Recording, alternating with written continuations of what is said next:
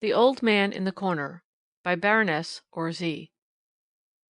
Chapter 1 The Fenchurch Street Mystery.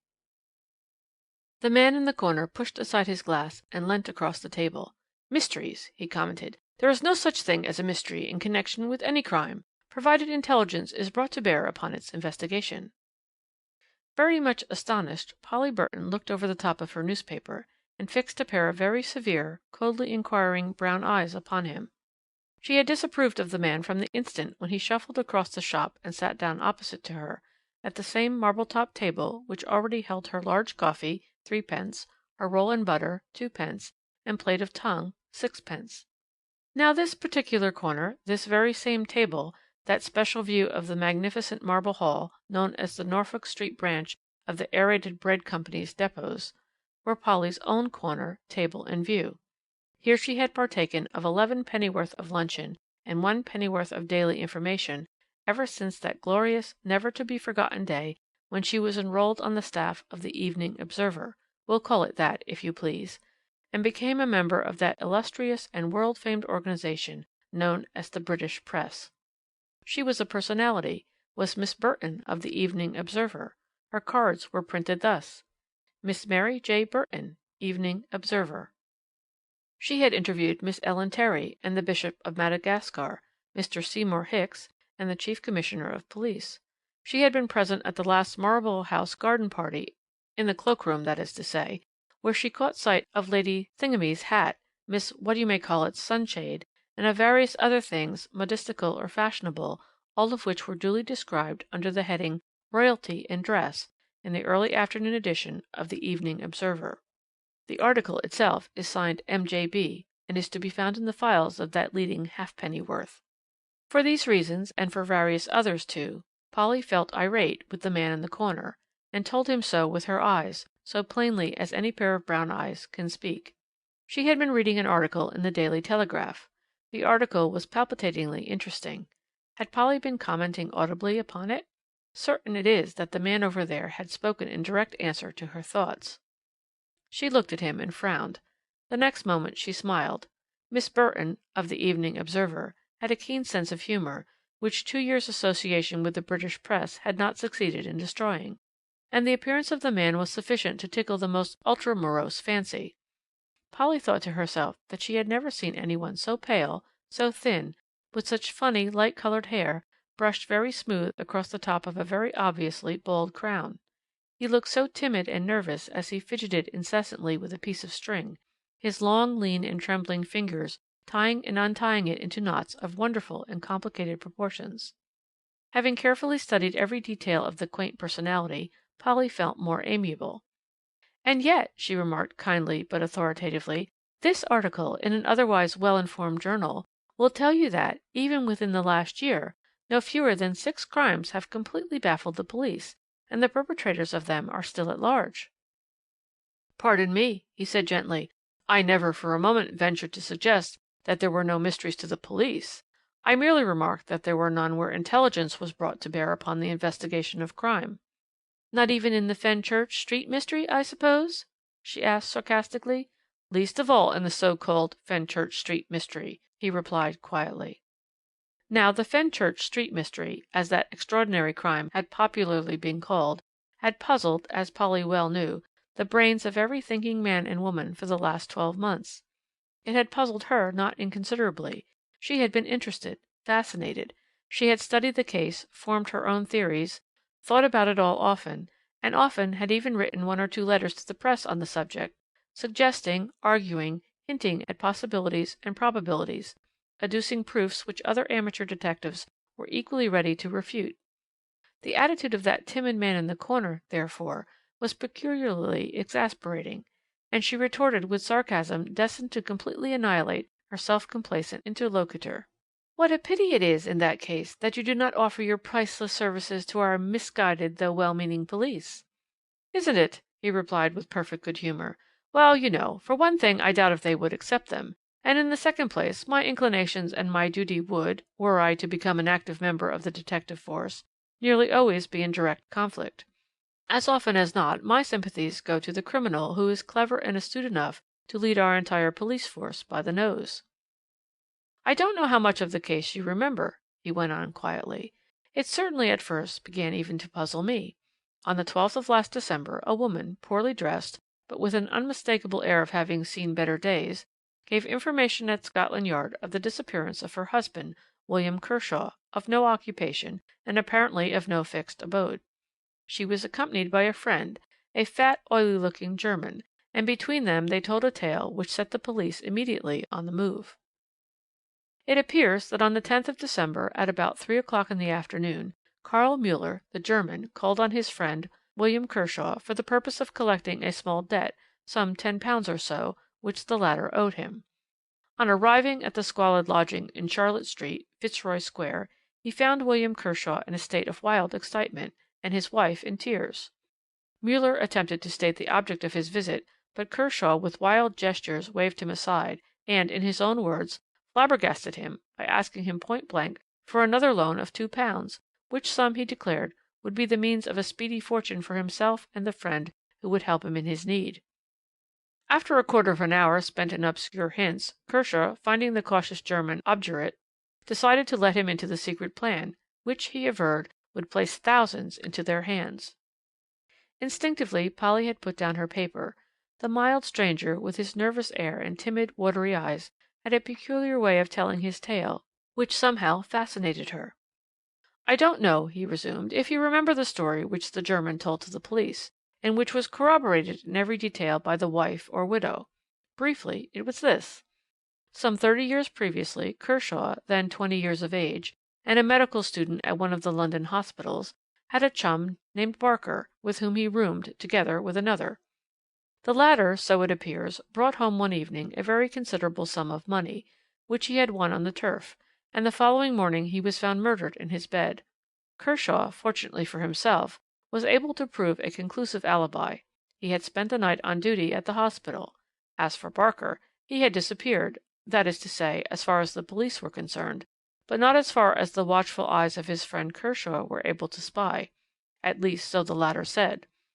Barker was cleverly contrived to get away out of the country, and after sundry vicissitudes finally settled down at Vladivostok in eastern Siberia, where, under the assumed name of Smethurst, he built up an enormous fortune by trading in furs. Now, mind you, everyone knows Smethurst, the Siberian millionaire. Kershaw's story that he had once been called Barker, and had committed a murder 30 years ago, was never proved, was it? I am merely telling you what Kershaw said to his friend the German and to his wife on that memorable afternoon of December the 10th. According to him, Smethurst had made one gigantic mistake in his clever career. He had on 4 occasions written to his late friend, William Kershaw. 2 of these letters had no bearing on the case, since they were written more than 25 years ago, and Kershaw, moreover, had lost them, so he said, long ago. According to him, however, the first of these letters was written when Smethurst, alias Barker, had spent all the money he had obtained from the crime, and found himself destitute in New York. Kershaw, then in fairly prosperous circumstances, sent him a £10 note for the sake of old times. The second, when the tables had turned, and Kershaw had begun to go downhill, Smethurst, as he then already called himself, sent his whilom friend £50. After that, as Müller gathered, Kershaw had made sundry demands on Smethurst's ever-increasing purse, and had accompanied these demands by various threats, which, considering the distant country in which the millionaire lived, were worse than futile. But now the climax had come, and Kershaw, after a final moment of hesitation, handed over to his German friend the 2 last letters purporting to have been written by Smethurst, and which, if you remember, played such an important part in that mysterious story of this extraordinary crime. I have a copy of both these letters here," added the man in the corner, as he took out a piece of paper from a very worn-out pocket-book, and, unfolding it very deliberately, he began to read. "Sir, your preposterous demands for money are wholly unwarrantable. I have already helped you quite as much as you deserve. However, for the sake of old times, and because you once helped me when I was in terrible difficulty, I am willing to once more let you impose upon my good nature.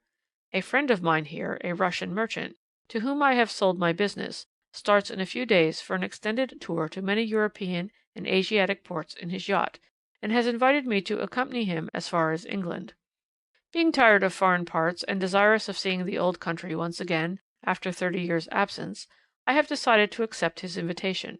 I don't know when we may actually be in Europe, but I promise you that as soon as we touch a suitable port I will write to you again, making an appointment for you to see me in London. But remember, if your demands are too preposterous, I will not for a moment listen to them, and that I am the last man in the world to submit to persistent and unwarranted blackmail. I am, sir, yours truly, Francis Smethurst. The second letter was dated from Southampton, continued the old man in the corner calmly, and, curiously enough, was the only letter which Kershaw professed to have received from Smethurst of which he had kept the envelope, and which was dated. It was quite brief, he added, referring once more to his piece of paper. Dear Sir, referring to my letter of a few weeks ago, I wish to inform you that the Tsarskoe Selo will touch at Tilbury on Tuesday next, the 10th. I shall land there, and immediately go up to London by the first train I can get. If you like, you may meet me at Fenchurch Street Station in the first-class waiting-room in the late afternoon. Since I surmise that after 30 years' absence my face may not be familiar to you, I may as well tell you that you will recognize me by a heavy Astrakhan fur coat which I shall wear, together with a cap of the same. You may then introduce yourself to me, and I will personally listen to what you may have to say. Yours faithfully, Francis Smethurst. It was this last letter which caused William Kershaw's excitement and his wife's tears. In the German's own word, he was walking up and down the room like a wild beast, gesticulating wildly and muttering sundry exclamations. Mrs. Kershaw, however, was full of apprehension. She mistrusted the man from foreign parts, who, according to her husband's story, had already one crime upon his conscience, who might, she feared, risk another in order to be rid of a dangerous enemy. Womanlike, she thought the scheme a dishonourable one, for the law, she knew, is severe on the blackmailer. The assignation might be a cunning trap. In any case, it was a curious one. Why, she argued, did not Smethurst elect to see Kershaw at his hotel the following day? 1,000 whys and wherefores made her anxious, but the fat German had been won over by Kershaw's visions of untold gold, held tantalizingly before his eyes.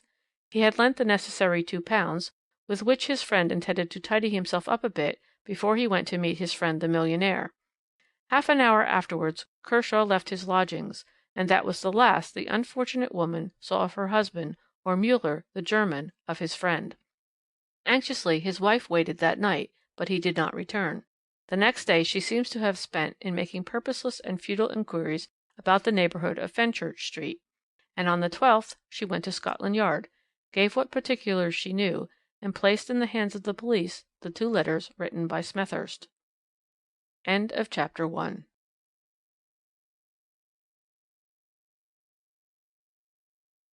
Chapter 2. A Millionaire in the Dock. The man in the corner had finished his glass of milk. His watery blue eyes looked across at Miss Polly Burton's eager little face, from which all traces of severity had now been chased away by an obvious and intense excitement. It was only on the 31st, he resumed after a while, that a body, decomposed past all recognition, was found by 2 lightermen in the bottom of a disused barge. She had been moored at one time at the foot of those dark flights of steps which lead down between tall warehouses to the river in the East End of London. I have a photograph of the place here, he added, selecting one out of his pocket and placing it before Polly. The actual barge, you see, had already been removed when I took this snapshot, but you will realize what a perfect place this alley is for the purpose of one man cutting another's throat in comfort and without fear of detection. The body, as I said, was decomposed beyond all recognition. It had probably been there 11 days, but sundry articles, such as a silver ring and a tie-pin, were recognizable, and were identified by Mrs. Kershaw as belonging to her husband. She, of course, was loud in denouncing Smethurst, and the police had no doubt a very strong case against him, for 2 days after the discovery of the body in the barge, the Siberian millionaire, as he was already popularly called by enterprising interviewers, was arrested in his luxurious suite of rooms at the Hotel Cecil. To confess the truth, at this point I was not a little puzzled.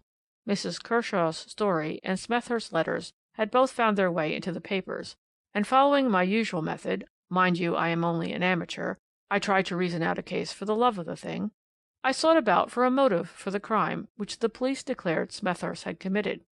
To effectually get rid of a dangerous blackmailer was the generally accepted theory. Well, did it ever strike you how paltry that motive really was?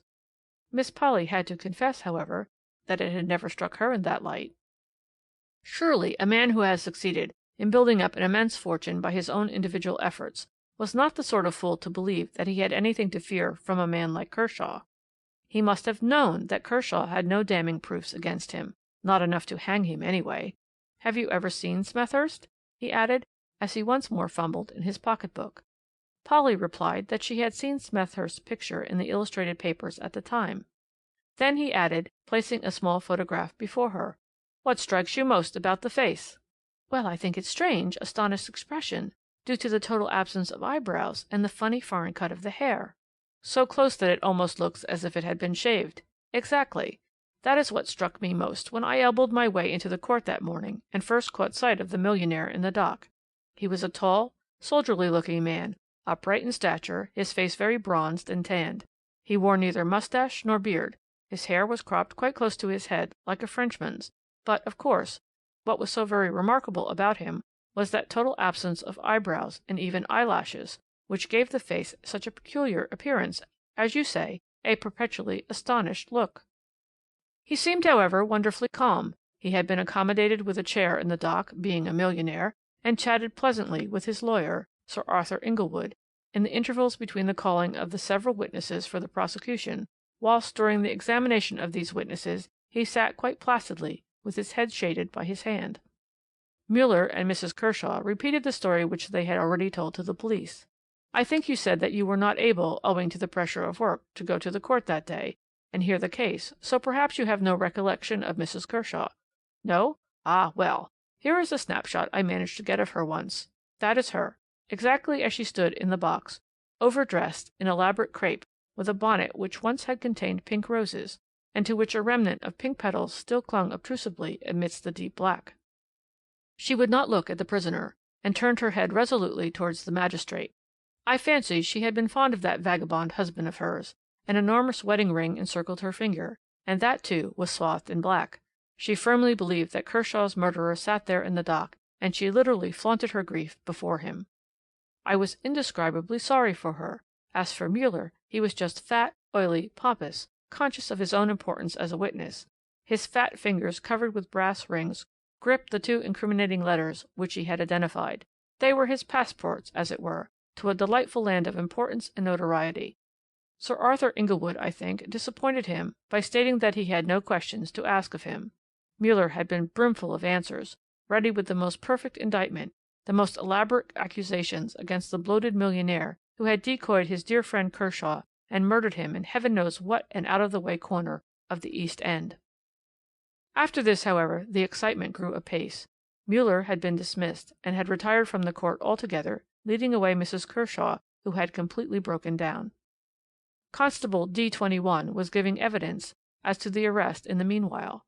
The prisoner, he said, had seemed completely taken by surprise, not understanding the cause or history of the accusation against him. However, when put in full possession of the facts, and realizing, no doubt, the absolute futility of any resistance, he had quietly enough followed the constable into the cab. No one at the fashionable and crowded Hotel Cecil had even suspected that anything unusual had occurred. Then a gigantic sigh of expectancy came up from every one of the spectators. The fun was about to begin. James Buckland, a porter at Fenchurch Street railway station, had just sworn to tell all the truth, etc. After all, it did not amount to much. He said that at 6 o'clock in the afternoon of December the 10th, in the midst of one of the densest fogs he ever remembers, the 5.5 from Tilbury steamed into the station, being just about an hour late.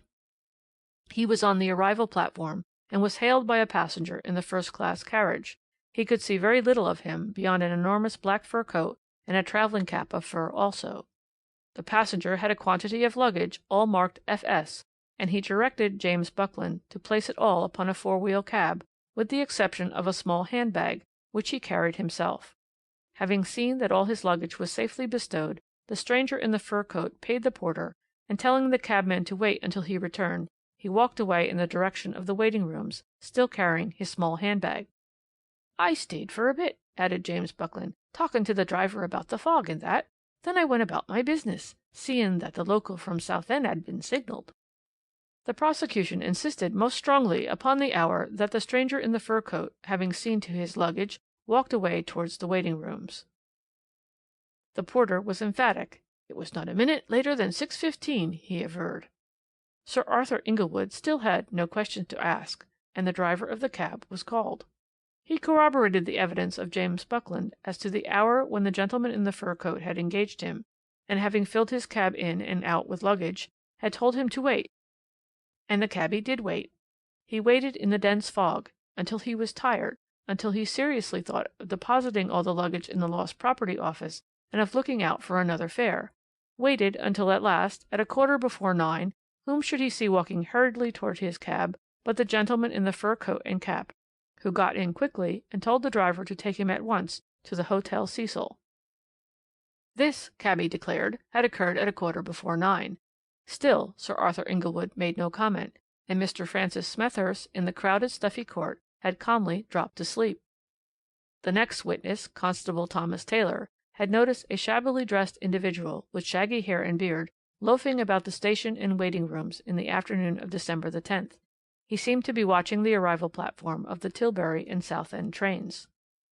Two separate and independent witnesses, cleverly unearthed by the police, had seen this same shabbily dressed individual stroll into the first-class waiting room at about 6:15 on Wednesday, December the 10th, and go straight up to a gentleman in a heavy fur coat and cap, who had also just come into the room.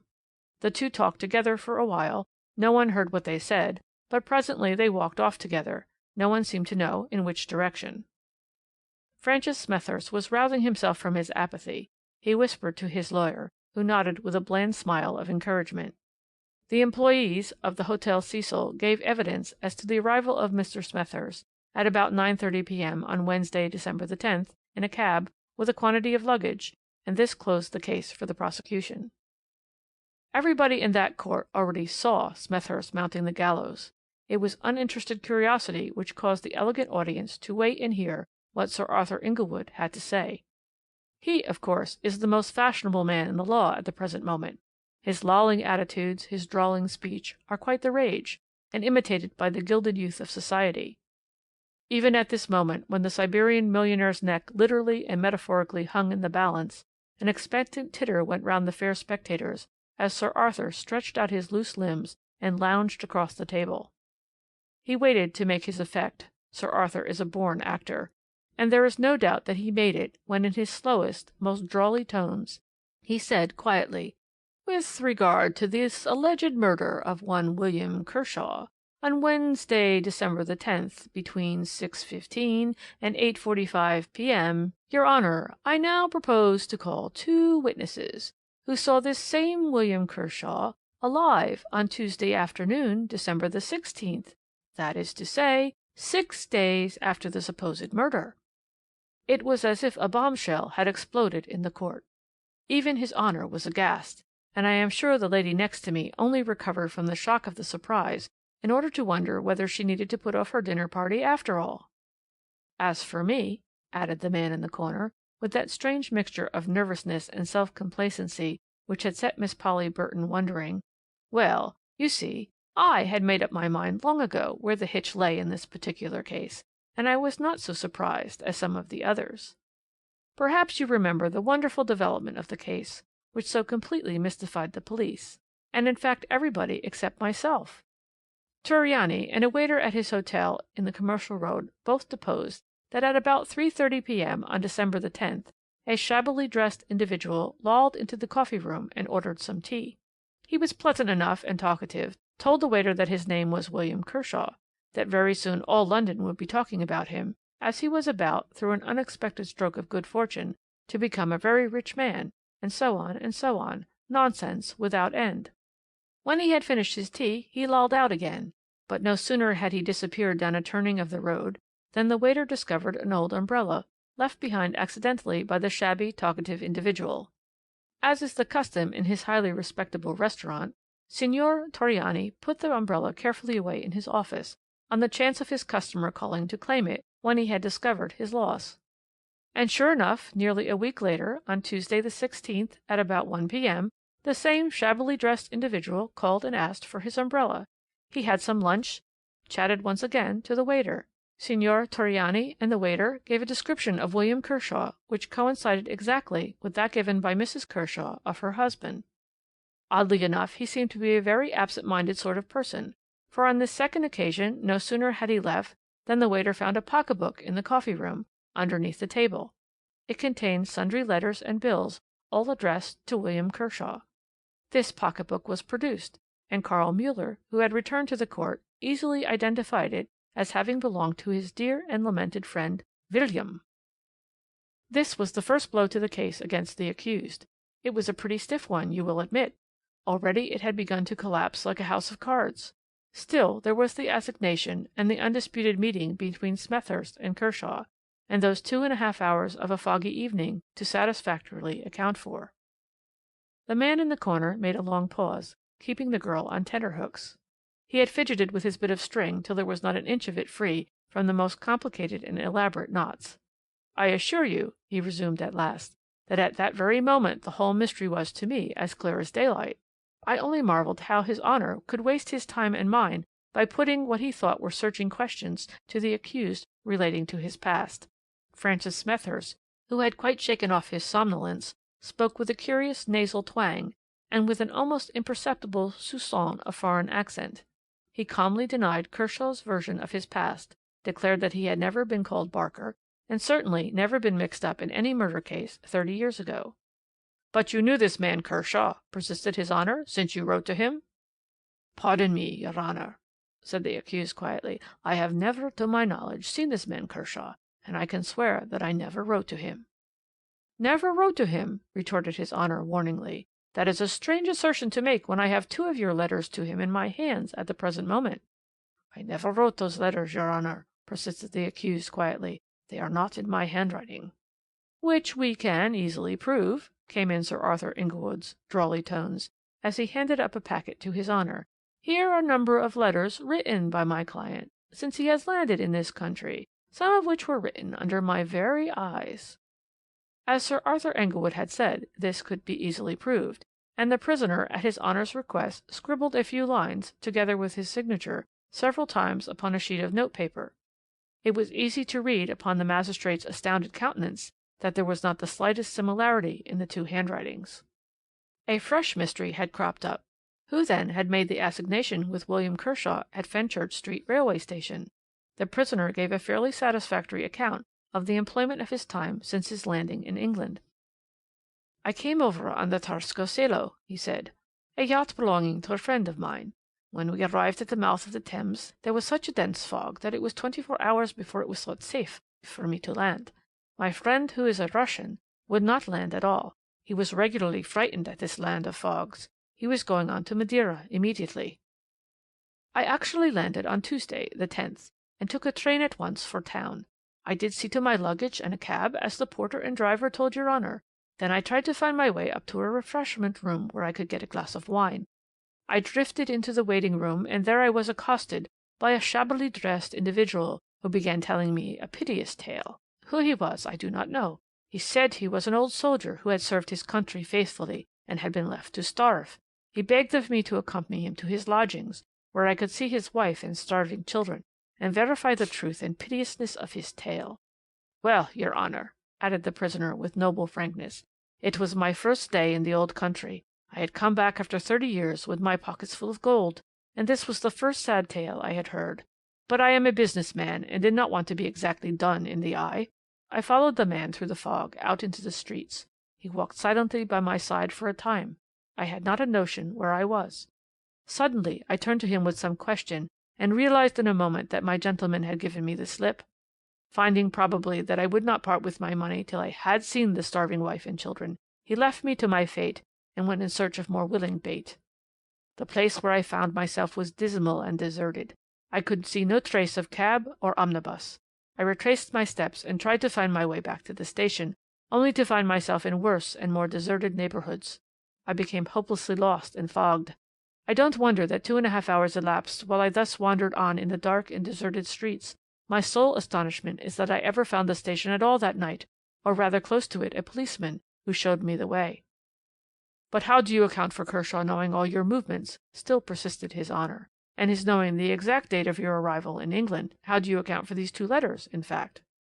"I cannot account for it or them, your Honour," replied the prisoner quietly. "I have proven to you, have I not, that I never wrote those letters, and that the man Kershaw is his name was not murdered by me?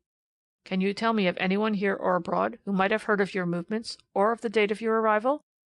My late employees at Vladivostok, of course, knew of my departure, but none of them could have written these letters, since none of them know a word of English." "Then you can throw no light upon these mysterious letters? You cannot help the police in any way towards the clearing up of this strange affair?" "The affair is as mysterious to me as to your honour and to the police of this country. Francis Smethurst was discharged, of course. There was no semblance of evidence against him sufficient to commit him for trial.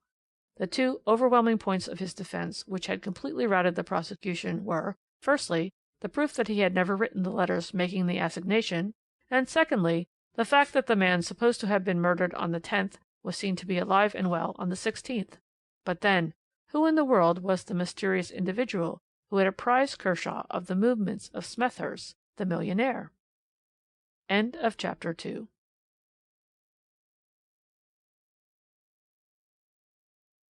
Chapter 3. His Deduction. The old man in the corner cocked his funny thin head on one side and looked at Polly. Then he took up his beloved bit of string and deliberately untied every knot he had made in it. When it was quite smooth, he laid it out upon the table. "I will take you, if you like, point by point along the line of reasoning which I followed myself, and which will inevitably lead you, as it led me, to the only possible solution of the mystery. First, take this point," he said with nervous restlessness, once more taking up his bit of string, and forming, with each point raised, a series of knots which would have shamed a navigating instructor. Obviously, it was impossible for Kershaw not to have been acquainted with Smethurst, since he was fully apprised of the latter's arrival in England by 2 letters.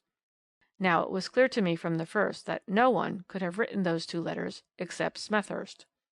You will argue that those 2 letters were proved not to have been written by the man in the dock. Exactly. Remember, Kershaw was a careless man. He had lost both envelopes. To him they were insignificant.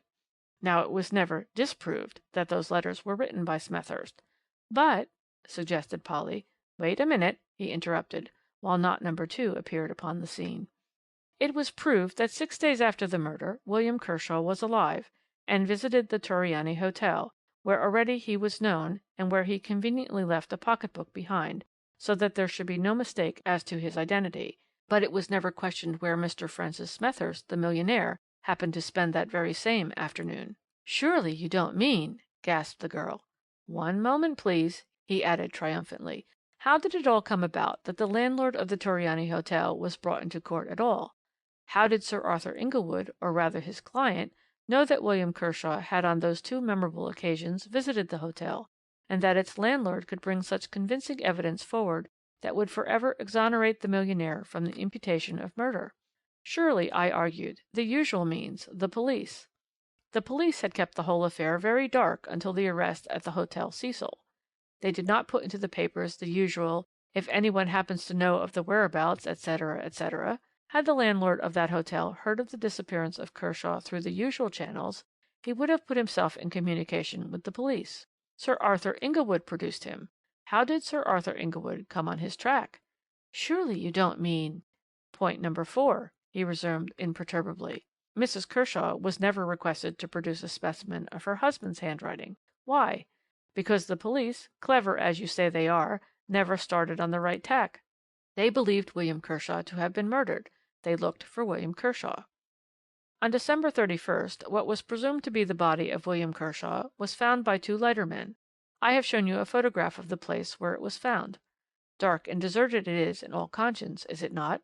Just the place where a bully and a coward could decoy an unsuspecting stranger, murder him first, then rob him of his valuables, his papers, his very identity, and leave him there to rot.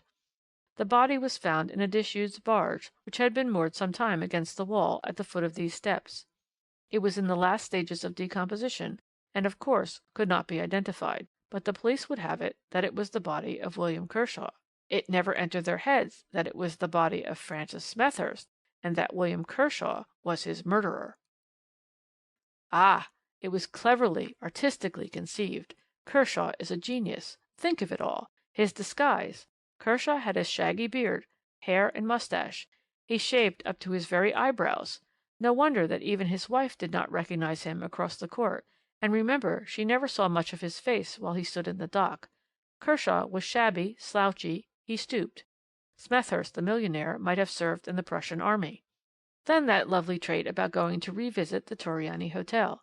Just a few days' grace in order to purchase moustache and beard and wig, exactly similar to what he had himself shaved off. Making up to look like himself. Splendid. Then leaving the pocketbook behind. He. Kershaw was not murdered. Of course not. He called at the Torriani Hotel 6 days after the murder, whilst Mr. Smethurst, the millionaire, hobnobbed in the park with duchesses. Hang such a man. Fie! He fumbled for his hat. With nervous, trembling fingers he held it deferentially in his hand whilst he rose from the table. Polly watched him as he strode up to the desk and paid 2d for his glass of milk and his bun. Soon he disappeared through the shop, whilst she still found herself hopelessly bewildered, with a number of snapshot photographs before her, still staring at a long piece of string, smothered from end to end in a series of knots, as bewildering, as irritating, as puzzling as the man who had lately sat in the corner. Chapter 4.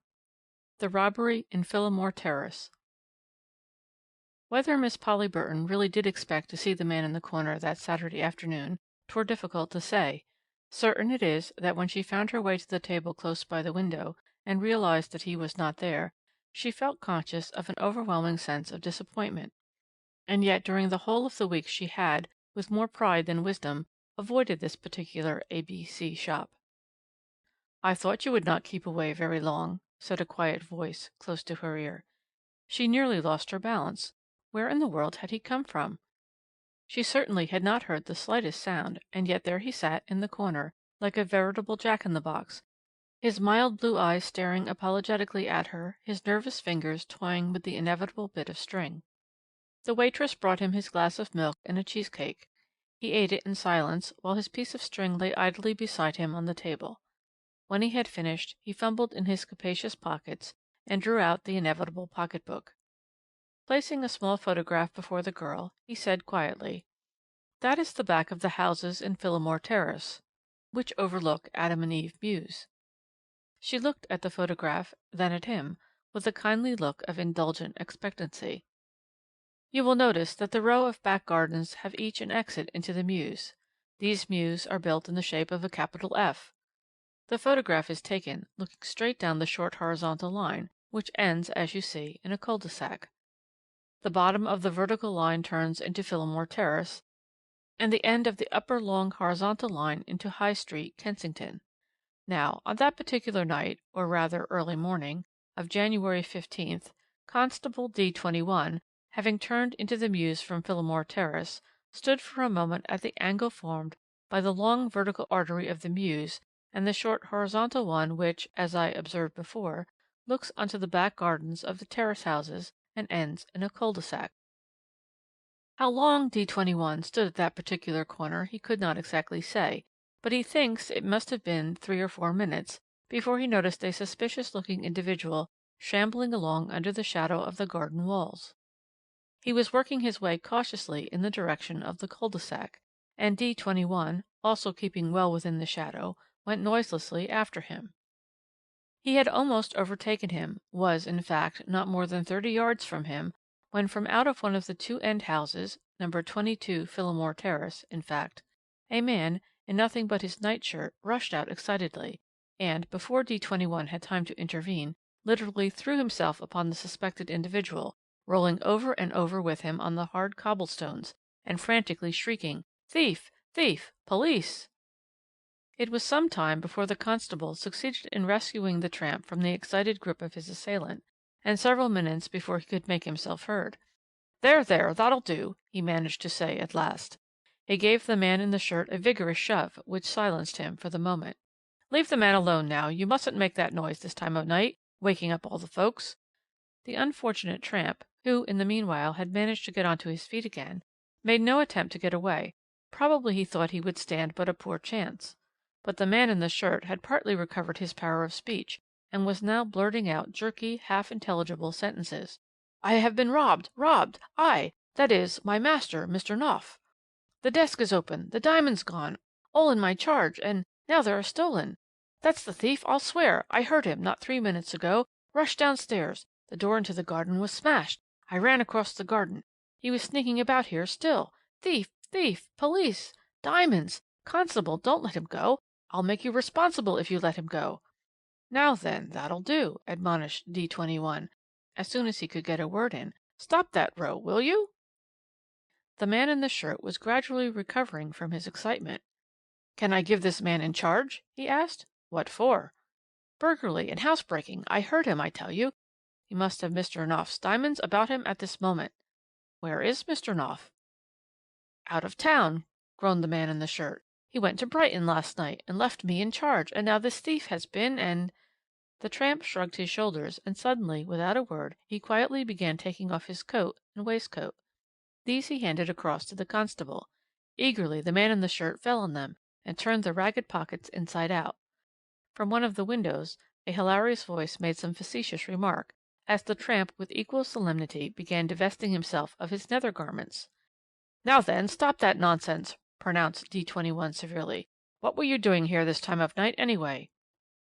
"The streets of London is free to the public, ain't they?" queried the tramp. "This don't lead nowhere, my man." "Then I've lost my way, that's all," growled the man surlily, "and p'raps you'll let me get along now." By this time a couple of constables had appeared upon the scene. D21 had no intention of losing sight of his friend the tramp, and the man in the shirt had again made a dash for the latter's collar at the bare idea that he should be allowed to "get along." I think D21 was alive to the humour of the situation. He suggested that Robertson, the man in the nightshirt, should go in and get some clothes on, whilst he himself would wait for the inspector and the detective, whom D15 would send round from the station immediately. Poor Robertson's teeth were chattering with cold. He had a violent fit of sneezing as D21 hurried him into the house. The latter, with another constable, remained to watch the burglared premises from back and front, and D15 took the wretched tramp to the station with a view to sending an inspector and a detective round immediately. When the two latter gentlemen arrived at No. 22, Phillimore Terrace, they found poor old Robertson in bed, shivering and still quite blue. He had got himself a hot drink, but his eyes were streaming and his voice was terribly husky. D21 had stationed himself in the dining room, where Robertson had pointed the desk out to him, with its broken lock and scattered contents. Robertson, between his sneezes, gave what account he could of the events which happened immediately before the robbery. His master, Mr. Ferdinand Knopf, he said, was a diamond merchant, and a bachelor. He himself had been in Mr. Knopf's employ for over 15 years, and was his only indoor servant. A charwoman came every day to do the housework. Last night Mr. Knopf dined at the house of Mr. Shipman at No. 26, lower down.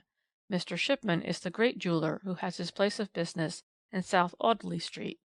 By the last post there was a letter with the Brighton postmark, and marked urgent, for Mr. Knopf, and he, Robertson, was just wondering if he should run over to No. 26 with it when his master returned.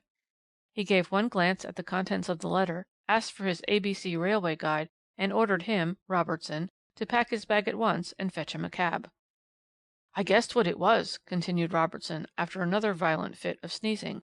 "Mr. Knopf has a brother, Mr. Emile Knopf, to whom he is very much attached, and who is a great invalid. He generally goes about from one seaside place to another. He is now at Brighton, and has recently been very ill. If you will take the trouble to go downstairs, I think you will still find the letter lying on the hall table." I read it after Mr. Knopf left. It was not from his brother, but from a gentleman who signed himself J. Collins, M.D. I don't remember the exact words, but of course you'll be able to read the letter. Mr. J. Collins said he had been called in very suddenly to see Mr. Emile Knopf, who, he added, had not many more hours to live, and had begged of the doctor to communicate at once with his brother in London. Before leaving, Mr. Knopf warned me that there were some valuables in his desk, diamonds mostly, and told me to be particularly careful about locking up the house. He often has left me like this in charge of his premises, and usually there have been diamonds in his desk, for Mr. Knopf has no regular city office, as he is a commercial traveller. This, briefly, was the gist of the matter which Robertson related to the inspector with many repetitions and persistent volubility. The detective and inspector, before returning to the station with their report, thought they would call at No. 26 on Mr. Shipman, the great jeweller. "You remember, of course," added the man in the corner, dreamily contemplating his bit of string, The exciting developments of this extraordinary case. Mr. Arthur Shipman is the head of the firm of Shipman and Company, the wealthy jewellers. He is a widower, and lives very quietly by himself in his own old-fashioned way in the small Kensington house, leaving it to his 2 married sons to keep up the style and swagger befitting the representatives of so wealthy a firm. "I have only known Mr. Knopf for a very little while," he explained to the detectives. "He sold me 2 or 3 stones once or twice, I think, but we are both single men and we have often dined together. Last night he dined with me. He had that afternoon received a very fine consignment of Brazilian diamonds, as he told me, and knowing how beset I am with callers at my business place, he had brought the stones with him, hoping, perhaps, to do a bit of trade over the nuts and wine. I bought £25,000 worth of him," added the jeweller, as if he were speaking of so many farthings, "and gave him a cheque across the dinner table for that amount. I think we were both pleased with our bargain, and we had a final bottle of '48 port over it together. Mr. Knopf left me at about 9:30, for he knows I go very early to bed, and I took my new stock upstairs with me and locked it up in the safe. I certainly heard nothing of the noise in the mews last night. I sleep on the 2nd floor, in front of the house, and this is the first I have heard of poor Mr. Knopf's loss." At this point of his narrative Mr. Shipman very suddenly paused, and his face became very pale. With a hasty word of excuse he unceremoniously left the room, and the detective heard him running quickly upstairs. Less than 2 minutes later Mr. Shipman returned. There was no need for him to speak. Both the detective and the inspector guessed the truth in a moment by the look upon his face. "The diamonds!" he gasped. "I have been robbed!" End of chapters 3 and 4.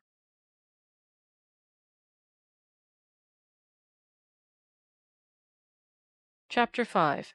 A Night's Adventure. "Now I must tell you," continued the man in the corner, "that after I had read the account of the double robbery, which appeared in the early afternoon papers, I set to work and had a good think.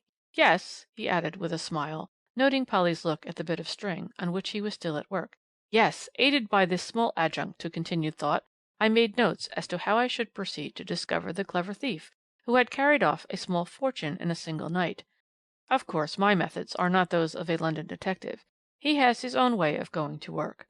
The one who was conducting the case questioned the unfortunate jeweller very closely about his servants and his household generally. "I have 3 servants," explained Mr. Shipman, "2 of whom have been with me for many years. One, the housemaid, is a fairly newcomer. She has been here about 6 months. She came recommended by a friend, and bore an excellent character. She and the parlour maid room together. The cook, who knew me when I was a schoolboy, sleeps alone. All 3 servants sleep on the floor above. I locked the jewels up in the safe which stands in the dressing room. My keys and watch I placed, as usual, beside my bed. As a rule, I am a fairly light sleeper. I cannot understand how it could have happened, but you had better come up and have a look at the safe. The key must have been abstracted from my bedside, the safe opened, and the keys replaced, all while I was fast asleep. Though I had no occasion to look into the safe until just now, I should have discovered my loss before going to business, for I intended to take the diamonds away with me." The detective and the inspector went up to have a look at the safe. The lock had in no way been tampered with, it had been opened with its own key. The detective spoke of chloroform, but Mr. Shipman declared that when he woke in the morning at about 7:30 there was no smell of chloroform in the room. However, the proceedings of the daring thief certainly pointed to the use of an anaesthetic. An examination of the premises brought to light the fact that the burglar had, as in Mr. Knopf's house, used the glass-panelled door from the garden as a means of entrance. But in this instance he had carefully cut out the pane of glass with a diamond, slipped the bolts, turned the key, and walked in. "Which among your servants knew that you had diamonds in your house last night, Mr. Shipman?" asked the detective. "Not one, I should say," replied the jeweller, "though perhaps the parlour maid, whilst waiting at table, may have heard me and Mr. Knopf discussing our bargain." "Would you object to my searching all your servants' boxes?" "Certainly not. They would not object either, I am sure. They are perfectly honest." "The searching of servants' belongings is invariably a useless proceeding," added the man in the corner, with a shrug of the shoulders. "Not one, not even a latter-day domestic, would be fool enough to keep stolen property in the house. However, the usual farce was gone through, with more or less protest on the part of Mr. Shipman's servants, and with the usual results. The jeweller could give no further information. The detective and the inspector, to do them justice, did their work of investigation minutely, and, what is more, intelligently. It seemed evident from their deductions that the burglar had commenced proceedings on No. 26 Phillimore Terrace, and had then gone on, probably climbing over the garden walls between the houses to No. 22, where he was almost caught in the act by Robertson. The facts were simple enough, but the mystery remained as to the individual who had managed to glean the information of the presence of the diamonds in both the houses, and the means with which he had adopted to get that information. It was obvious that the thief or thieves knew more about Mr. Knopf's affairs than Mr. Shipman's, since they had known how to use Mr. Emile Knopf's name in order to get his brother out of the way. It was now nearly 10 o'clock, and the detectives, having taken leave of Mr. Shipman, went back to No. 22, in order to ascertain whether Mr. Knopf had come back. The door was opened by the old charwoman, who said that her master had returned and was having some breakfast in the dining room. Mr. Ferdinand Knopf was a middle-aged man, with sallow complexion, black hair and beard, of obvious Hebrew extraction. He spoke with a marked foreign accent, but very courteously, to the two officials, who he begged would excuse him if he went on with his breakfast. "I was fully prepared to hear the bad news," he explained, "which my man Robertson told me when I arrived. The letter I got last night was a bogus one. There is no such person as J. Collins, M.D. My brother had never felt better in his life. You will, I am sure, very soon trace the cunning writer of that epistle. Ah! But I was in a rage, I can tell you, when I got to the Metropole at Brighton and found that Emile, my brother, had never heard of any Dr. Collins. The last train to town had gone, although I raced back to the station as hard as I could. Poor old Robertson, he has a terrible cold. Ah, yes, my loss. It is for me a very serious one. If I had not made that lucky bargain with Mr. Shipman last night, I should, perhaps, at this moment be a ruined man. The stones I had yesterday were firstly some magnificent Brazilians. These I sold to Mr. Shipman mostly. Then I had some very good Cape diamonds, all gone, and some quite special Parisians of wonderful work and finish, entrusted me to sale by a great French house. I tell you, sir, my loss will be nearly £10,000 altogether. I sell on commission, and of course have to make good the loss."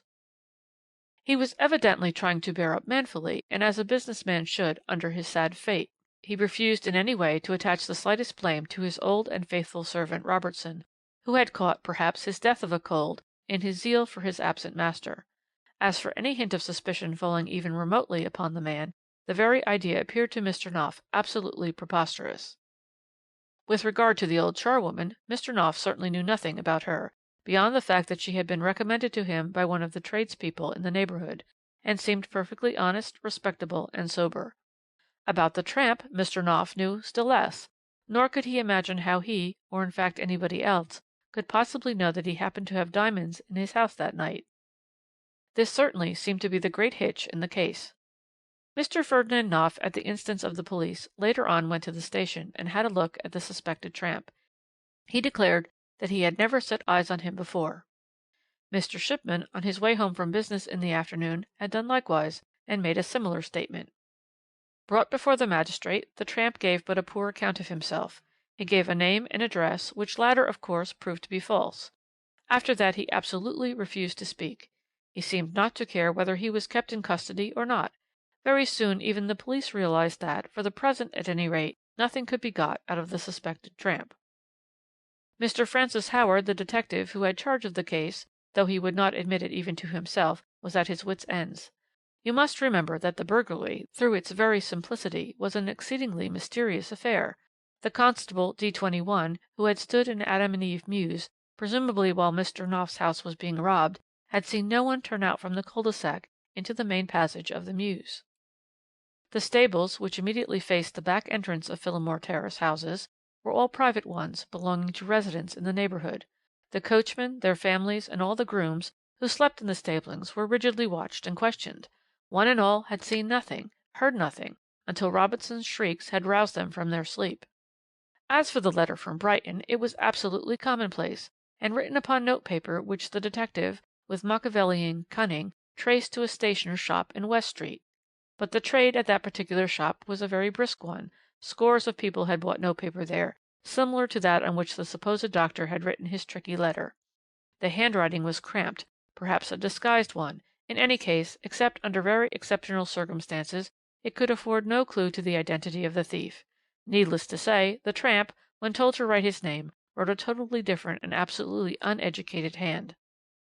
Matters stood, however, in the same persistently mysterious state when a small discovery was made which suggested to Mr. Francis Howard an idea which, if properly carried out, would, he hoped, inevitably bring the cunning burglar safely within the grasp of the police. "That was the discovery of a few of Mr. Knopf's diamonds," continued the man in the corner, after a slight pause, "evidently trampled into the ground by the thief whilst making his hurried exit through the garden of No. 22, Phillimore Terrace. At the end of this garden there was a small studio, which had been built by a former owner of the house, and behind it a small piece of waste ground about 7 feet square, which had once been a rookery, and is still filled with large loose stones, in the shadow of which earwigs and woodlice innumerable have made a happy hunting ground. It was Robertson who, 2 days after the robbery, having need of a large stone for some household purpose or other, dislodged one from that piece of waste ground, and found a few shining pebbles beneath it. Mr. Knopf took them round to the police station himself immediately, and identified the stones as some of his Parisian ones. Later on, the detective went to view the place where the find had been made, and there conceived the plan upon which he built big, cherished hopes. Acting upon the advice of Mr. Francis Howard, the police decided to let the anonymous tramp out of his safe retreat within the station, and to allow him to wander whithersoever he chose. A good idea, perhaps, the presumption being that, sooner or later, if the man was in any way mixed up with the cunning thieves, he would either rejoin his comrades, or even lead the police to where the remnant of his hoard lay hidden. Needless to say, his footsteps were to be literally dogged. The wretched tramp on his discharge wandered out of the yard, wrapping his thin coat round his shoulders, for it was a bitterly cold afternoon. He began operations by turning into the Town Hall Tavern for a good feed and a copious drink. Mr. Francis Howard noted that he seemed to eye every passer-by with suspicion, but he seemed to enjoy his dinner, and sat some time over his bottle of wine. It was close upon 4 o'clock when he left the tavern, and then began for the indefatigable Mr. Howard one of the most wearisome and uninteresting chases through the mazes of the London streets he ever remembers to have made. Up Notting Hill, down the slums of Notting Dale, along the High Street, beyond Hammersmith, and through Shepherd's Bush did that anonymous tramp lead the unfortunate detective, never hurrying himself, stopping every now and then at a public house to get a drink, whither Mr. Howard did not always care to follow him. In spite of his fatigue, Mr. Francis Howard's hopes rose with every half hour of this weary tramp. The man was obviously striving to kill time. He seemed to feel no weariness, but walked on, perhaps suspecting that he was being followed. At last, with a beating heart, though half perished with cold, and with terribly sore feet, the detective began to realise that the tramp was gradually working his way back towards Kensington. It was then close upon 11 o'clock at night. Once or twice the man had walked up and down the High Street, from St. Paul's School to Derry and Tom's shops and back again. He had looked down one or two of the side streets, and, at last, he turned into Phillimore Terrace. He seemed in no hurry. He even stopped once in the middle of the road, trying to light a pipe, which, as there was a high east wind, took him some considerable time. Then he leisurely sauntered down the street, and turned into Adam and Eve Mews, with Mr. Francis Howard now close at his heels. Acting upon the detective's instructions, there were several men in plain clothes ready to his call in the immediate neighbourhood. 2 stood within the shadow of the steps of the Congregational Church at the corner of the Mews, others were stationed well within a soft call.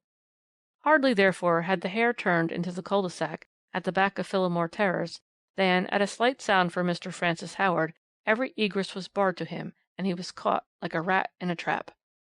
As soon as the tramp had advanced some 30 yards or so, the whole length of this part of the Mews is about 100 yards, and was lost in the shadow, Mr. Francis Howard directed 4 or 5 of his men to proceed cautiously up the Mews, whilst the same number were to form a line all along the front of Phillimore Terrace, between the Mews and the High Street.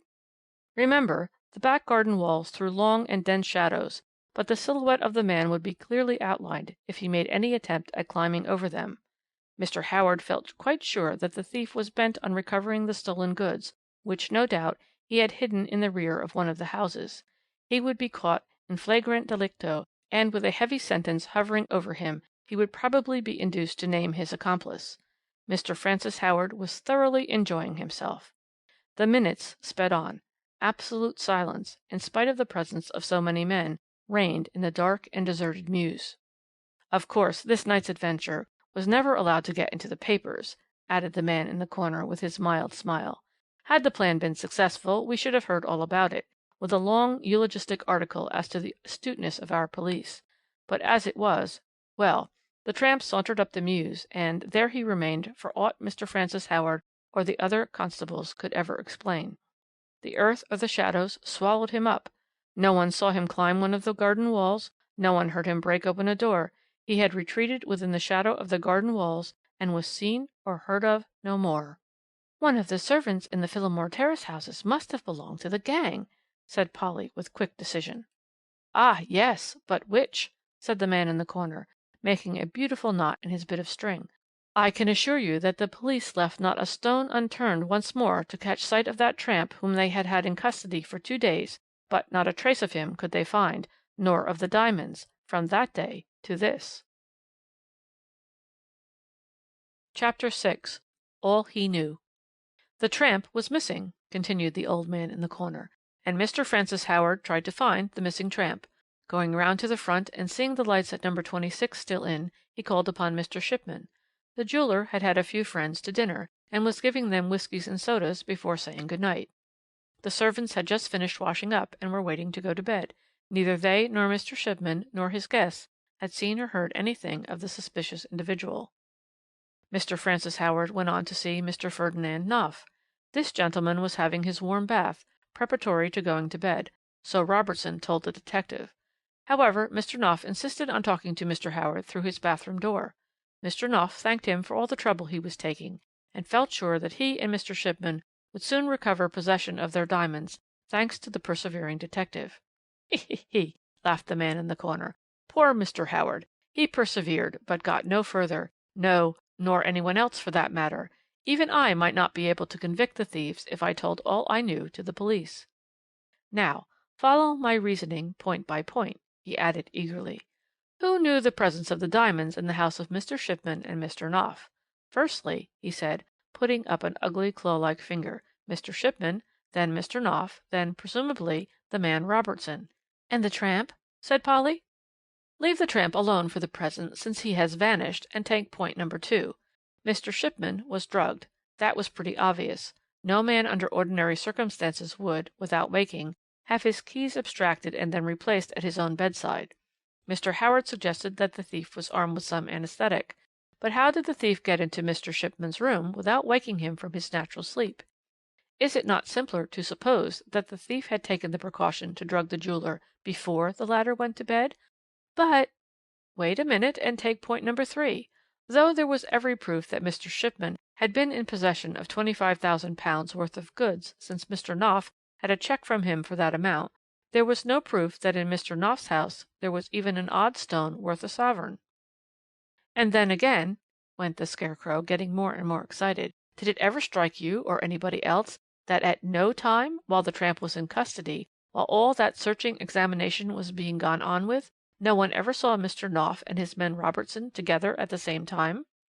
Ah," he continued, whilst suddenly the young girl seemed to see the whole thing as in a vision, "they did not forget a single detail. Follow me with them, point by point. 2 cunning scoundrels, geniuses they could be called, well provided with some ill-gotten funds, but determined on a grand coup. They play at respectability, for 6 months, say. One is the master, the other the servant. They take a house in the same street as their intended victim, make friends with him, accomplish 1 or 2 credible but very small business transactions, always drawing on the reserve funds, which might have even amounted to a few hundreds, and a bit of credit. Then the Brazilian diamonds, and the Parisians, which, remember, were so perfect that they required chemical testing to be detected. The Parisian stones are sold, not in business, of course, in the evening after dinner and a good deal of wine. Mr. Knopf's Brazilians were beautiful, perfect. Mr. Knopf was a well-known diamond merchant. Mr. Shipman bought, but with the morning would have come sober sense. The cheque stopped before it could have been presented, the swindler caught. No, those exquisite Parisians were never intended to rest in Mr. Shipman's safe until the morning. That last bottle of '48 port, with the aid of a powerful soporific, ensured that Mr. Shipman would sleep undisturbed during the night. Ah, remember all the details, they were so admirable. The letter posted in Brighton by the cunning rogue to himself, the smashed desk, the broken pane of glass in his own house, the man Robertson on the watch, while Knopf himself in ragged clothing found his way into number 26. If Constable D21 had not appeared upon the scene, that exciting comedy in the early morning would not have been enacted. As it was, in the supposed fight, Mr. Shipman's diamonds passed from the hands of the tramp into those of his accomplice. Then, later on, Robertson, ill in bed while his master was supposed to have returned. By the way, it never struck anybody that no one saw Mr. Knopf come home, though he surely would have driven up in a cab. Then the double part played by one man for the next 2 days. It certainly never struck either the police or the inspector. Remember, they only saw Robertson when in bed with a streaming cold. But Knopf had to be out of jail as soon as possible. The dual role could not be kept up for long. Hence the story of the diamonds found in the garden of number 22. The cunning rogues guessed that the usual plan would be acted upon, and the suspected thief allowed to visit the scene where his hoard lay hidden. It had all been foreseen, and Robertson must have been constantly on the watch. The tramp stopped, mind you, in Phillimore Terrace for some moments, lighting a pipe. The accomplice then was fully on the alert. He slipped the bolts of the back garden gate. 5 minutes later Knopf was in the house, in a hot bath, getting rid of the disguise of our friend the tramp. Remember that again, here the detective did not actually see him. The next morning Mr. Knopf, black hair and beard and all, was himself again. The whole trick lay in one simple art, which those two cunning rascals knew to absolute perfection, the art of impersonating one another. They are brothers, presumably. Twin brothers, I should say. But Mr. Knopf, suggested Polly. Well, look in the trades directory. You will see F. Knopf and Company, diamond merchants of some city address. Ask about the firm among the trade. You will hear that it is firmly established on a sound financial basis. He. And it deserves to be, added the man in the corner, as, calling for the waitress, he received his ticket, and taking up his shabby hat, took himself and his bit of string rapidly out of the room. End of chapters 5 and 6.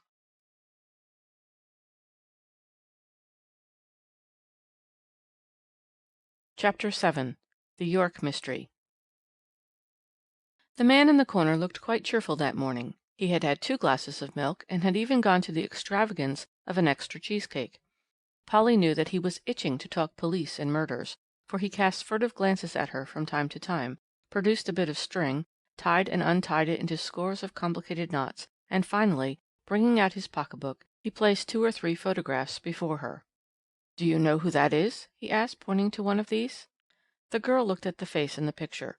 It was that of a woman, not exactly pretty, but very gentle and childlike, with a strange, pathetic look in the large eyes, which was wonderfully appealing. "That was Lady Arthur Skelmerton," he said, and in a flash there flitted before Polly's mind the weird and tragic history which had broken this loving woman's heart. Lady Arthur Skelmerton! That name recalled one of the most bewildering, most mysterious passages in the annals of undiscovered crimes.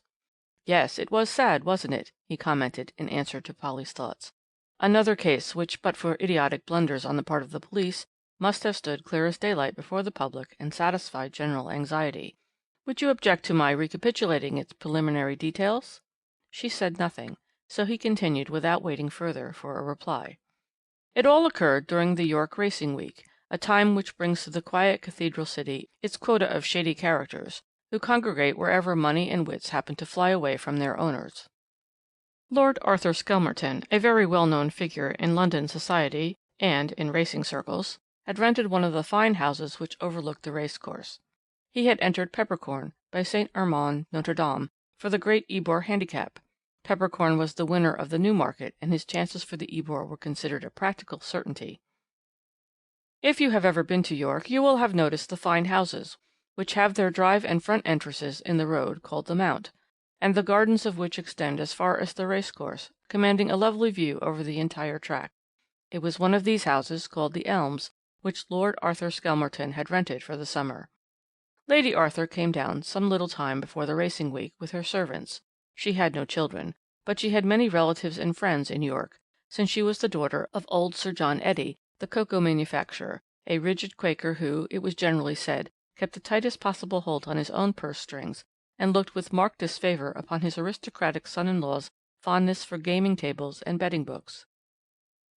As a matter of fact, Maud Eddy had married the handsome young lieutenant in the Hussars, quite against her father's wishes.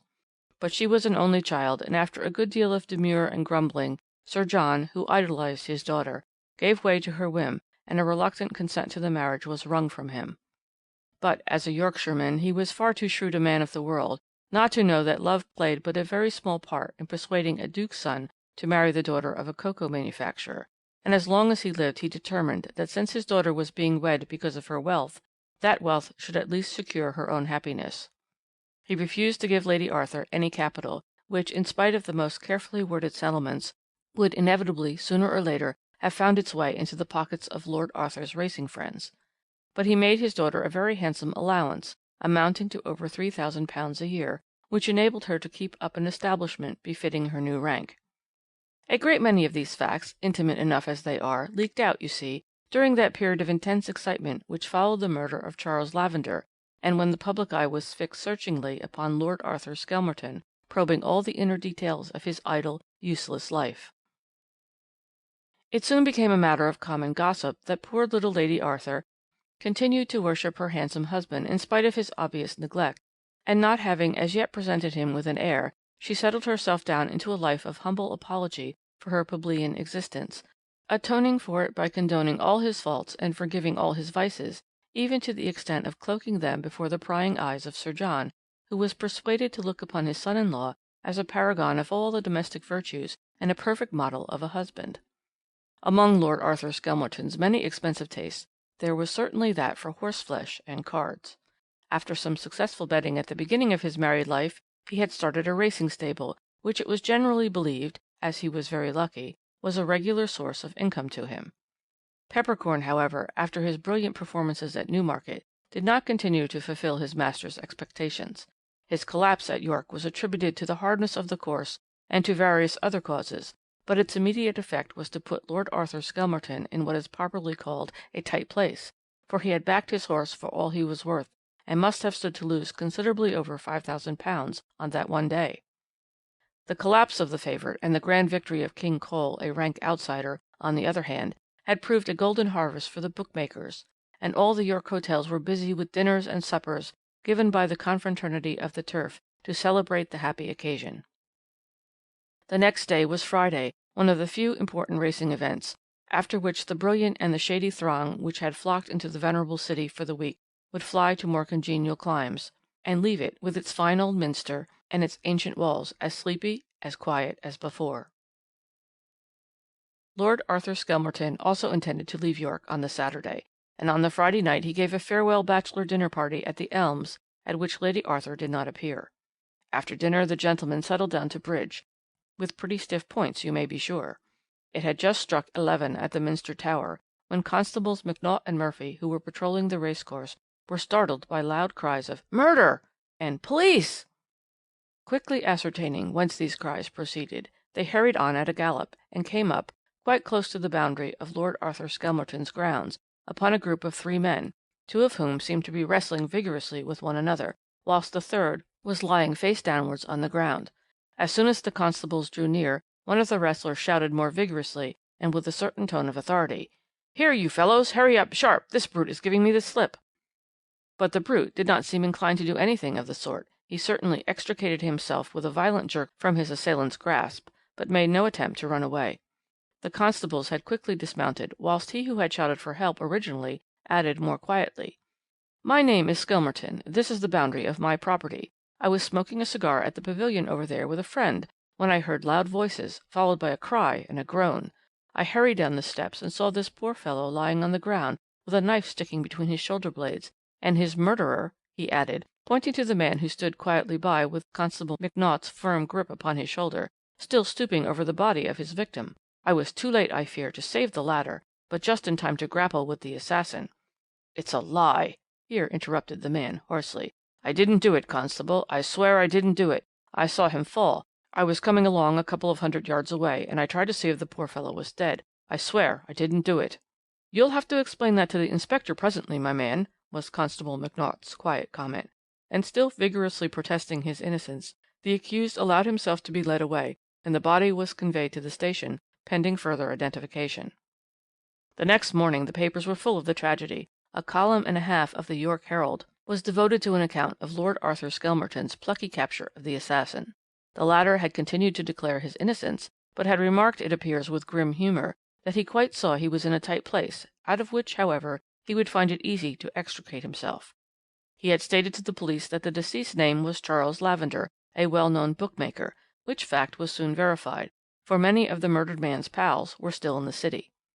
So far, the most pushing of newspaper reporters had been unable to glean further information from the police. No one doubted, however, but that the man in charge, who gave his name as George Higgins, had killed the bookmaker for purposes of robbery. The inquest had been fixed for Tuesday after the murder. Lord Arthur had been obliged to stay in York a few days, as his evidence would be needed.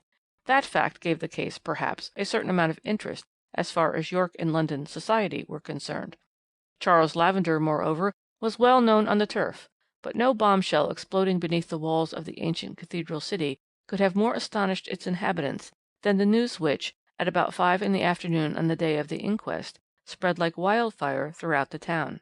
That news was that the inquest had concluded at 3 o'clock with a verdict of wilful murder against some person or persons unknown, and that 2 hours later the police had arrested Lord Arthur Skelmerton at his private residence, The Elms, and charged him on a warrant with the murder of Charles Lavender, the bookmaker.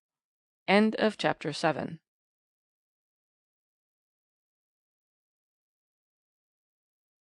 Chapter 8. The Capital Charge. The police, it appears, instinctively feeling that some mystery lurked round the death of the bookmaker and his supposed murderer's quiet protestations of innocence, had taken a very considerable amount of trouble in collecting all the evidence they could for the inquest, which might throw some light upon Charles Lavender's life, previous to his tragic end. Thus it was that a very large array of witnesses was brought before the coroner, chief among whom was, of course, Lord Arthur Skelmerton. The first witnesses called were the 2 constables, who deposed that, just as the church clocks in the neighbourhood were striking 11, they had heard the cries for help, had ridden to the spot whence the sounds proceeded, and had found the prisoner in the tight grasp of Lord Arthur Skelmerton, who at once accused the man of murder, and gave him in charge. Both constables gave the same version of the incident, and both were positive as to the time when it occurred. Medical evidence went to prove that the deceased had been stabbed from behind between the shoulder blades whilst he was walking, that the wound was inflicted by a large hunting knife which was produced, and which had been left sticking in the wound. That the wound was inflicted by a large hunting knife which was produced, and which had been left sticking in the wound. Lord Arthur Skelmerton was then called, and substantially repeated what he had already told the constables. He stated, namely, that on the night in question he had some gentlemen friends to dinner, and afterwards bridge was played. He himself was not playing much, and at a few minutes before 11 he strolled out with a cigar as far as the pavilion at the end of his garden.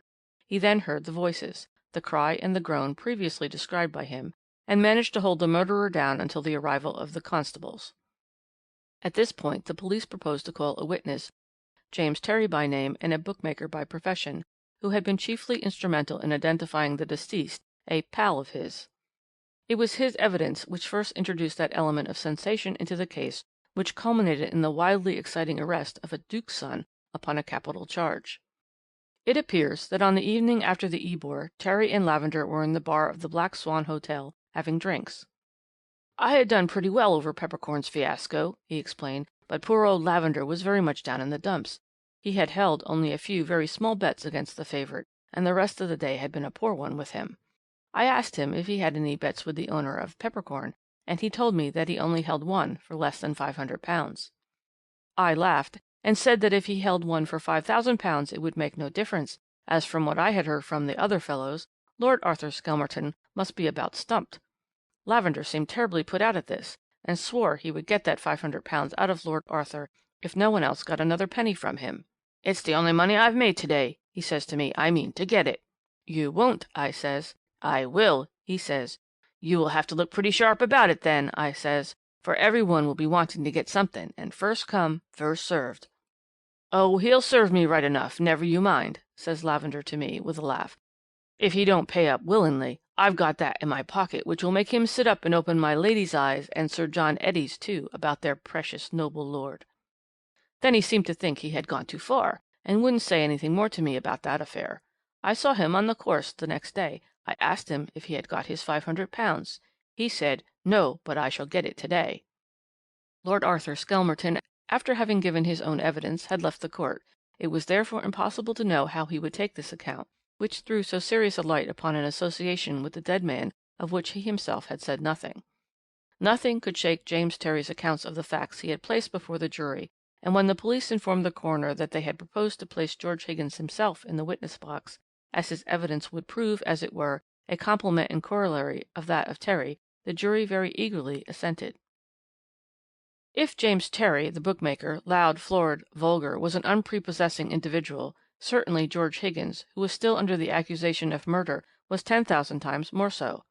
None too clean, slouchy, obsequious yet insolent, he was the very personification of the cad who haunts the racecourse and who lives not so much by his own wits as by the lack of them in others. He described himself as a turf commission agent, whatever that may be. He stated that about 6 o'clock on the Friday afternoon, when the racecourse was still full of people, all hurrying after the day's excitements, he himself happened to be standing close to the hedge which marks the boundary of Lord Arthur Skelmerton's grounds. There is a pavilion there at the end of the garden, he explained, on a slightly elevated ground, and he could hear and see a group of ladies and gentlemen having tea. Some steps lead down a little to the left of the garden onto the course, and presently he noticed at the bottom of these steps Lord Arthur Skelmerton and Charles Lavender standing talking together. He knew both gentlemen by sight, but he could not see them very well, as they were both partly hidden by the hedge. He was quite sure that the gentlemen had not seen him, and he could not help overhearing some of their conversation. "That's my last word, Lavender," Lord Arthur was saying very quietly. "I haven't got the money, and I can't pay you now. You'll have to wait." "Wait? I can't wait," said old Lavender in reply. "I've got my engagements to meet, same as you. I'm not going to risk being posted up as a defaulter while you hold £500 of my money. You'd better give it to me now, or—" But Lord Arthur interrupted him very quietly, and said, "Yes, my good man, or—" "Or I'll let Sir John have a good look at that little bill I had of yours a couple of years ago. If you'll remember, my lord, it has got at the bottom of it Sir John's signature in your handwriting. Perhaps Sir John, or perhaps my lady, would pay me something for that little bill.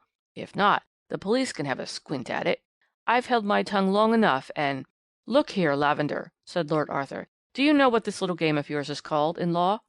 "Yes, and I don't care," says Lavender. "If I don't have that £500, I am a ruined man. If you ruin me, I'll do for you, and we shall be quits. That's my last word." He was talking very loudly, and I thought some of Lord Arthur's friends up in the pavilion must have heard. He thought so too, I think, for he said quickly, "If you don't hold your confounded tongue, I'll give you in charge for blackmail this instant." "You wouldn't dare," says Lavender, and he began to laugh. But just then a lady from the top of the steps says, "Your tea is getting cold," and Lord Arthur turned to go, but just before he went, Lavender says to him, "I'll come back tonight. You'll have the money then."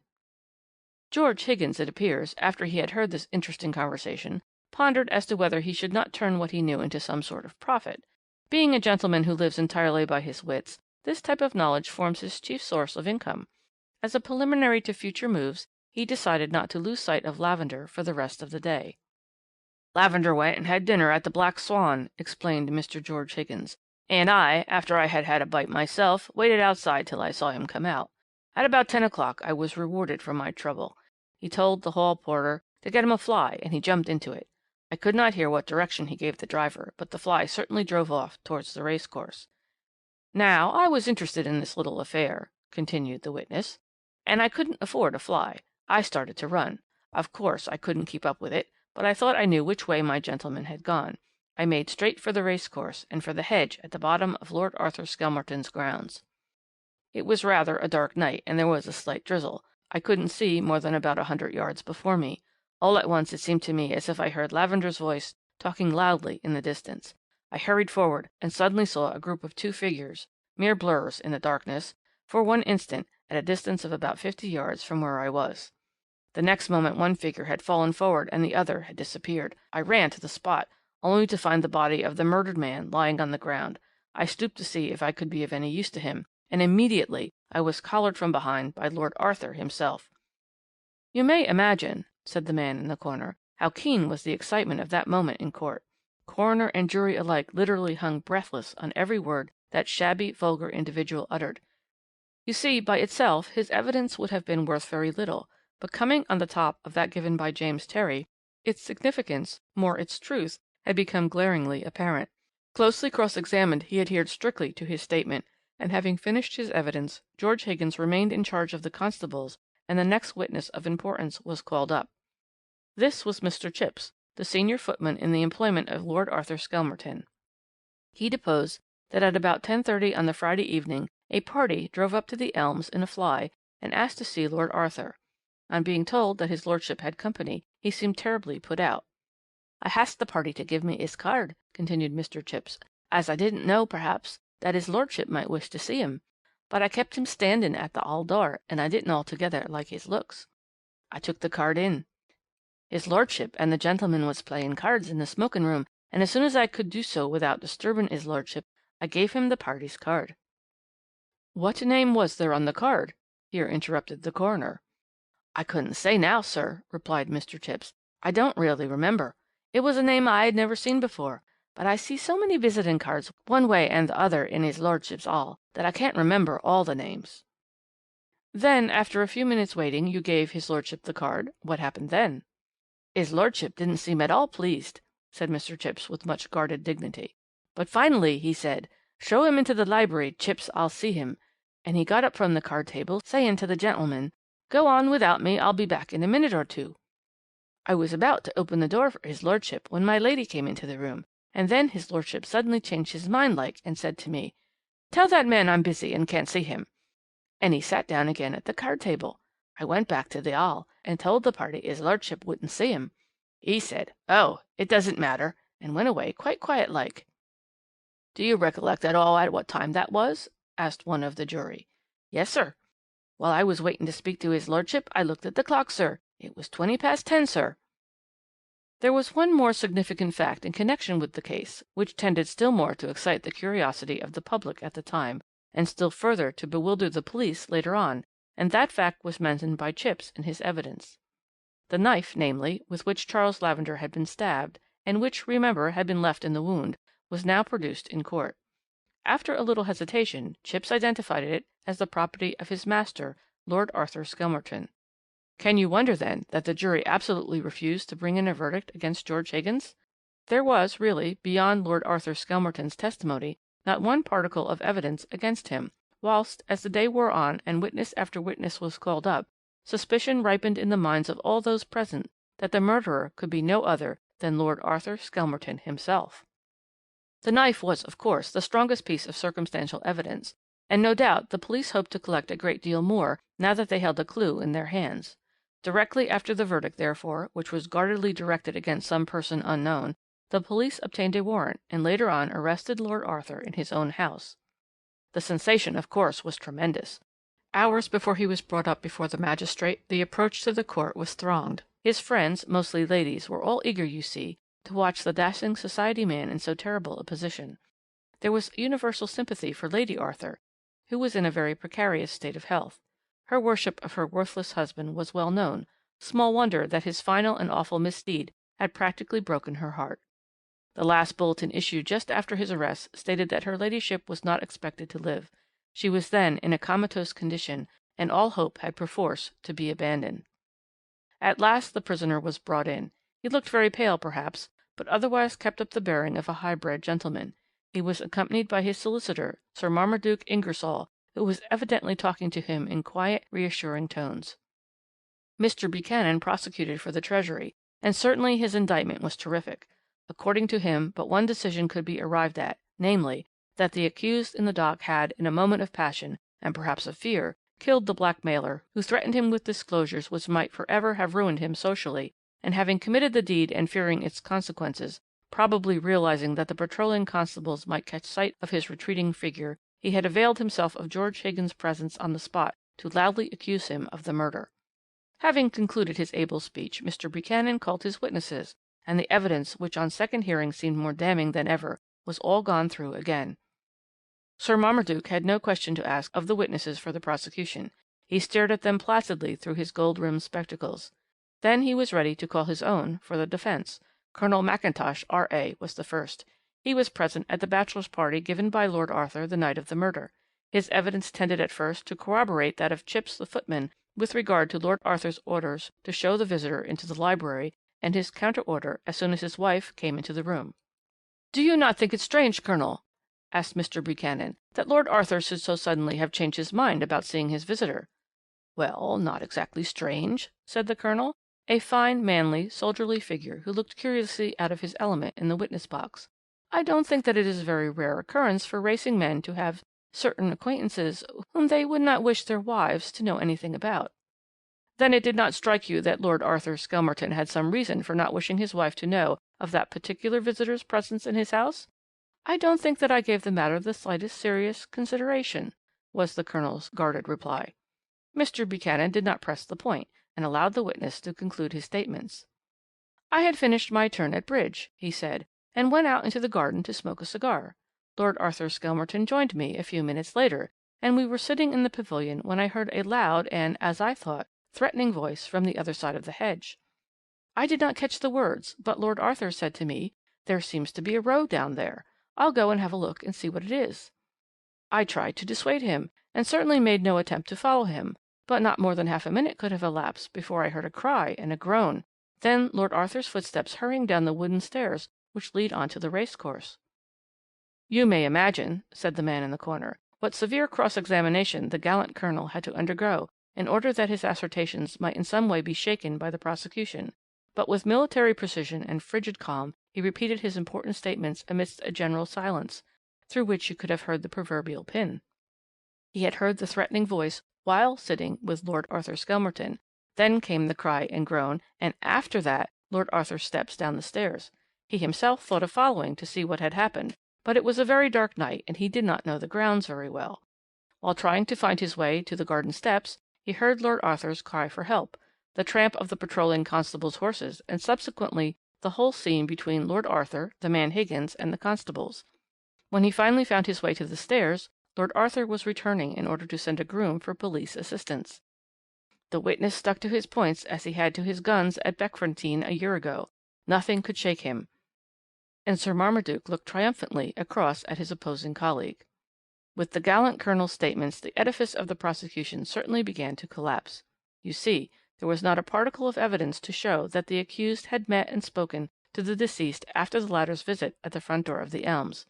He told Chipps that he wouldn't see the visitor, and Chipps went into the hall directly and showed Lavender out the way he came.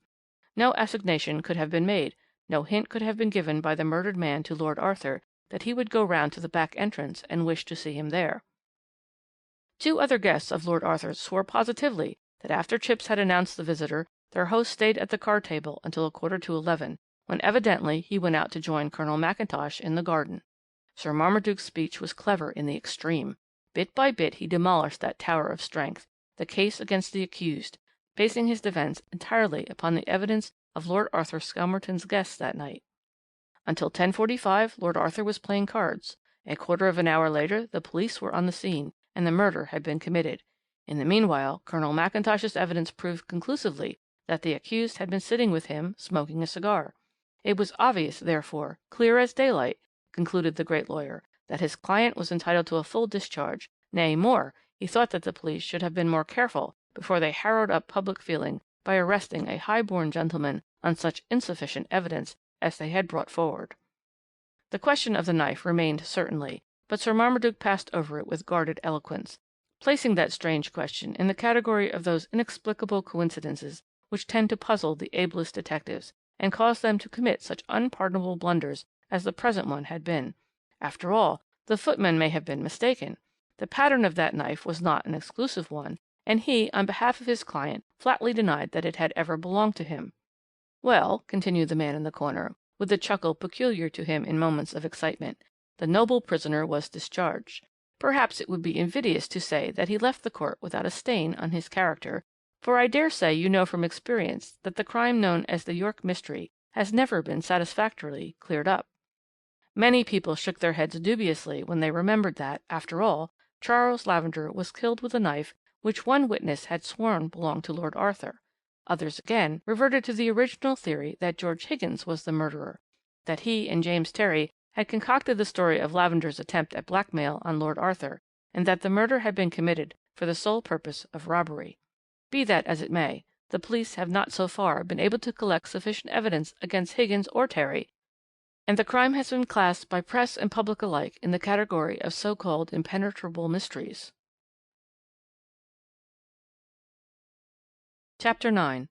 A broken-hearted woman. The man in the corner called for another glass of milk, and drank it down slowly before he resumed. "Now Lord Arthur lives mostly abroad," he said. "His poor, suffering wife died the day after he was liberated by the magistrate. She never recovered consciousness, even sufficiently to hear the joyful news that the man she loved so well was innocent after all. Mystery," he added, as if in answer to Polly's own thought. "The murder of that man was never a mystery to me. I cannot understand how the police could have been so blind when every one of the witnesses, both for the prosecution and defence, practically pointed all the time to the one guilty person. What do you think of it all yourself?" "I think the case so bewildering," she replied, "that I do not see one single clear point in it." "You don't?" he said excitedly, while the bony fingers fidgeted again with that inevitable bit of string. "You don't see that there is one point clear which to me was the key of the whole thing? Lavender was murdered, wasn't he? Lord Arthur did not kill him. He had at least in Colonel Mackintosh an unimpeachable witness to prove that he could not have committed that murder. And yet," he added with slow, exciting emphasis, marking each sentence with a knot, "and yet he deliberately tries to throw the guilt upon a man who obviously was also innocent. Now why?" "He may have thought him guilty." "Or wished to shield or cover the retreat of one he knew to be guilty." "I don't understand." "Think of someone," he said excitedly, "someone whose desire would be as great as that of Sir Arthur to silence a scandal round that gentleman's name. Someone who, unknown perhaps to Lord Arthur, had overheard the same conversation which George Higgins related to the police and the magistrate. Someone who, whilst Chipps was taking Lavender's card into his master, had a few minutes' time wherein to make an assignation with Lavender, promising him money, no doubt, in exchange for the compromising bills." "Surely you don't mean—" gasped Polly. "Point number one," he interrupted quietly, "utterly missed by the police. George Higgins in his deposition stated that at the most animated stage of Lavender's conversation with Lord Arthur, and when the bookmaker's tone of voice became loud and threatening, a voice from the top of the steps interrupted that conversation, saying, 'Your tea is getting cold.'" "Yes, but—" she argued. "Wait a minute, for there is point number two. That voice was a lady's voice. Now I did exactly what the police should have done, but did not do. I went to have a look from the racecourse side at those garden steps, which to my mind are such important factors in the discovery of this crime. I found only about a dozen rather low steps. Anyone standing on the top must have heard every word Charles Lavender uttered the moment he raised his voice." "Even then—" "Very well, you grant that," he said excitedly. "Then there was the great, the all-important point which, oddly enough, the prosecution never for a moment took into consideration. When Chipps, the footman, first told Lavender that Lord Arthur could not see him, the bookmaker was terribly put out.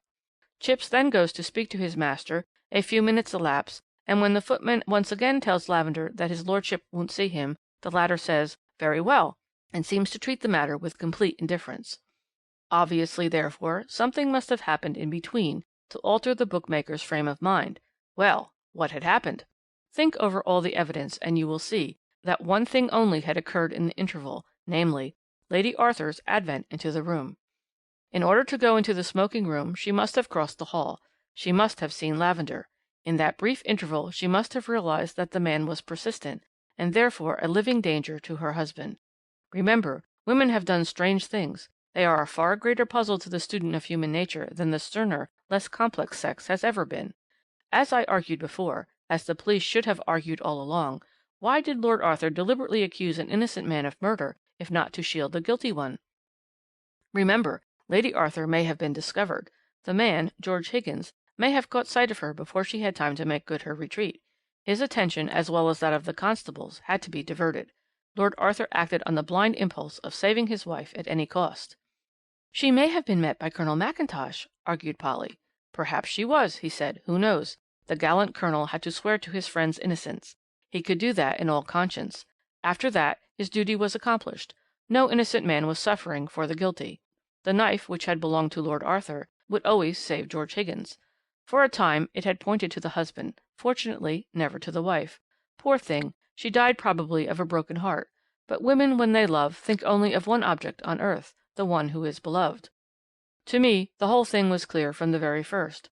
When I read the account of the murder, the knife, stabbing, bah!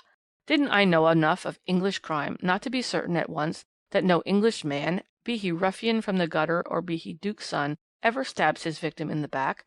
Italians, French, Spaniards do it, if you will, and women of most nations. An Englishman's instinct is to strike and not to stab. George Higgins or Lord Arthur Skelmerton would have knocked their victim down. The woman only would lie in wait until the enemy's back was turned. She knows her weakness, and she does not mean to miss. Think it over. There is not one flaw in my argument, but the police never thought the matter out. Perhaps in this case it was just as well. He had gone, and left Miss Polly Burton still staring at the photograph of a pretty, gentle-looking woman, with a decided, wilful curve round the mouth, and a strange, unaccountable look in the large, pathetic eyes. And the little journalist felt quite thankful that in this case the murder of Charles Lavender, the bookmaker, cowardly, wicked as it was, had remained a mystery to the police and the public. End of chapters 8 and 9.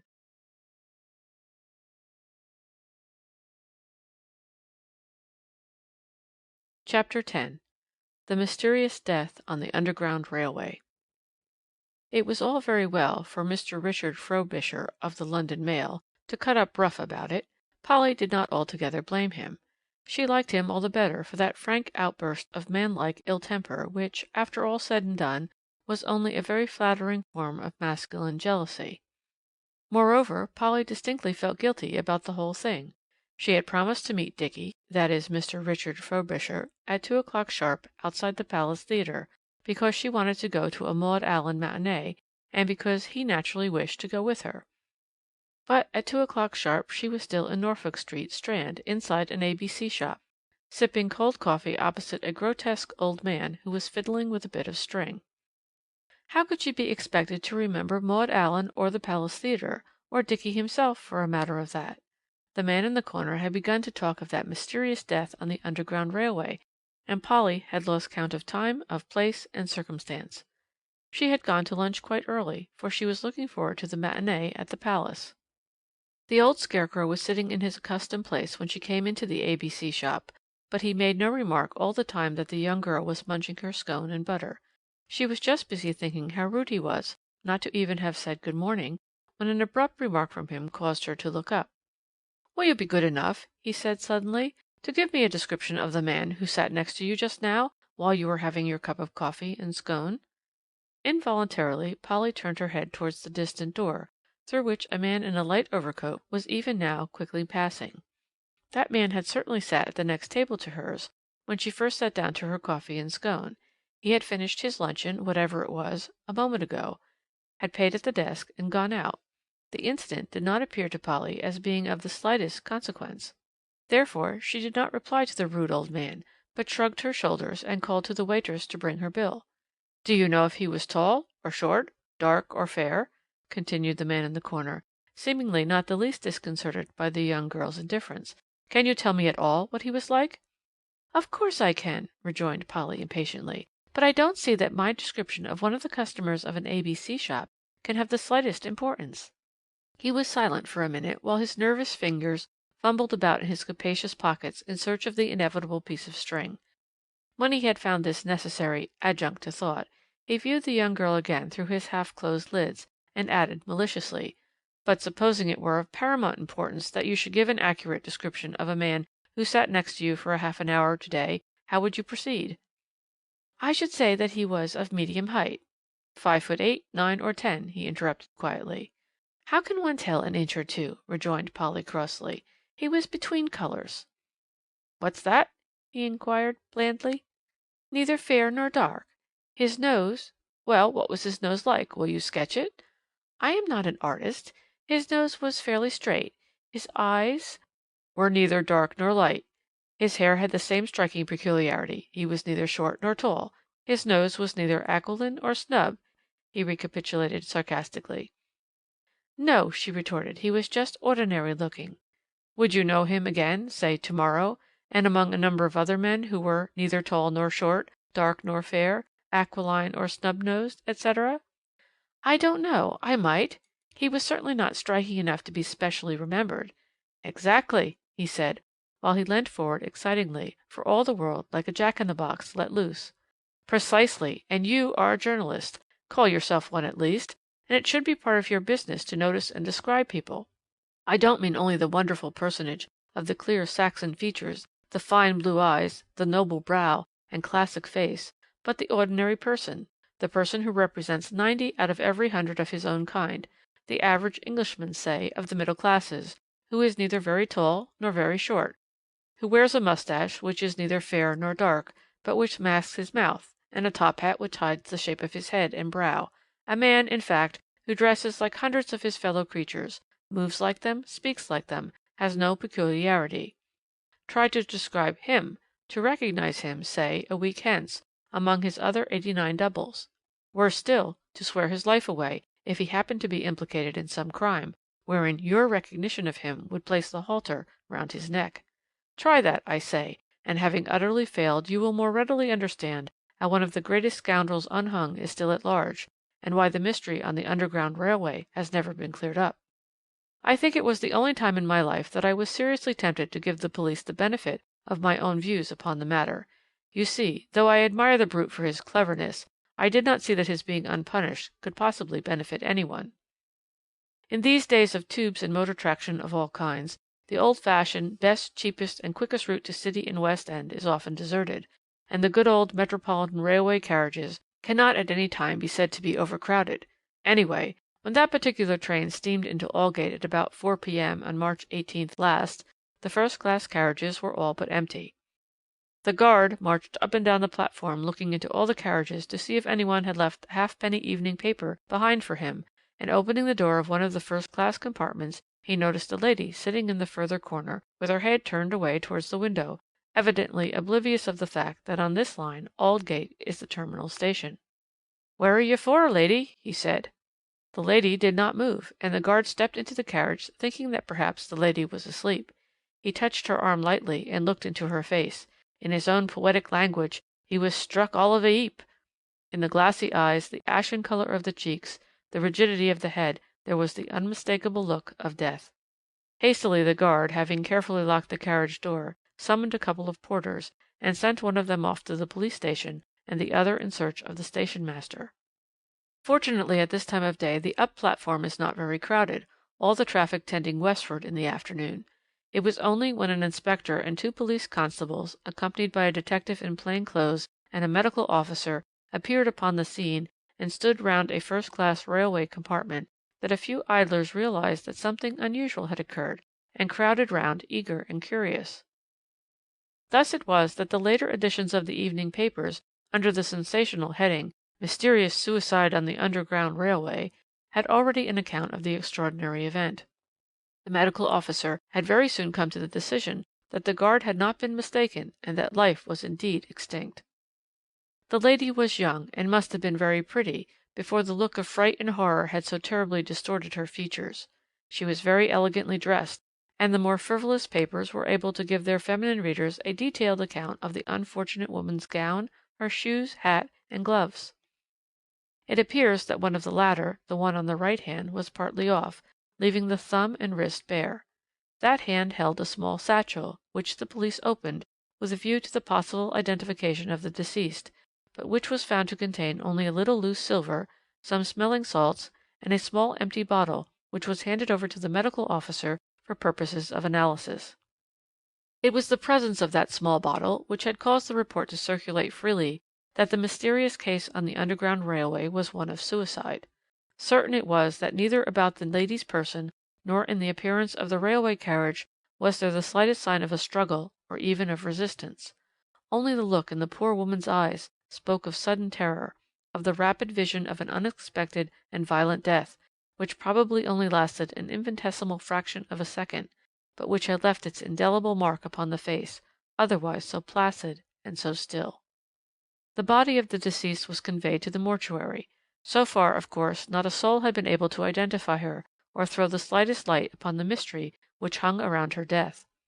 Against that, quite a crowd of idlers, genuinely interested or not, obtained admission to view the body, on the pretext of having lost or mislaid a relative or a friend. At about 8:30 p.m. a young man, very well dressed, drove up to the station in a hansom, and sent in his card to the superintendent. It was Mr. Hazeldene, shipping agent, of 11 Crown Lane, E.C., and No. 19 Addison Row, Kensington.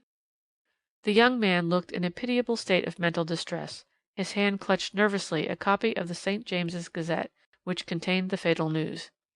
He said very little to the superintendent, except that a person who was very dear to him had not returned home that evening. He had not felt really anxious until half an hour ago, when suddenly he thought of looking at his paper. The description of the deceased lady, though vague, had terribly alarmed him. He had jumped into a hansom, and now begged permission to view the body, in order that his worst fears might be allayed. "You know what followed, of course," continued the man in the corner. The grief of the young man was truly pitiable. In the woman lying there in a public mortuary before him, Mr. Hazeldene had recognized his wife. "I am waxing melodramatic," said the man in the corner, who looked up at Polly with a mild and gentle smile, while his nervous fingers vainly endeavoured to add another knot on the scrappy bit of string with which he was continually playing. "And I fear that the whole story savours of the penny novelette, but you must admit, and no doubt you remember, that it was an intensely pathetic and truly dramatic moment. The unfortunate young husband of the deceased lady was not much worried with questions that night. As a matter of fact, he was not in a fit condition to make any coherent statement. It was at the coroner's inquest on the following day that certain facts came to light, which for the time being seemed to clear up the mystery surrounding Mrs. Hazeldene's death, only to plunge that same mystery, later on, into denser gloom than before. The first witness at the inquest was, of course, Mr. Hazeldene himself. I think every one's sympathy went out to the young man as he stood before the coroner and tried to throw what light he could upon the mystery. He was well dressed, as he had been the day before, but he looked terribly ill and worried, and no doubt the fact that he had not shaved gave his face a careworn and neglected air. It appears that he and the deceased had been married some 6 years or so, and that they had always been happy in their married life. They had no children. Mrs. Hazeldene seemed to enjoy the best of health till lately, when she had had a slight attack of influenza, in which Dr. Arthur Jones had attended her. The doctor was present at this moment, and would no doubt explain to the coroner and the jury whether he thought that Mrs. Hazeldene had the slightest tendency to heart disease, which might have had a sudden and fatal ending. The coroner was of course very considerate to the bereaved husband. He tried by circumlocution to get at the point he wanted, namely, Mrs. Hazeldene's mental condition lately. Mr. Hazeldene seemed loath to talk about this.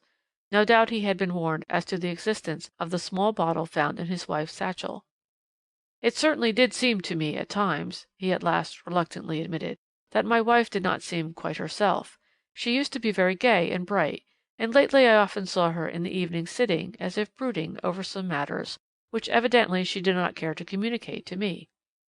Still the coroner insisted, and suggested the small bottle.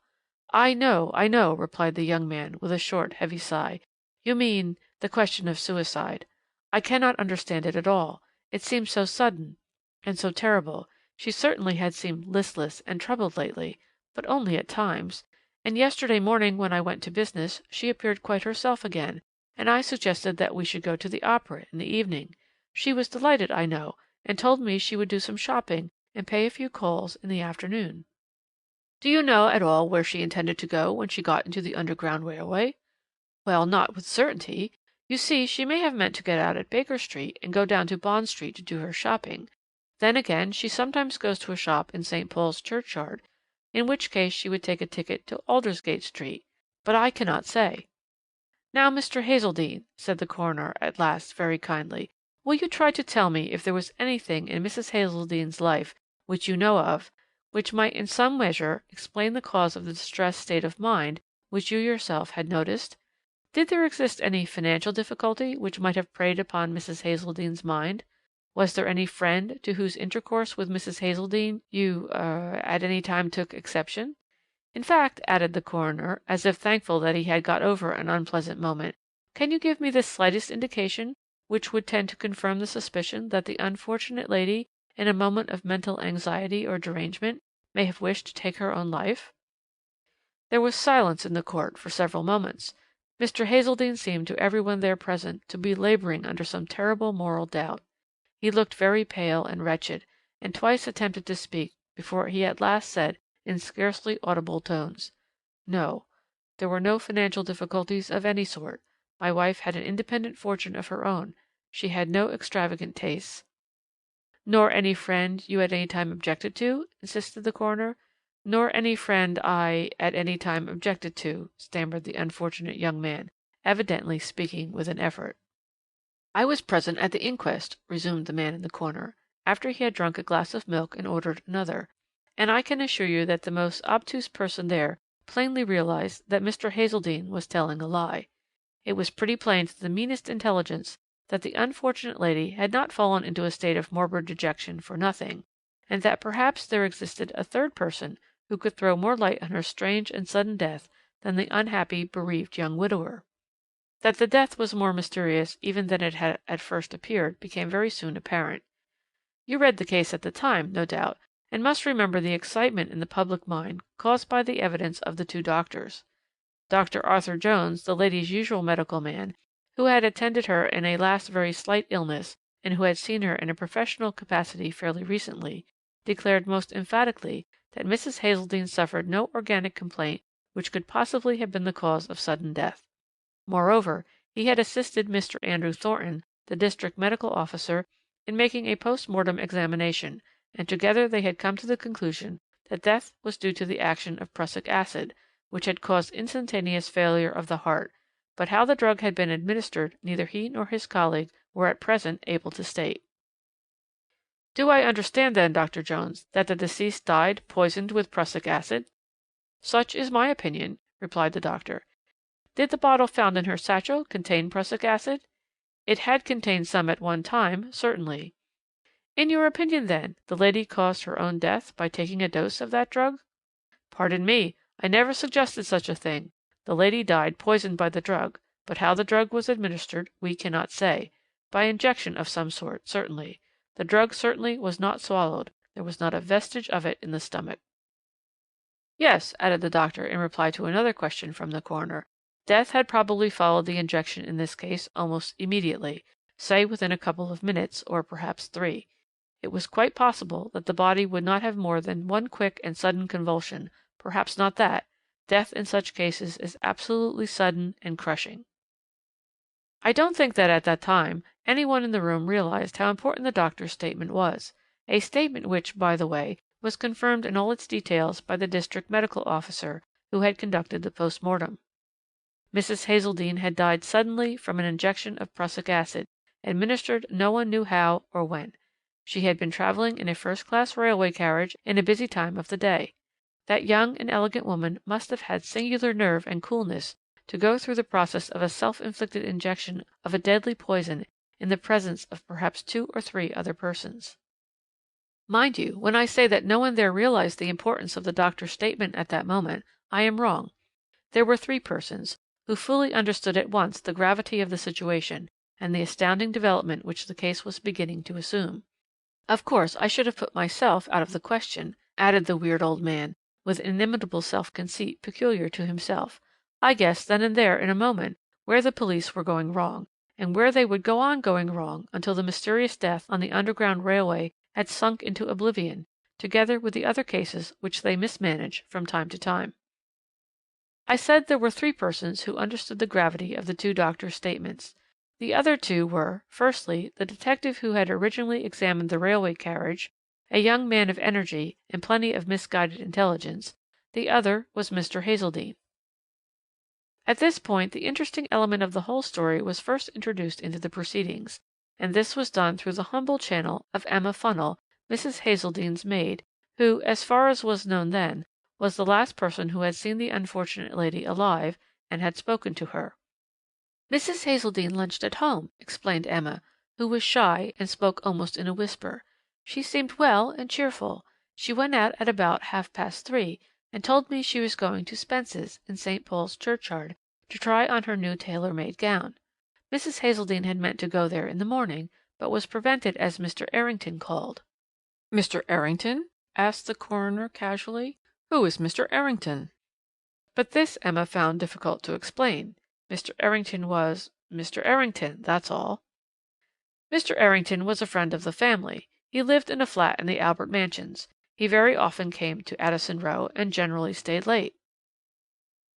Pressed still further with questions, Emma at last stated that latterly Mrs. Hazeldene had been to the theatre several times with Mr. Errington, and that on those nights the master looked very gloomy and was very cross.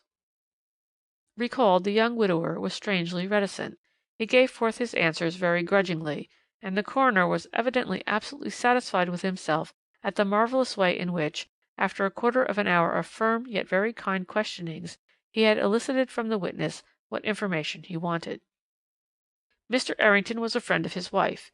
He was a gentleman of means, and seemed to have a great deal of time at his command. He himself did not particularly care about Mr. Errington, but he certainly had never made any observations to his wife on the subject. "But who is Mr. Errington?" repeated the coroner once more. "What does he do? What is his business or profession?"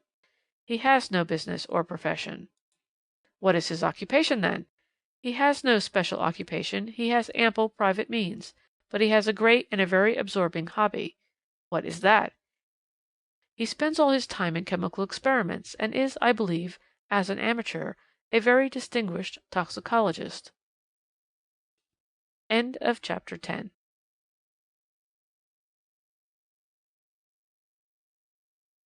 Chapter 11. Mr. Errington. "Did you ever see Mr. Errington, the gentleman so closely connected with the mysterious death on the Underground Railway?" asked the man in the corner, as he placed one or two of his little snapshot photos before Miss Polly Burton. "There he is, to the very life. Fairly good looking, a pleasant face enough, but ordinary, absolutely ordinary. It was the absence of any peculiarity which very nearly, but not quite, placed the halter around Mr. Errington's neck. But I am going too fast, and you will lose the thread. The public, of course, never heard how it actually came about that Mr. Errington, the wealthy bachelor of Albert Mansions, of the Grosvenor and other young dandies' clubs, one fine day found himself before the magistrates at Bow Street, charged with being concerned in the death of Mary Beatrice Hazeldene, late of No. 19, Addison Row. I can assure you, both press and public were literally flabbergasted. You see, Mr. Errington was a well-known and a very popular member of a certain smart section of London society. He was a constant visitor at the Opera, the Racecourse, the Park, and the Carlton. He had a great many friends, and there was, consequently, quite a large attendance at the police court that morning. What had transpired was this. After the very scrappy bits of evidence which came to light at the inquest, two gentlemen bethought themselves that perhaps they had some duty to perform towards the state and the public generally. Accordingly, they had come forward, offering to throw what light they could upon the mysterious affair on the Underground Railway. The police naturally felt that their information, such as it was, came rather late in the day, but as it proved of paramount importance, and the two gentlemen, moreover, were of an undoubtedly good position in the world, they were thankful for what they could get, and acted accordingly. They accordingly brought Mr. Errington up before the magistrate on a charge of murder. The accused looked pale and worried when I first caught sight of him in the court that day, which was not to be wondered at, considering the terrible position in which he found himself. He had been arrested at Marseilles, where he was preparing to start for Colombo. I don't think he realized how terrible his position really was until later in the proceedings, when all the evidence relating to the arrest had been heard, and Emma Funnell had repeated her statement as to Mr. Errington's call at 19 Addison Row in the morning, and Mrs. Hazeldene starting off for St. Paul's Churchyard at 3:30 in the afternoon. Mr. Hazeldene had nothing to add to the statements he had made at the coroner's inquest. He had last seen his wife alive on the morning of the fatal day. She had seemed very well and cheerful. I think everyone present understood that he was trying to say as little as possible that could in any way couple his deceased wife's name with that of the accused. And yet, from the servant's evidence, it undoubtedly leaked out that Mrs. Hazeldene, who was young, pretty, and evidently fond of admiration, had once or twice annoyed her husband by her somewhat open, yet perfectly innocent, flirtation with Mr. Errington. I think everyone was most agreeably impressed by the widower's moderate and dignified attitude. You will see his photo there, among this bundle. That is just how he appeared in court. In deep black, of course, but without any sign of ostentation in his mourning. He had allowed his beard to grow lately, and wore it closely cut in a point. After his evidence, the sensation of the day occurred.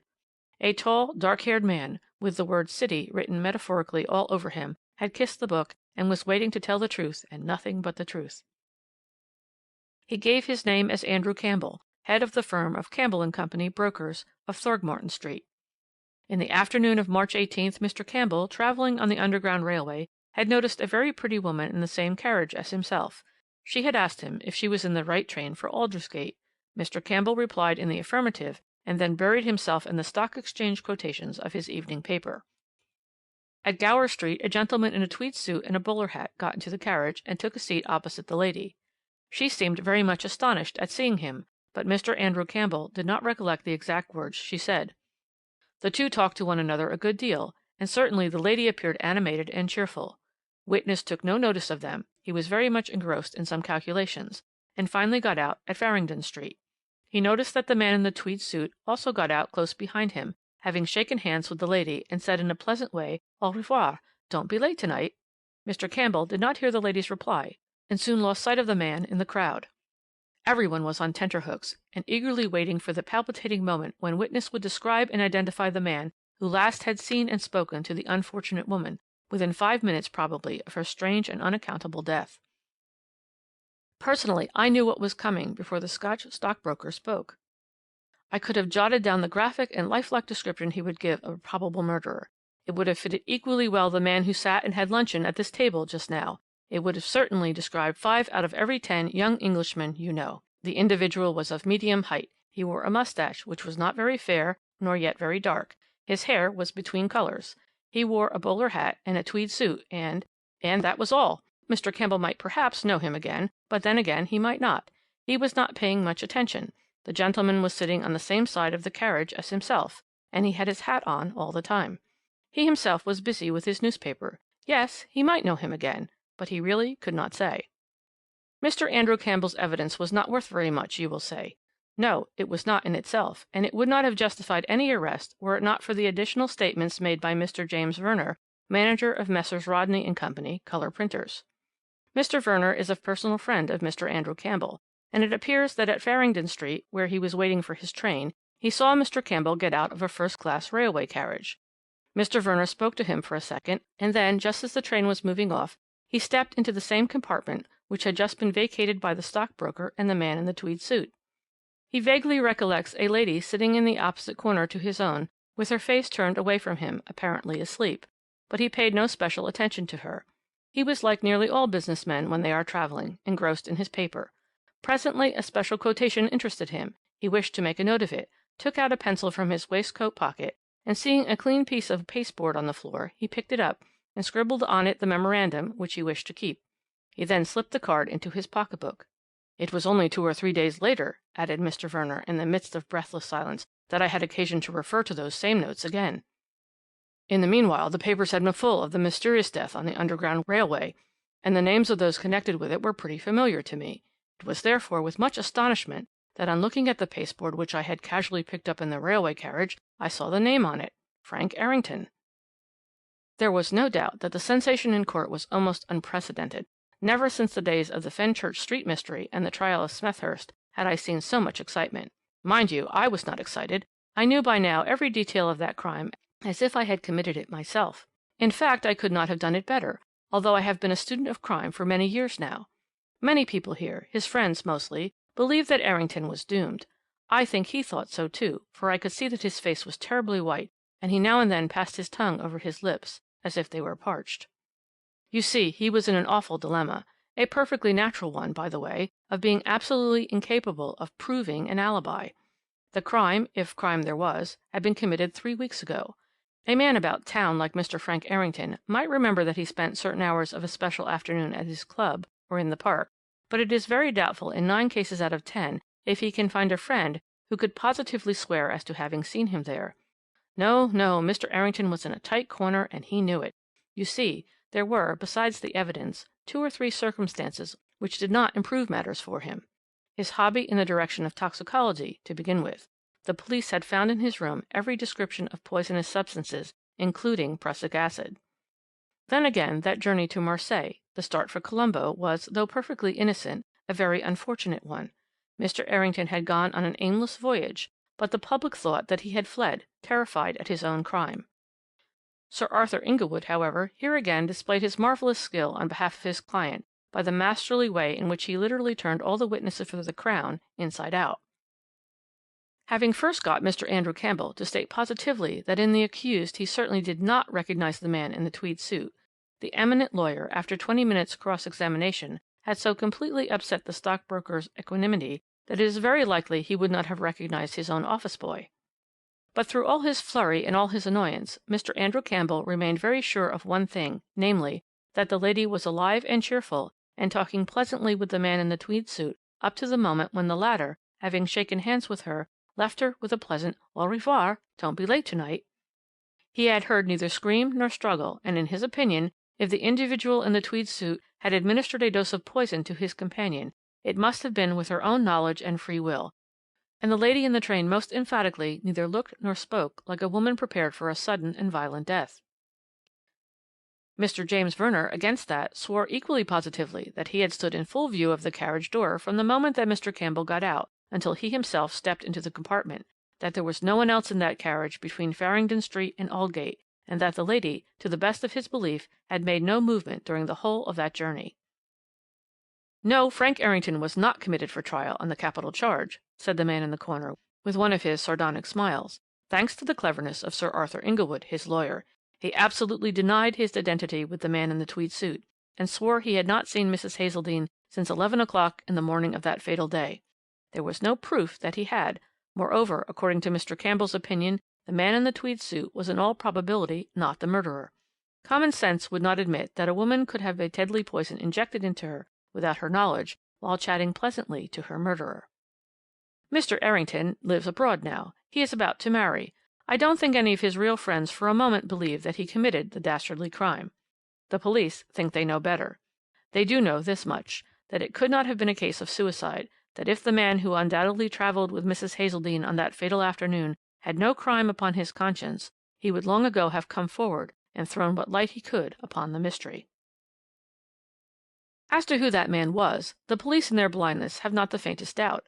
Under the unshakable belief that Errington is guilty, they have spent the last few months in unceasing labour to try and find further and stronger proofs of his guilt. But they won't find them, because there are none.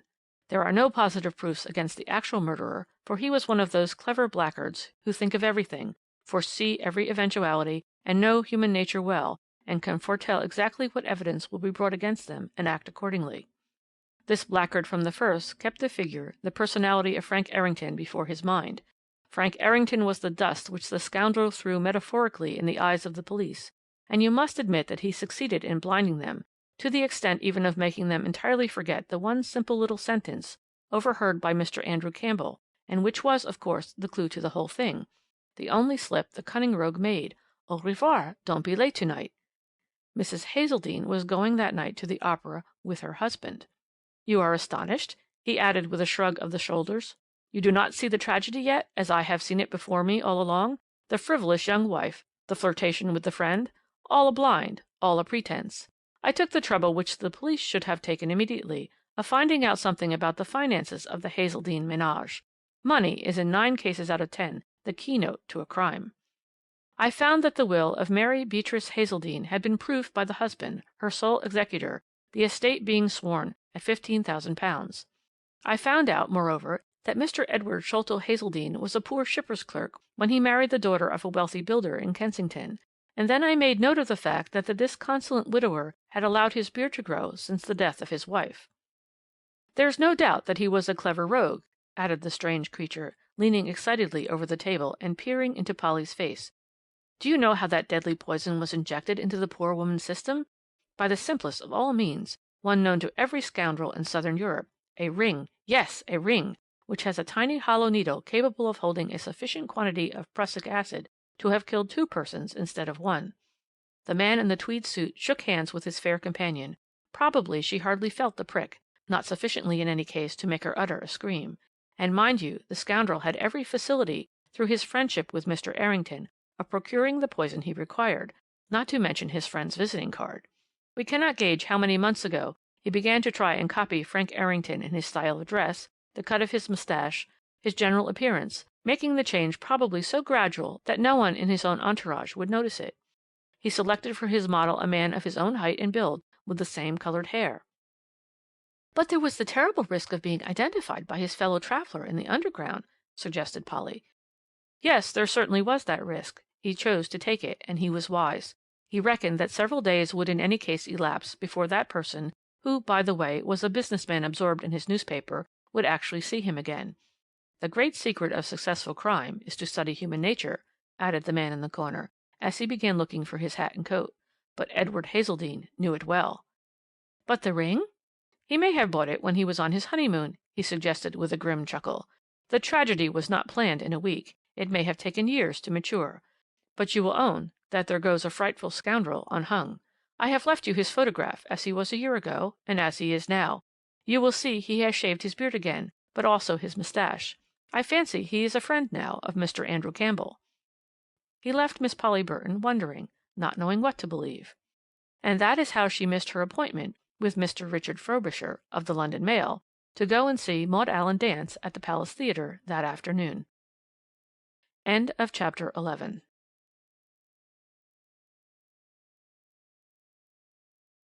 Chapter 12. The Liverpool Mystery. A foreign title, I mean, is always very useful for purposes of swindles and frauds, remarked the old man in the corner to Polly one day. The cleverest robberies of modern times were perpetrated lately in Vienna by a man who dubbed himself Lord Seymour, whilst over here the same class of thief calls himself Count something ending in O, or Prince the other ending in off.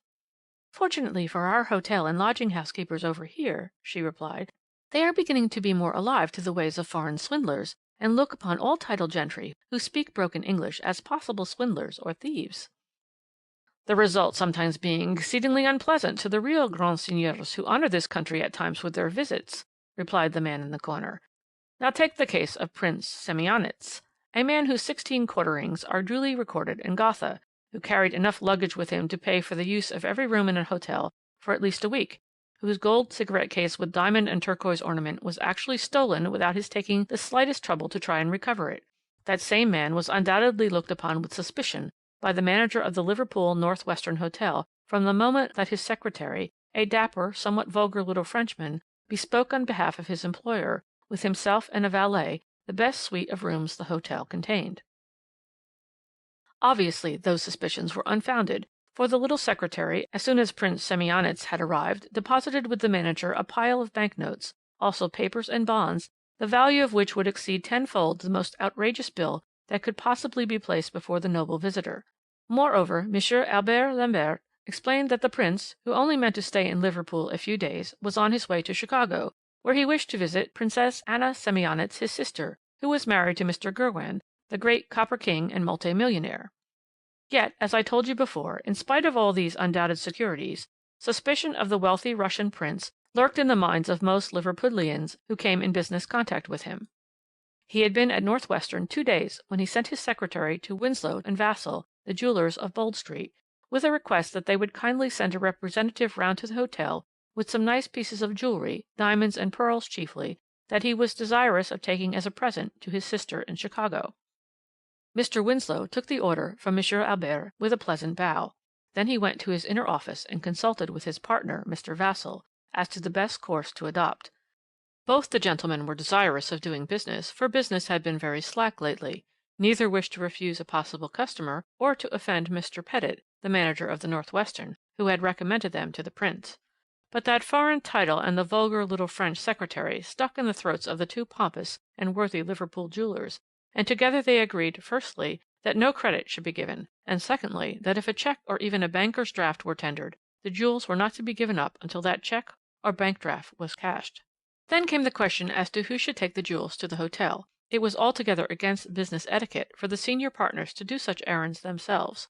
Moreover, it was thought that it would be easier for a clerk to explain, without giving undue offence, that he could not take the responsibility for a cheque or draft without having cashed it previously to giving up the jewels. Then there was the question of the probable necessity of conferring in a foreign tongue. The head assistant, Charles Needham, who had been in the employ of Winslow and Vassall for over 12 years, was, in true British fashion, ignorant of any language save his own. It was therefore decided to dispatch Mr. Schwartz, a young German clerk lately arrived on the delicate errand. Mr. Schwartz was Mr. Winslow's nephew and godson, a sister of that gentleman having married the head of the great German firm of Schwartz and Company, silversmiths, of Hamburg and Berlin. The young man had soon become a great favourite with his uncle, whose heir he would presumably be, as Mr. Winslow had no children. At first Mr. Vassall made some demur about sending Mr. Schwartz with so many valuable jewels alone in a city which he had not yet had time to study thoroughly, but finally he allowed himself to be persuaded by his senior partner, and a fine selection of necklaces, pendants, bracelets, and rings, amounting in value to over £16,000 having been made, it was decided that Mr. Schwartz should go to the North Western in a cab the next day at about 3 o'clock in the afternoon. This he accordingly did, the following day being a Thursday. Business went on in the shop as usual, under the direction of the head assistant, until about 7 o'clock, when Mr. Winslow returned from his club, where he usually spent an hour over the papers every afternoon, and at once asked for his nephew. To his astonishment, Mr. Needham informed him that Mr. Schwartz had not yet returned. This seemed a little strange, and Mr. Winslow, with a slightly anxious look in his face, went into the inner office in order to consult his junior partner. Mr. Vassall offered to go round to the hotel and interview Mr. Pettit. "I was beginning to get anxious myself," he said, "but did not quite like to say so. I have been in over half an hour, hoping every moment that you would come in, and that perhaps you would give me some reassuring news. I thought that perhaps you had met Mr. Schwartz and were coming back together." However, Mr. Vassall walked round to the hotel and interviewed the hall porter. The latter perfectly remembered Mr. Schwartz sending in his card to Prince Semionic's. "At what time was that?" asked Mr. Vassall. "About 10 minutes past 3, sir, when he came in. It was about an hour later when he left." "When he left?" gasped, more than usual, Mr. Vassall. "Yes, sir. Mr. Schwartz left here about a quarter before 4, sir." "Are you quite sure?" "Quite sure. Mr. Pettit was in the hall when he left, and he asked him something about business. Mr. Schwartz laughed and said, 'Not bad. I hope there's nothing wrong, sir,'" added the man. "Nothing, thank you. Can I see Mr. Pettit?" "Certainly, sir." Mr. Pettit, the manager of the hotel, shared Mr. Vassall's anxiety immediately he heard that the young German had not yet returned home. "I spoke to him a little before 4 o'clock. We had just switched on the electric light, which we always do these winter months at that hour. But I shouldn't worry myself, Mr. Vassall. The young man may have seen to some business on his way home. You'll probably find him in when you go back." Apparently somewhat reassured, Mr. Vassall thanked Mr. Pettit and hurried back to the shop, only to find that Mr. Schwartz had not returned, though now it was close on 8 o'clock. Mr. Winslow looked so haggard and upset that it would have been cruel to heap reproaches upon his other troubles, or to utter so much as the faintest suspicion that young Schwartz's permanent disappearance with 16,000 in jewels and money was within the bounds of probability. There was one chance left, but under the circumstances a very slight one indeed. The Winslows' private house was up in the Birkenhead end of town. Young Schwartz had been living with them ever since his arrival in Liverpool, and he may have, either not feeling well or for some other reason, gone straight home without calling at the shop. It was unlikely, as valuable jewellery was never kept at the private house, but it just might have happened. "It would be useless," continued the man in the corner, "and decidedly uninteresting, were I to relate to you Messrs. Winslow's and Vassall's further anxieties with regard to the missing young man. Suffice it to say that on reaching his private house, Mr. Winslow found that his godson had neither returned nor sent any telegraphic message of any kind. Not wishing to needlessly alarm his wife, Mr. Winslow made an attempt at eating his dinner, but directly after that he hurried back to the North Western Hotel and asked to see Prince Semionic's. The Prince was at the theatre with his secretary, and probably would not be home until nearly midnight. Mr. Winslow then, not knowing what to think, nor yet what to fear, and in spite of the horror he felt of giving publicity to his nephew's disappearance, thought it his duty to go round to the police station and interview the inspector. It is wonderful how quickly news of that type travels in a large city like Liverpool. Already the morning papers of the following day were full of the latest sensation: mysterious disappearance of a well-known tradesman. Mr. Winslow found a copy of the paper containing the sensational announcement on his breakfast table. It lay side by side with a letter addressed to him in his nephew's handwriting, which had been posted in Liverpool. Mr. Winslow placed that letter, written to him by his nephew, into the hands of the police. Its contents, therefore, quickly became public property. The astounding statements made therein by Mr. Schwartz created, in quiet businesslike Liverpool, a sensation which has seldom been equalled. It appears that the young fellow did call on Prince Semionic's at 3:15 on Wednesday, December 10th, with a bag full of jewels, amounting in value to some £16,000. The Prince duly admired, and finally selected from among the ornaments a necklace, pendant, and bracelet, the whole being priced by Mr. Schwartz, according to his instructions, at £10,500. Prince Semionic's was most prompt and businesslike in his dealings. "You will require immediate payment for these, of course," he said in perfect English, "and I know you business men prefer solid cash to cheques, especially when dealing with foreigners. I always provide myself with plenty of Bank of England notes in consequence," he added with a pleasant smile, "as 10,500 in gold would perhaps be a little inconvenient to carry. If you will kindly make out the receipt, my secretary, M. Lambert, will settle all business matters with you." He thereupon took the jewels he had selected and locked them up in his dressing case, the beautiful silver fillings of which Mr. Schwartz just caught a short glimpse of. Then, having been accommodated with paper and ink, the young jeweller made out the account and receipt, whilst M. Lambert, the secretary, counted out before him the 105 crisp Bank of England notes of £100 each. Then, with a final bow to his exceedingly urbane and eminently satisfactory customer, Mr. Schwarz took his leave. In the hall he saw and spoke to Mr. Pettit, and then he went out into the street. He had just left the hotel, and was about to cross towards St. George's Hall, when a gentleman in a magnificent fur coat stepped quickly out of a cab which had been stationed near the curb, and touching him lightly upon the shoulder, said with an unmistakable air of authority, at the same time handing him a card. "That is my name. I must speak with you immediately." Schwarz glanced at the card, and by the light of the arc lamps above his head, read on it the name of Dmitri Slaviansky Burgreneff, de la 3e section de la police impériale de S.M. Bizarre. Quickly, the owner of the unpronounceable name and the significant title pointed to the cab from which he had just alighted, and Schwarz, whose every suspicion with regard to his princely customer bristled up in one moment, clutched his bag and followed his imposing interlocutor. As soon as they were both comfortably seated in the cab, the latter began, with courteous apology, in broken but fluent English. "I must ask your pardon, sir, for thus trespassing upon your valuable time, and I certainly should not have done so but for the certainty that our interests in a certain matter which I have in hand are practically identical, in so far that we both should wish to outwit a clever rogue." Instinctively, and his mind full of terrible apprehension, Mr. Schwartz's hand wandered to his pocketbook, filled to overflowing with the bank notes which he had so lately received from the prince. "Ah, I see," interposed the courteous Russian with a smile. "He has played the confidence trick on you with the usual addition of so many so-called bank notes." "So-called!" gasped the unfortunate young man. "I don't think I often err in my estimate of my own countrymen," continued M. Burgreneff. "I have vast experience, you must remember. Therefore, I doubt if I am doing what does he call himself? Prince something? An injustice if I assert, even without handling those crisp bits of paper you have in your pocketbook, that no bank would exchange them for gold." Remembering his uncle's suspicions and his own, Mr. Schwarz cursed himself for his blindness and folly in accepting notes so easily without for a moment imagining that they might be false. Now, with every one of those suspicions fully on the alert, he felt the bits of paper with nervous, anxious fingers, while the impenetrable Russian calmly struck a match. "See here," he said, pointing to one of the notes, "the shape of that W in the signature of the chief cashier. I am not an English police officer, but I could pick out that spurious W among 1,000 genuine ones. You see, I have seen a good many." Now, of course, poor young Schwarz had not seen very many Bank of England notes. He could not have told whether one W in Mr. Bowen's signature is better than another, but though he did not speak English nearly as fluently as his pompous interlocutor, he understood every word of the appalling statement the latter had just made. "Then the prince," he said, "at the hotel?" "It is no more prince than you and I, my dear sir," concluded the gentleman of his Imperial Majesty's police calmly. "And the jewels? Mr. Winslow's jewels?" "With the jewels there may be a chance. Oh, a mere chance.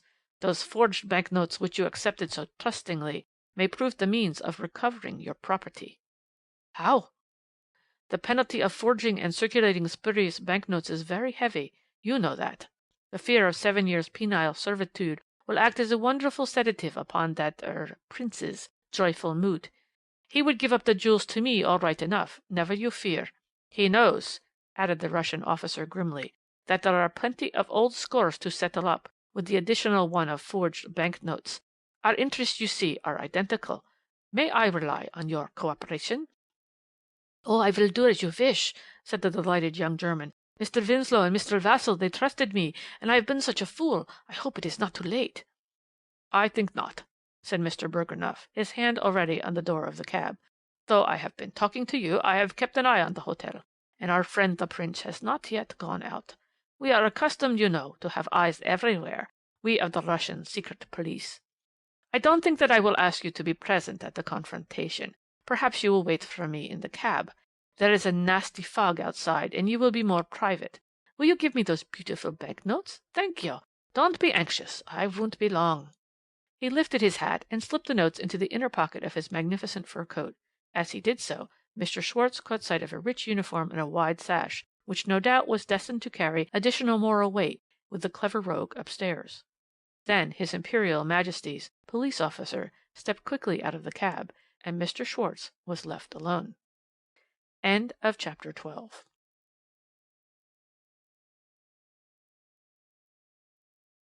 Chapter 13. A Cunning Rascal. Yes, left severely alone, continued the man in the corner with a sarcastic chuckle. So severely alone, in fact, that 1/4 of an hour after another passed by, and still the magnificent police officer in the gorgeous uniform did not return. Then, when it was too late, Schwarz cursed himself once again for the double-dyed idiot that he was. He had been only too ready to believe that Prince Semionicz was a liar and a rogue, and under these unjust suspicions he had fallen an all too easy prey to one of the most cunning rascals he had ever come across. An inquiry from the hall porter at the Northwestern elicited the fact that no such personage as Mr. Schwarz described had entered the hotel. The young man asked to see Prince Semionicz, hoping against hope that all was not yet lost. The prince received him most courteously. He was dictating some letters to his secretary, while the valet was in the next room preparing his master's evening clothes. Mr. Schwarz found it very difficult to explain what he actually did want. There stood the dressing case in which the prince had locked up the jewels, and there the bag from which the secretary had taken the banknotes. After much hesitation on Schwarz's part and much impatience on that of the prince, the young man blurted out the whole story of the so-called Russian police officer whose card he still held in his hand. The prince, it appears, took the whole thing wonderfully good-naturedly. No doubt he thought the jeweller a hopeless fool. He showed him the jewels, the receipt he held, and also a large bundle of banknotes similar to those Schwarz had with such culpable folly given to the clever rascal in the cab. "I pay all my bills with Bank of England notes, Mr. Schwarz. It would have been wiser, perhaps, if you had spoken to the manager of the hotel about me before you were so ready to believe any cock-and-bull story about my supposed rogueries." Finally he placed a small 16-month volume before the young jeweller, and said, with a pleasant smile, "If people in this country who are in a large way of business, and are therefore likely to come in contact with people of foreign nationality, were to study these little volumes before doing business with any foreigner who claims a title, much disappointment and a great loss would often be saved. Now in this case, have you looked up page 797 of this little volume of Gotha's Almanac? You would have seen my name in it, and known from the first that the so-called Russian detective was a liar." There was nothing more to be said, and Mr. Schwarz left the hotel. No doubt, now that he had been hopelessly duped, he dared not go home, and half hoped by communicating with the police that they might succeed in arresting the thief before he had time to leave Liverpool. He interviewed Detective Inspector Watson, and was at once confronted with the awful difficulty which would make the recovery of the banknotes practically hopeless. He had never had the time or opportunity of jotting down the numbers of the notes. Mr. Winslow, though terribly wrathful against his nephew, did not wish to keep him out of his home. As soon as he had received Schwarz's letter, he traced him, with Inspector Watson's help, to his lodgings in North Street, where the unfortunate young man meant to remain hidden until the terrible storm had blown over, or perhaps until the thief had been caught red-handed with the booty still in his hands. This happy event, needless to say, never did occur, though the police made every effort to trace the man who had decoyed Schwarz into the cab. His appearance was such an uncommon one, it seems most unlikely that no one in Liverpool should have noticed him after he left that cab. The wonderful fur coat, the long beard, all must have been noticeable, even though it was past 4 o'clock on a somewhat foggy December afternoon. But every investigation proved futile. No one answering Schwarz's description of the man had been seen anywhere. The papers continued to refer to the case as the Liverpool mystery. Scotland Yard sent Mr. Fairburn down, the celebrated detective, at the request of the Liverpool police, to help in the investigations, but nothing availed.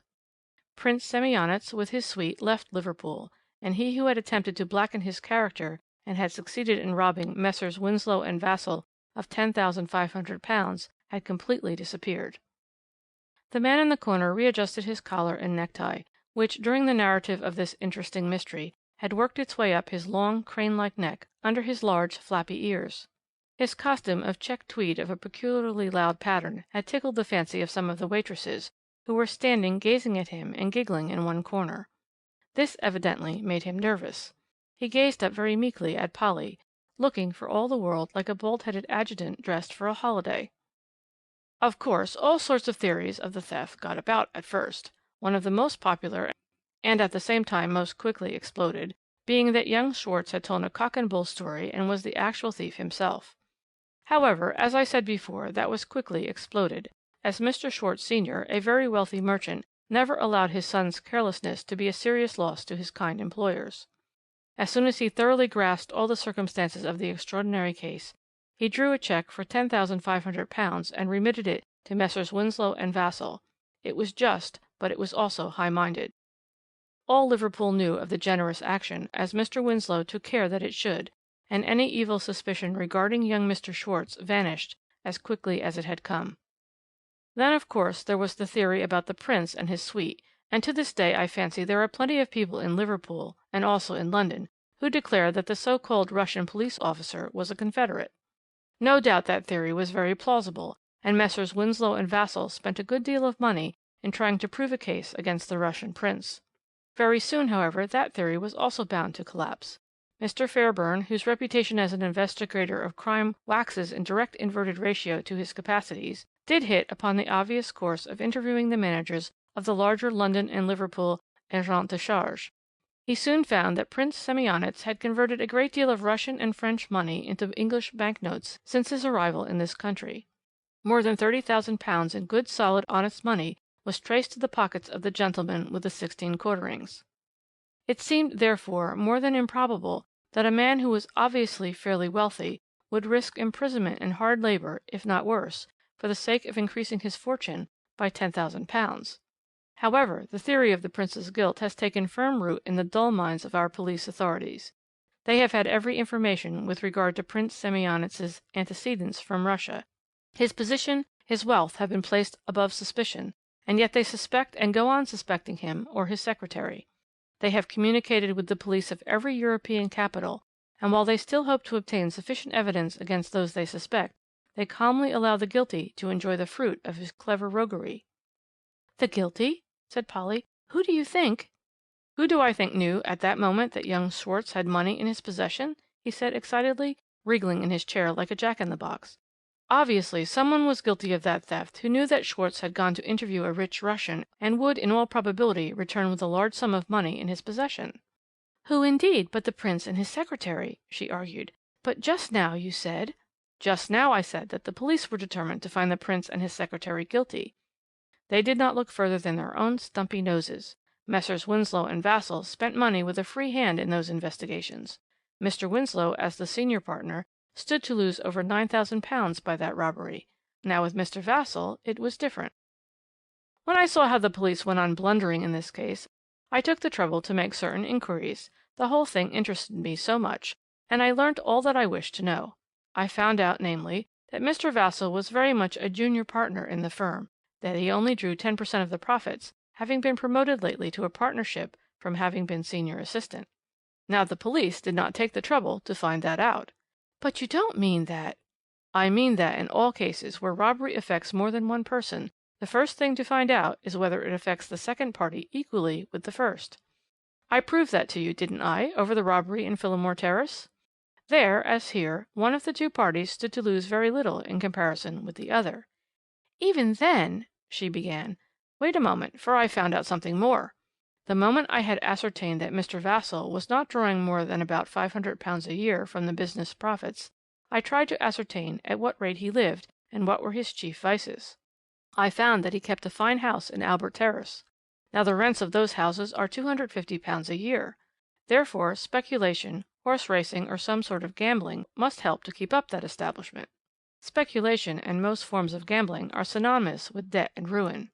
It is only a question of time. Whether Mr. Vassall was in debt or not at the time, that I cannot say, but this I do know, that ever since that unfortunate loss to him of about £1,000, he has kept his house in nicer style than before, and he now has a good banking account at the Lancashire and Liverpool Bank, which he opened a year after his heavy loss." "But it must have been very difficult," argued Polly. "What?" he said. "To have planned out the whole thing? For carrying it out was mere child's play. He had 24 hours in which to put his plan into execution. Why, what was there to do? Firstly, to go to a local printer in some sort of out-of-the-way part of town and get him to print a few cards with the high-sounding name. That, of course, is done while you wait. Beyond that there was the purchase of a good second-hand uniform, fur coat, and a beard and a wig from a costumer's. No, no, the execution was not difficult. It was the planning of it all, the daring that was so fine. Schwarz, of course, was a foreigner. He had only been in England a little over a fortnight. Vassall's broken English misled him. Probably he did not know the junior partner very intimately.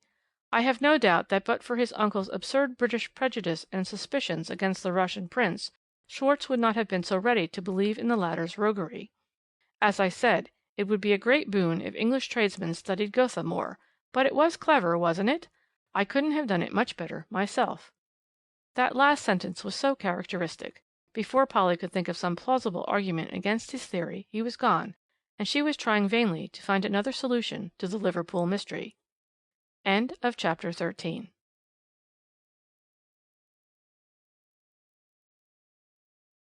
Chapter 14. The Edinburgh Mystery. The man in the corner had not enjoyed his lunch. Miss Polly Burton could see that he had something on his mind, for, even before he began to talk that morning, he was fidgeting with his bit of string, and setting all her nerves on the jar. "Have you ever felt real sympathy with a criminal or a thief?" he asked her after a while. "Only once, I think," she replied, "and then I am not quite sure that the unfortunate woman who did enlist my sympathies was the criminal you make her out to be." "You mean the heroine of the York mystery?" he replied blandly. "I know that you tried very hard that time to discredit the only possible version of that mysterious murder, the version which is my own. Now I am equally sure that you have at the present moment no more notion as to who killed and robbed poor Lady Donaldson in Charlotte Square, Edinburgh, than the police have themselves, and yet you are fully prepared to pooh-pooh my arguments and to disbelieve my version of the mystery. Such is the lady journalist's mind." "If you have some cock-and-bull story to explain that extraordinary case," she retorted, "of course I shall disbelieve it. Certainly, if you are going to try and enlist my sympathies on behalf of Edith Crawford, I can assure you you won't succeed." "Well, I don't know that that is altogether my intention. I see you are interested in the case, but I dare say you don't remember all the circumstances. You must forgive me if I repeat that which you know already. If you have ever been to Edinburgh at all, you will have heard of Graham's Bank, and Mr. Andrew Graham, the present head of the firm, is undoubtedly one of the most prominent notabilities of modern Athens." The man in the corner took 2 or 3 photos from his pocketbook and placed them before the young girl, then, pointing at them with his long bony finger, "That," he said, "is Mr. Elphinstone Graham, the eldest son, a typical young Scotchman, as you see, and this is David Graham, the second son." Polly looked more closely at this last photo, and saw before her a young face upon which some lasting sorrow seemed already to have left its mark. The face was delicate and thin, the features pinched, and the eyes seemed almost unnaturally large and prominent. "He was deformed," commented the man in the corner, in answer to the girl's thoughts, "and, as such, an object of pity, and even of repugnance to most of his friends. There was also a good deal of talk in Edinburgh society as to his mental condition, his mind, according to many intimate friends of the Grahams, being at times decidedly unhinged. Be that as it may, I fancy that his life must have been a very sad one. He had lost his mother when quite a baby, and his father seemed, strangely enough, to have an almost unconquerable dislike towards him. Every one got to know presently of David Graham's sad position in his father's own house, and also of the great affection lavished upon him by his godmother, Lady Donaldson, who is a sister of Mr. Graham's. She was a lady of considerable wealth, being the widow of Sir George Donaldson, the great distiller, but she seems to have been decidedly eccentric. Latterly she had astonished all her family, who were rigid Presbyterians, by announcing her intention of embracing the Roman Catholic faith, and then retiring to the convent of St. Augustine's at Newton Abbot in Devonshire. She had sole and absolute control of the vast fortune which a doting husband had bequeathed to her. Clearly, therefore, she was at liberty to bestow it upon a Devonshire convent if she chose. But this evidently was not altogether her intention. I told you how fond she was of her deformed godson, did I not? Being a bundle of eccentricities, she had many hobbies, none more pronounced than the fixed determination to see, before retiring from the world altogether, David Graham happily married. Now it appears that David Graham, ugly, deformed, half demented as he was, had fallen desperately in love with Miss Edith Crawford, daughter of the late Dr. Crawford of Prince's Gardens. The young lady, however, very naturally perhaps, fought shy of David Graham, who, about this time, certainly seemed very queer and morose, but Lady Donaldson, with characteristic determination, seems to have made up her mind to melt Miss Crawford's heart towards her unfortunate nephew.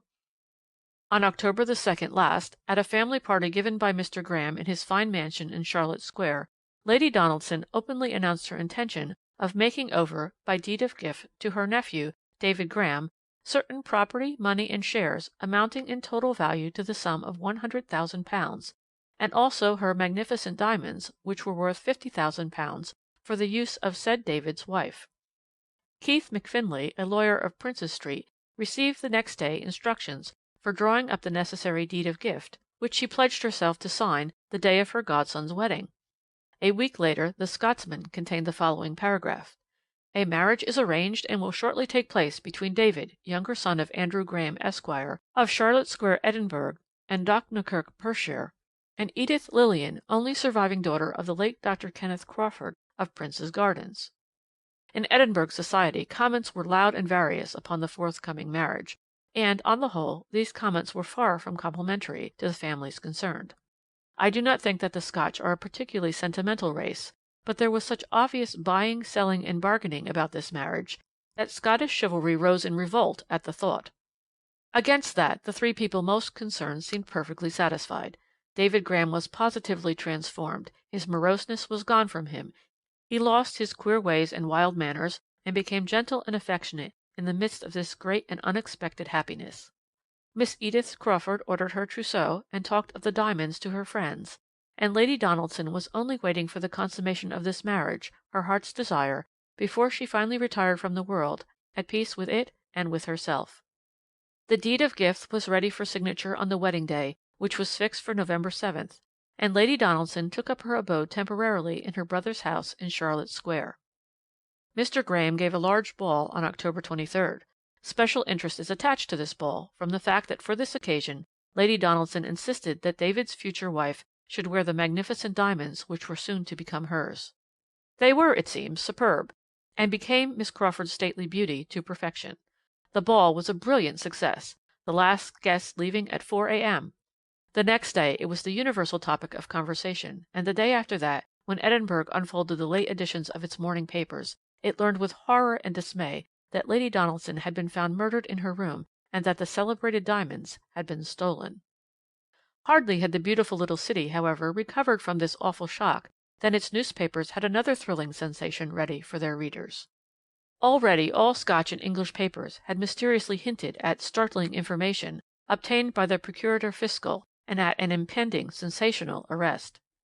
Then the announcement came, and everyone in Edinburgh read, horror-struck and aghast, that the sensational arrest was none other than that of Miss Edith Crawford for murder and robbery, both so daring and horrible that reason refused to believe that a young lady, born and bred in the best social circle, should have conceived, much less executed, so heinous a crime. She had been arrested in London at the Midland Hotel, and brought to Edinburgh, where she was judicially examined, bail being refused. End of chapter 14.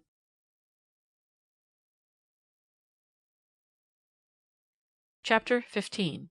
A Terrible Plight. Little more than a fortnight after that, Edith Crawford was duly committed to stand her trial before the High Court of Justiciary.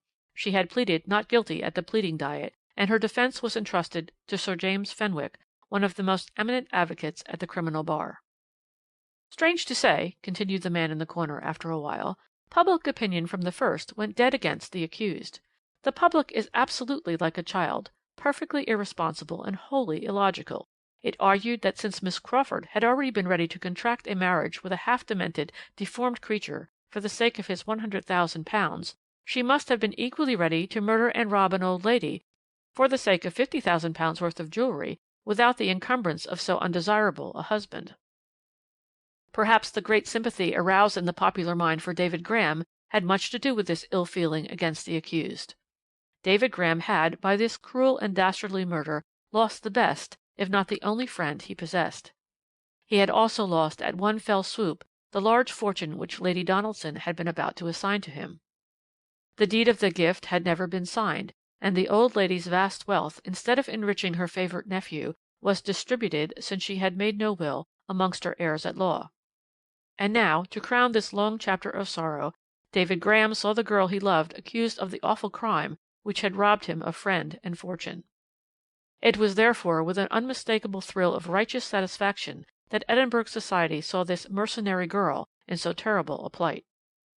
I was immensely interested in the case, and journeyed down to Edinburgh in order to get a good view of the chief actors in the thrilling drama which was about to be unfolded there. I succeeded, I generally do, in securing one of the front seats among the audience, and was already comfortably installed in my place in court when through the trapdoor I saw the head of the prisoner emerge. She was very becomingly dressed in deep black, and led by 2 policemen she took her place in the dock. Sir James Fenwick shook hands with her very warmly, and I could almost hear him instilling words of comfort into her. The trial lasted 6 clear days, during which time more than 40 persons were examined for the prosecution, and as many for the defence. But the most interesting witnesses were certainly the 2 doctors, the maid Tremlett, Campbell, the High Street jeweller, and David Graham. There was, of course, a great deal of medical evidence to go through. Poor Lady Donaldson had been found with a silk scarf tied tightly around her neck, her face showing even to the inexperienced eye every symptom of strangulation. Then Tremlett, Lady Donaldson's confidential maid, was called. Closely examined by Crown Counsel, she gave an account of the ball at Charlotte Square on the 23rd, and the wearing of the jewels by Miss Crawford on that occasion. "I helped Miss Crawford on with the tiara over her hair," she said, "and my lady put the 2 necklaces round Miss Crawford's neck herself. There were also some beautiful brooches, bracelets, and earrings. At 4 o'clock in the morning, when the ball was over, Miss Crawford brought the jewels back to my lady's room. My lady had already gone to bed, and I had put out the electric light, as I was going too. There was only 1 candle left in the room, close to the bed. Miss Crawford took all the jewels off, and asked Lady Donaldson for the key of the safe, so that she might put them away. My lady gave her the key, and said to me, 'You can go to bed, Tremlett, you must be dead tired.'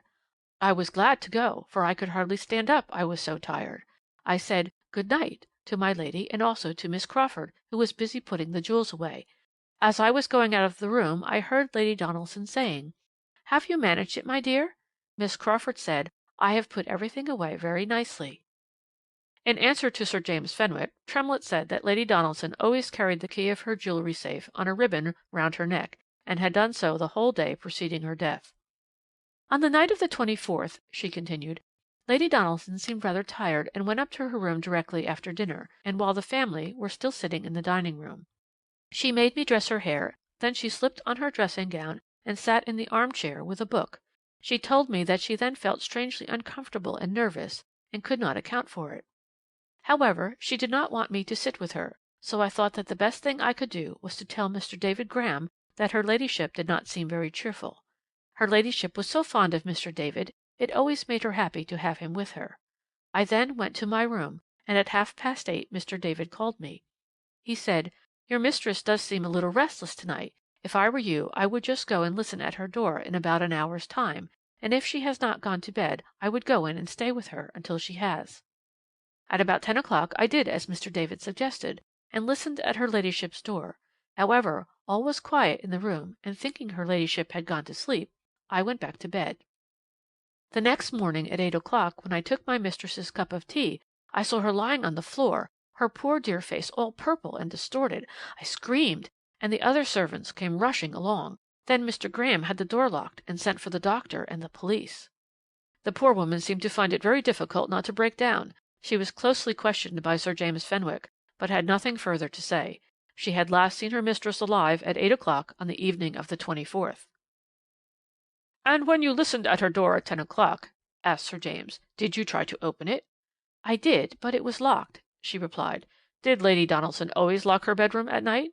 "Nearly always." "And in the morning, when you took in the tea?" "The door was open. I walked straight in." "You are quite sure?" insisted Sir James. "I swear it," solemnly asserted the woman. After that we were informed by several members of Mr. Graham's establishment that Miss Crawford had been in to tea at Charlotte Square in the afternoon of the 24th, that she told every one she was going to London by the night mail, as she had some special shopping she wished to do there. It appears that Mr. Graham and David both tried to persuade her to stay to dinner, and then to go by the 9:10 p.m. from the Caledonian Station. Miss Crawford, however, had refused, saying she always preferred to go from the Waverley Station. It was nearer to her own rooms, and she still had a good deal of writing to do. In spite of this, 2 witnesses saw the accused in Charlotte Square later on in the evening.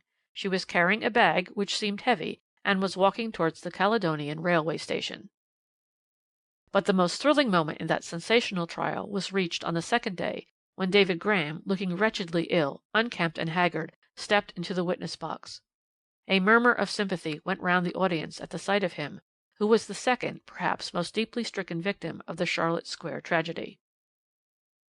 David Graham, in answer to Crown Counsel, gave an account of his last interview with Lady Donaldson.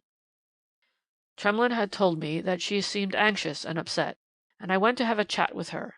She soon cheered up, and—" There the unfortunate young man hesitated visibly, but after a while resumed with an obvious effort. "She spoke of my marriage, and of the gifts she was about to bestow upon me. She said the diamonds would be for my wife, and after that for my daughter, if I had one.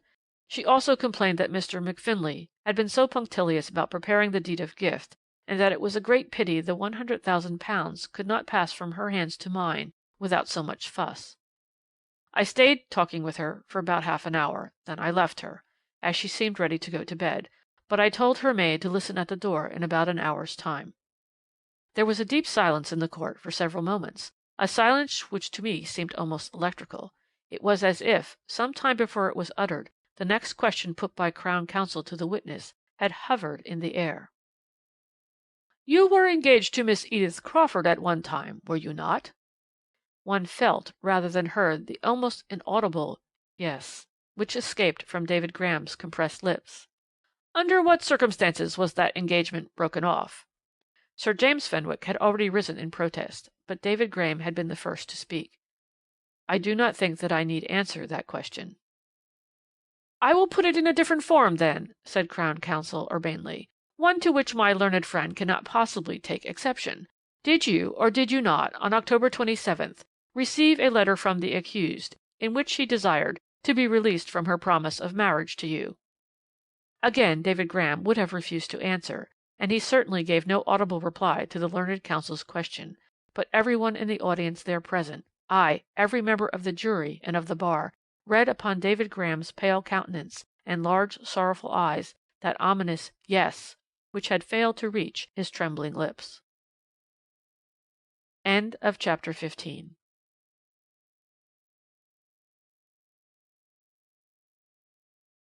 Chapters 16 and 17 of The Old Man in the Corner. Chapter 16. Non-Proven. "There is no doubt," continued the man in the corner, "that what little sympathy the young girl's terrible position had aroused in the public mind had died out the moment that David Graham left the witness box on the second day of the trial. Whether Edith Crawford was guilty of murder or not, the callous way in which she had accepted a deformed lover and then thrown him over had set every one's mind against her. It was Mr. Graham himself who had been the first to put the Procurator Fiscal in possession of the fact that the accused had written to David from London, breaking off her engagement. This information had, no doubt, directed the attention of the Fiscal to Miss Crawford, and the police soon brought forward the evidence which had led to her arrest.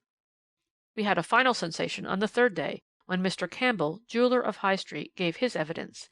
He said that on October 25th a lady came to his shop and offered to sell him a pair of diamond earrings. Trade had been very bad, and he had refused the bargain, although the lady seemed ready to part with the earrings for an extraordinarily low sum, considering the beauty of the stones. In fact, it was because of this evident desire on the lady's part to sell at any cost that he had looked at her more keenly than he otherwise would have done. He was now ready to swear that the lady that offered him the diamond earrings was the prisoner in the dock. I can assure you that as we all listened to this apparently damnatory evidence, you might have heard a pin drop amongst the audience in that crowded court. The girl alone, there in the dock, remained calm and unmoved. Remember that for 2 days we had heard evidence to prove that old Dr. Crawford had died leaving his daughter penniless, that having no mother she had been brought up by a maiden aunt who had trained her to be a governess, which occupation she had followed for years, and that certainly she had never been known by any of her friends to be in possession of solitaire diamond earrings. The prosecution had certainly secured an ace of trumps, but Sir James Fenwick, who during the whole of that day had seemed to take little interest in the proceedings, here rose from his seat, and I knew at once that he had got a tidbit in the way of a point up his sleeve. Gaunt and unusually tall, and with his beak-like nose, he always looks strangely impressive when he seriously tackles a witness. He did it this time with a vengeance, I can tell you. He was all over the pompous little jeweller in a moment. Had Mr. Campbell made a special entry in his book as to the visit of the lady in question? No. Had he any special means of ascertaining when that visit did actually take place? No, but what record had he of the visit? Mr. Campbell had none. In fact, after about 20 minutes of cross-examination, he had to admit that he had given but little thought to the interview with the lady at the time, and certainly not in connection with the murder of Lady Donaldson, until he had read in the papers that a young lady had been arrested. Then he and his clerk talked the matter over, it appears, and together they had certainly recollected that a lady had brought in some beautiful earrings for sale on a day which must have been the morning after the murder. If Sir James Fenwick's object was to discredit this special witness, he certainly gained his point. All the pomposity went out of Mr. Campbell. He became flurried, then excited. Then he lost his temper. After that he was allowed to leave the court, and Sir James Fenwick resumed his seat and waited like a vulture for its prey. It presented itself in the person of Mr. Campbell's clerk, who, before the Procurator Fiscal, had corroborated his employer's evidence in every respect. In Scotland no witness in any case is present in court during the examination of another, and Mr. McFarlane, the clerk, was therefore quite unprepared for the pitfalls which Sir James Fenwick had prepared for him. He tumbled into them head foremost, and the eminent advocate turned him inside out like a glove. Mr. McFarlane did not lose his temper. He was of too humble a frame of mind to do that, but he got into a hopeless quagmire of mixed recollections, and he too left the witness box quite unprepared to swear as to the day of the interview with the lady with the diamond earrings.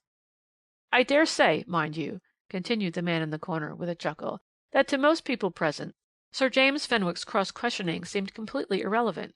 Both Mr. Campbell and his clerk were quite ready to swear that they had had an interview concerning some diamond earrings with a lady of whose identity with the accused they were perfectly convinced, and to the casual observer the question as to the time or even the day when that interview took place could make but little difference in the ultimate issue. Now I took in a moment, the entire drift of Sir James Fenwick's defence of Edith Crawford. When Mr. McFarlane left the witness box, the second victim of the eminent advocate's caustic tongue, I could read as in a book the whole history of that crime, its investigation, and the mistakes made by the police first and the public prosecutor afterwards. Sir James Fenwick knew them too, of course, and he placed a finger upon each one, demolishing, like a child who blows upon a house of cards, the entire scaffolding erected by the prosecution. Mr. Campbell's and Mr. McFarlane's identification of the accused with the lady who, on some date, admitted to be uncertain, had tried to sell a pair of diamond earrings was the first point. Sir James had plenty of witnesses to prove that on the 25th, the day after the murder, the accused was in London, whilst, the day before, Mr. Campbell's shop had been closed long before the family circle had seen the last of Lady Donaldson. Clearly the jeweller and his clerk must have seen some other lady whom their vivid imagination had pictured as being identical with the accused. Then came the great question of time. Mr. David Graham had been evidently the last to see Lady Donaldson alive. He had spoken to her as late as 8:30 p.m. Sir James Fenwick had called 2 porters at the Caledonian Railway Station who testified to Miss Crawford having taken her seat in a first-class carriage of the 9:10 train some minutes before it started. Was it conceivable, therefore, argued Sir James, that in the space of half an hour the accused, a young girl, could have found her way surreptitiously into the house at a time when the entire household was still astir, that she could have strangled Lady Donaldson, forced open the safe, and made away with the jewels? A man, an experienced burglar, might have done it, but I contend that the accused is physically incapable of accomplishing such a feat. With regard to the broken engagement, continued the eminent counsel with a smile, it may have seemed a little heartless, certainly, but heartlessness is no crime in the eyes of the law. The accused has stated in her declaration that at the time she wrote to Mr. David Graham, breaking off her engagement, she had heard nothing of the Edinburgh tragedy. The London papers had reported the crime very briefly. The accused was busy shopping. She knew nothing of Mr. David Graham's altered position. In no case was the breaking off of the engagement a proof that the accused had obtained possession of the jewels by so foul a deed. It is of course impossible for me, continued the man in the corner apologetically, to give you any idea of the eminent advocate's eloquence and masterful logic. It struck everyone, I think, just as it did me, that he chiefly directed his attention to the fact that there was absolutely no proof against the accused. Be that as it may, the result of that remarkable trial was a verdict of non-proven. The jury was absent 40 minutes, and it appears that in the mind of every one of them there remained, in spite of Sir James' argument, a firmly rooted conviction, call it instinct, if you like, that Edith Crawford had done away with Lady Donaldson in order to become possessed of those jewels, and that in spite of the pompous jeweller's many contradictions, she had offered him some of those diamonds for sale. But there was not enough proof to convict, and she was given the benefit of the doubt. I have heard English people argue that in England she would have been hanged. Personally, I doubt that. I think that an English jury, not having the judicial loophole of non-proven, would have been bound to acquit her. What do you think? Chapter 17. Undeniable Facts. There was a moment's silence, for Polly did not reply immediately, and he went on making impossible knots in his bit of string. Then she said quietly, I think that I agree with those English people who say that an English jury would have condemned her. I have no doubt that she was guilty. She may not have committed that awful deed herself. Someone in the Charlotte Square house may have been her accomplice, and killed and robbed Lady Donaldson while Edith Crawford waited outside for the jewels. David Graham left his godmother at 8:30 p.m. If the accomplice was one of the servants in the house, he or she would have had plenty of time for any amount of villainy, and Edith Crawford could have yet caught the 9:10 train from the Caledonian Station. Then who, in your opinion, he asked sarcastically, and cocking his funny, bird-like head on one side, tried to sell the diamond earrings to Mr. Campbell, the jeweller? Edith Crawford, of course, she retorted triumphantly. He and his clerk both recognized her. When did she try to sell them the earrings? Ah, that is what I cannot quite make out, and there to my mind lies the only mystery in this case. On the 25th she was certainly in London, and it is not very likely that she would go back to Edinburgh in order to dispose of the jewels there, where they could most easily be traced. Not very likely, certainly, he assented dryly. And, added the young girl, on the day before she left for London, Lady Donaldson was alive. And pray, he said suddenly, as with comic complacency he surveyed a beautiful knot he had just twisted up between his long fingers, what has that fact got to do with it? But it has everything to do with it, she retorted. Ah, there you go, he sighed with comic emphasis. My teachings don't seem to have improved your powers of reasoning. You are as bad as the police. Lady Donaldson has been robbed and murdered, and you immediately argue that she was robbed and murdered by the same person. But, argued Polly. There is no but, he said, getting more and more excited. See how simple it is. Edith Crawford wears the diamonds one night, then she brings them back to Lady Donaldson's room. Remember the maid's statement. My lady said, "Have you put them back, my dear?" A simple statement, utterly ignored by the prosecution. But what did it mean? That Lady Donaldson could not see for herself whether Edith Crawford had put back the jewels or not, since she asked the question. Then you argue— I never argue, he interrupted excitedly. I state undeniable facts. Edith Crawford, who wanted to steal the jewels, took them then and there, when she had the opportunity. Why in the world should she have waited? Lady Donaldson was in bed, and Tremlett, the maid, had gone. The next day, namely the 25th, she tries to dispose of a pair of earrings to Mr. Campbell. She fails, and decides to go to London, where she has a better chance. Sir James Fenwick did not think it desirable to bring forward witnesses to prove what I have since ascertained is a fact, namely, that on the 27th of October, 3 days before her arrest, Miss Crawford crossed over to Belgium, and came back to London the next day.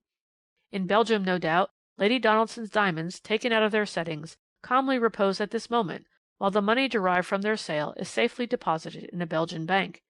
But then, who murdered Lady Donaldson, and why? Gasped Polly. Can you not guess? He queried blandly. Have I not placed the case clearly enough before you? To me it seems so simple. It was a daring, brutal murder, remember. Think of one who, not being the thief himself, would nevertheless have the strongest of all motives to shield the thief from the consequences of her own misdeed. Aye, and the power, too, since it would be absolutely illogical, nay, impossible, that he should be an accomplice. Surely! Think of a curious nature, warped morally as well as physically. Do you know how those natures feel? 1,000 times more strongly than the even, straight natures in everyday life.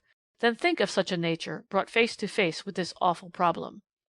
Do you think that such a nature would hesitate a moment before committing a crime to save the loved one from the consequences of that deed?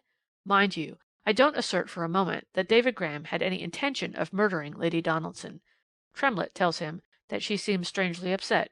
He goes to her room and finds that she has discovered that she has been robbed. She naturally suspects Edith Crawford, recollects the incidents of the other night, and probably expresses her feelings to David Graham, and threatens immediate prosecution, scandal, what you will. I repeat it again. I dare say he had no wish to kill her. Probably he merely threatened to. A medical gentleman who spoke of sudden heart failure was no doubt right. Then imagine David Graham's remorse, his horror, and his fears. The empty safe probably is the first object that suggests to him the grim tableau of robbery and murder, which he arranges in order to ensure his own safety. But remember one thing. No miscreant was seen to enter or leave the house surreptitiously. The murderer left no signs of entrance and none of exit. An armed burglar would have left some trace. Someone would have heard something. Then who locked and unlocked Lady Donaldson's door that night while she herself lay dead? Someone in the house, I tell you. Someone who left no trace. Someone against whom there could be no suspicion. Someone who killed without apparently the slightest premeditation and without the slightest motive. Think of it. I know I am right. And then tell me if I have at all enlisted your sympathies in the author of the Edinburgh mystery. He was gone. Polly looked again at the photo of David Graham. Did a crooked mind really dwell in that crooked body? And were there in the world such crimes that were great enough to be deemed sublime? End of chapters 16 and 17.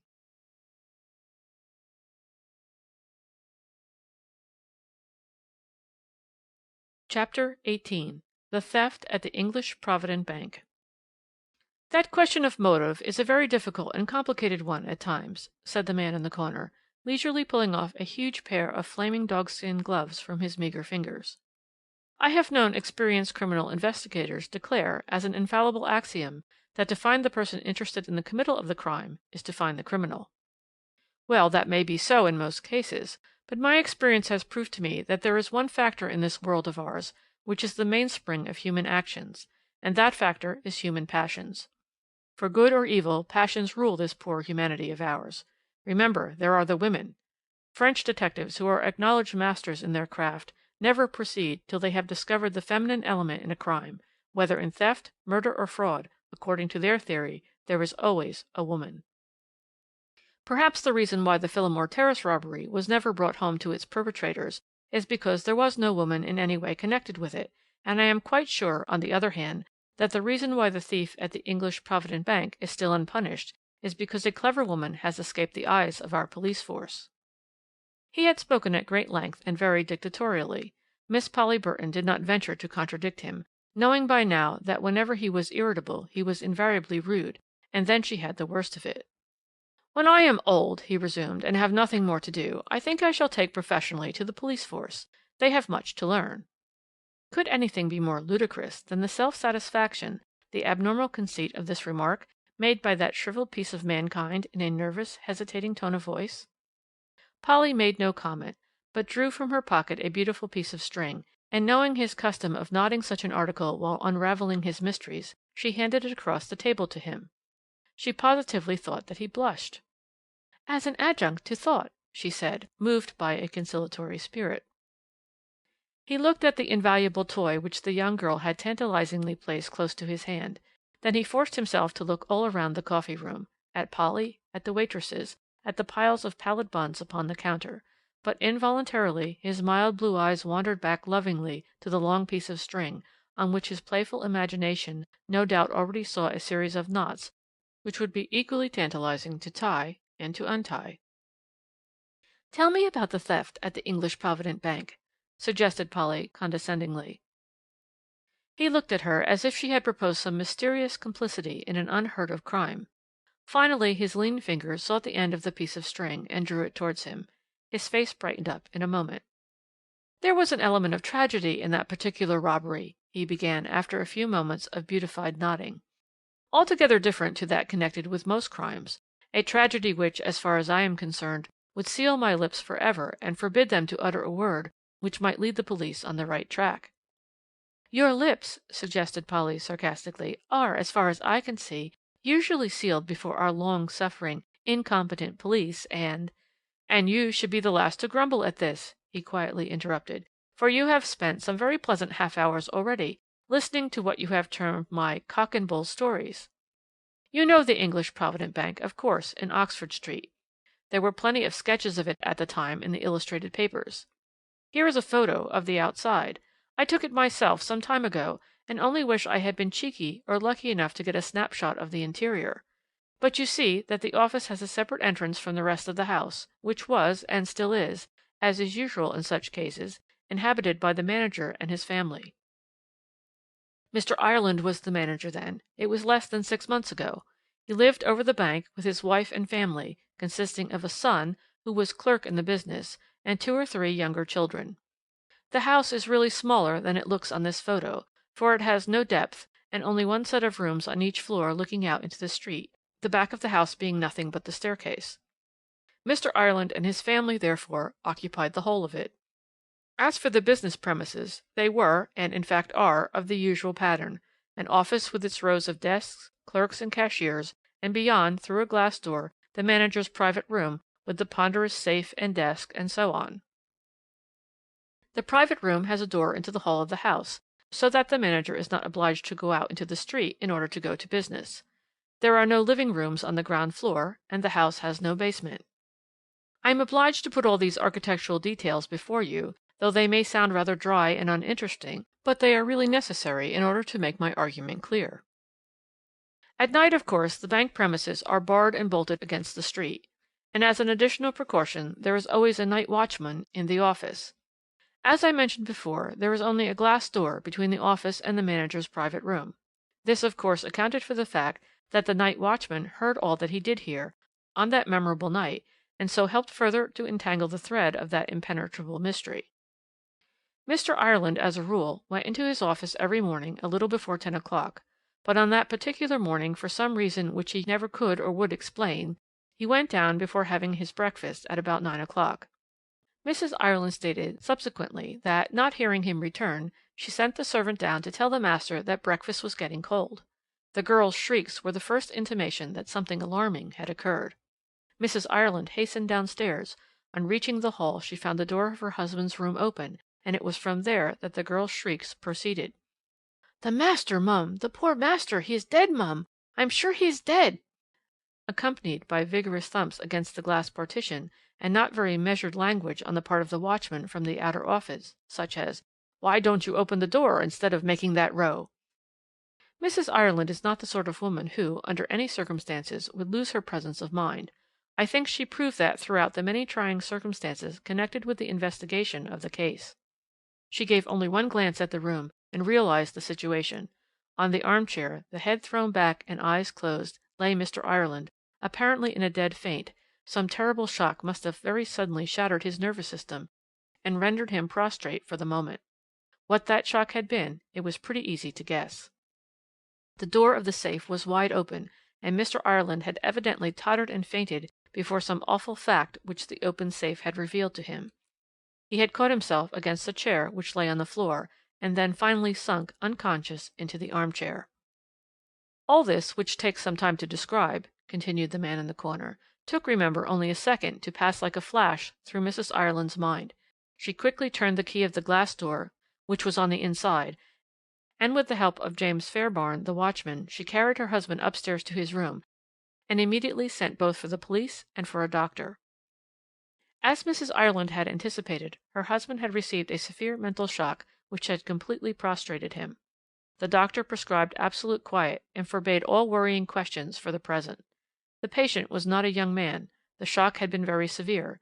It was a case, a very slight one, of cerebral congestion, and Mr. Ireland's reason, if not his life, might be gravely jeopardized by any attempt to recall before his enfeebled mind the circumstances which had preceded his collapse. The police, therefore, could proceed but slowly in their investigations. The detective who had charge of the case was necessarily handicapped, whilst one of the chief actors concerned in the drama was unable to help him in his work. To begin with, the robber or robbers had obviously not found their way into the manager's inner room through the bank premises. James Fairbairn had been on the watch all night, with the electric light full on, and obviously no one could have crossed the outer office or forced the heavily barred doors without his knowledge. There remained the other access to the room, that is, the one through the hall of the house. The hall door, it appears, was always barred and bolted by Mr. Ireland himself when he came home, whether from the theatre or his club. It was a duty he never allowed any one to perform but himself. During his annual holiday with his wife and family, his son, who usually had the sub-manager to stay with him on those occasions, did the bolting and barring, but with the distinct understanding that this should be done by 10 o'clock at night. As I have already explained to you, there is only a glass partition between the general office and the manager's private room, and according to James Fairbairn's account, this was naturally always left wide open so that he, during his night watch, would of necessity hear the faintest sound. As a rule, there was no light left in the manager's room, and the other door, that leading into the hall, was bolted from the inside by James Fairbairn the moment he had satisfied himself that the premises were safe, and he had begun his night watch. An electric bell in both the offices communicated with Mr. Ireland's bedroom and that of his son, Mr. Robert Ireland, and there was a telephone installed to the nearest district messenger's office, with an understood signal which meant police. At 9 o'clock in the morning it was the night watchman's duty, as soon as the first cashier had arrived, to dust and tidy the manager's room, and to undo the bolts. After that he was free to go home to his breakfast and rest. You will see, of course, that James Fairbairn's position in the English Provident Bank is one of great responsibility and trust. But then in every bank and business house there are men who hold similar positions. They are always men of well-known and tried characters, often old soldiers with good conduct records behind them. James Fairbairn is a fine, powerful Scotchman. He had been the night watchman to the English Provident Bank for 15 years, and was then not more than 43 or 44 years old. He is an ex-guardsman, and stands 6 feet 3 inches in his socks.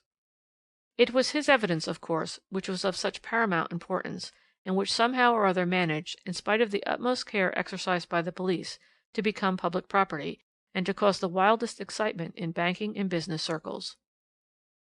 James Fairbairn stated that at 8 o'clock in the evening of March 25th, having bolted and barred all the shutters and the door of the bank premises, he was about to lock the manager's door as usual, when Mr. Ireland called to him from the floor above, telling him to leave that door open, as he might want to go into the office again for a minute when he came home at 11 o'clock. James Fairbairn asked if he should leave the light on, but Mr. Ireland said no, turn it out, I can switch it on if I want it. The night watchman at the English Provident Bank has permission to smoke. He also is allowed a nice fire, and a tray consisting of a plate of substantial sandwiches and 1 glass of ale, which he can take when he likes. James Fairbairn settled himself in front of the fire, lit his pipe, took out his newspaper, and began to read. He thought he had heard the street door open and shut at about 9:45. He supposed that it was Mr. Ireland going out to his club, but at 10 minutes to 10 o'clock the watchman heard the door of the manager's room open and someone enter, immediately closing the glass partition door and turning the key. He naturally concluded it was Mr. Ireland himself. From where he sat he could not see into the room, but he noticed that the electric light had not been switched on, and that the manager seemingly had no light but an occasional match. "For the minute," continued James Fairbairn, "a thought did cross my mind that something might perhaps be wrong, and I put my newspaper aside and went to the other end of the room towards the glass partition. The manager's room was still quite dark, and I could not clearly see into it, but the door into the hall was open, and there was of course a light through there. I had got quite close to the partition when I saw Mrs. Ireland standing in the doorway, and heard her saying in a very astonished tone of voice, 'Why, Lewis, I thought you had gone to your club ages ago. What in the world are you doing here in the dark?' "Lewis is Mr. Ireland's Christian name," was James Fairbairn's further statement. "I did not hear the manager's reply, but quite satisfied now that nothing was wrong, I went back to my pipe and my newspaper. Almost directly afterwards I heard the manager leave his room, cross the hall, and go out by the street door. It was only after he had gone that I recollected that he must have forgotten to unlock the glass partition, and that I could not therefore bolt the door into the hall the same as usual. And I suppose that is how those confounded thieves got the better of me." End of chapter 18.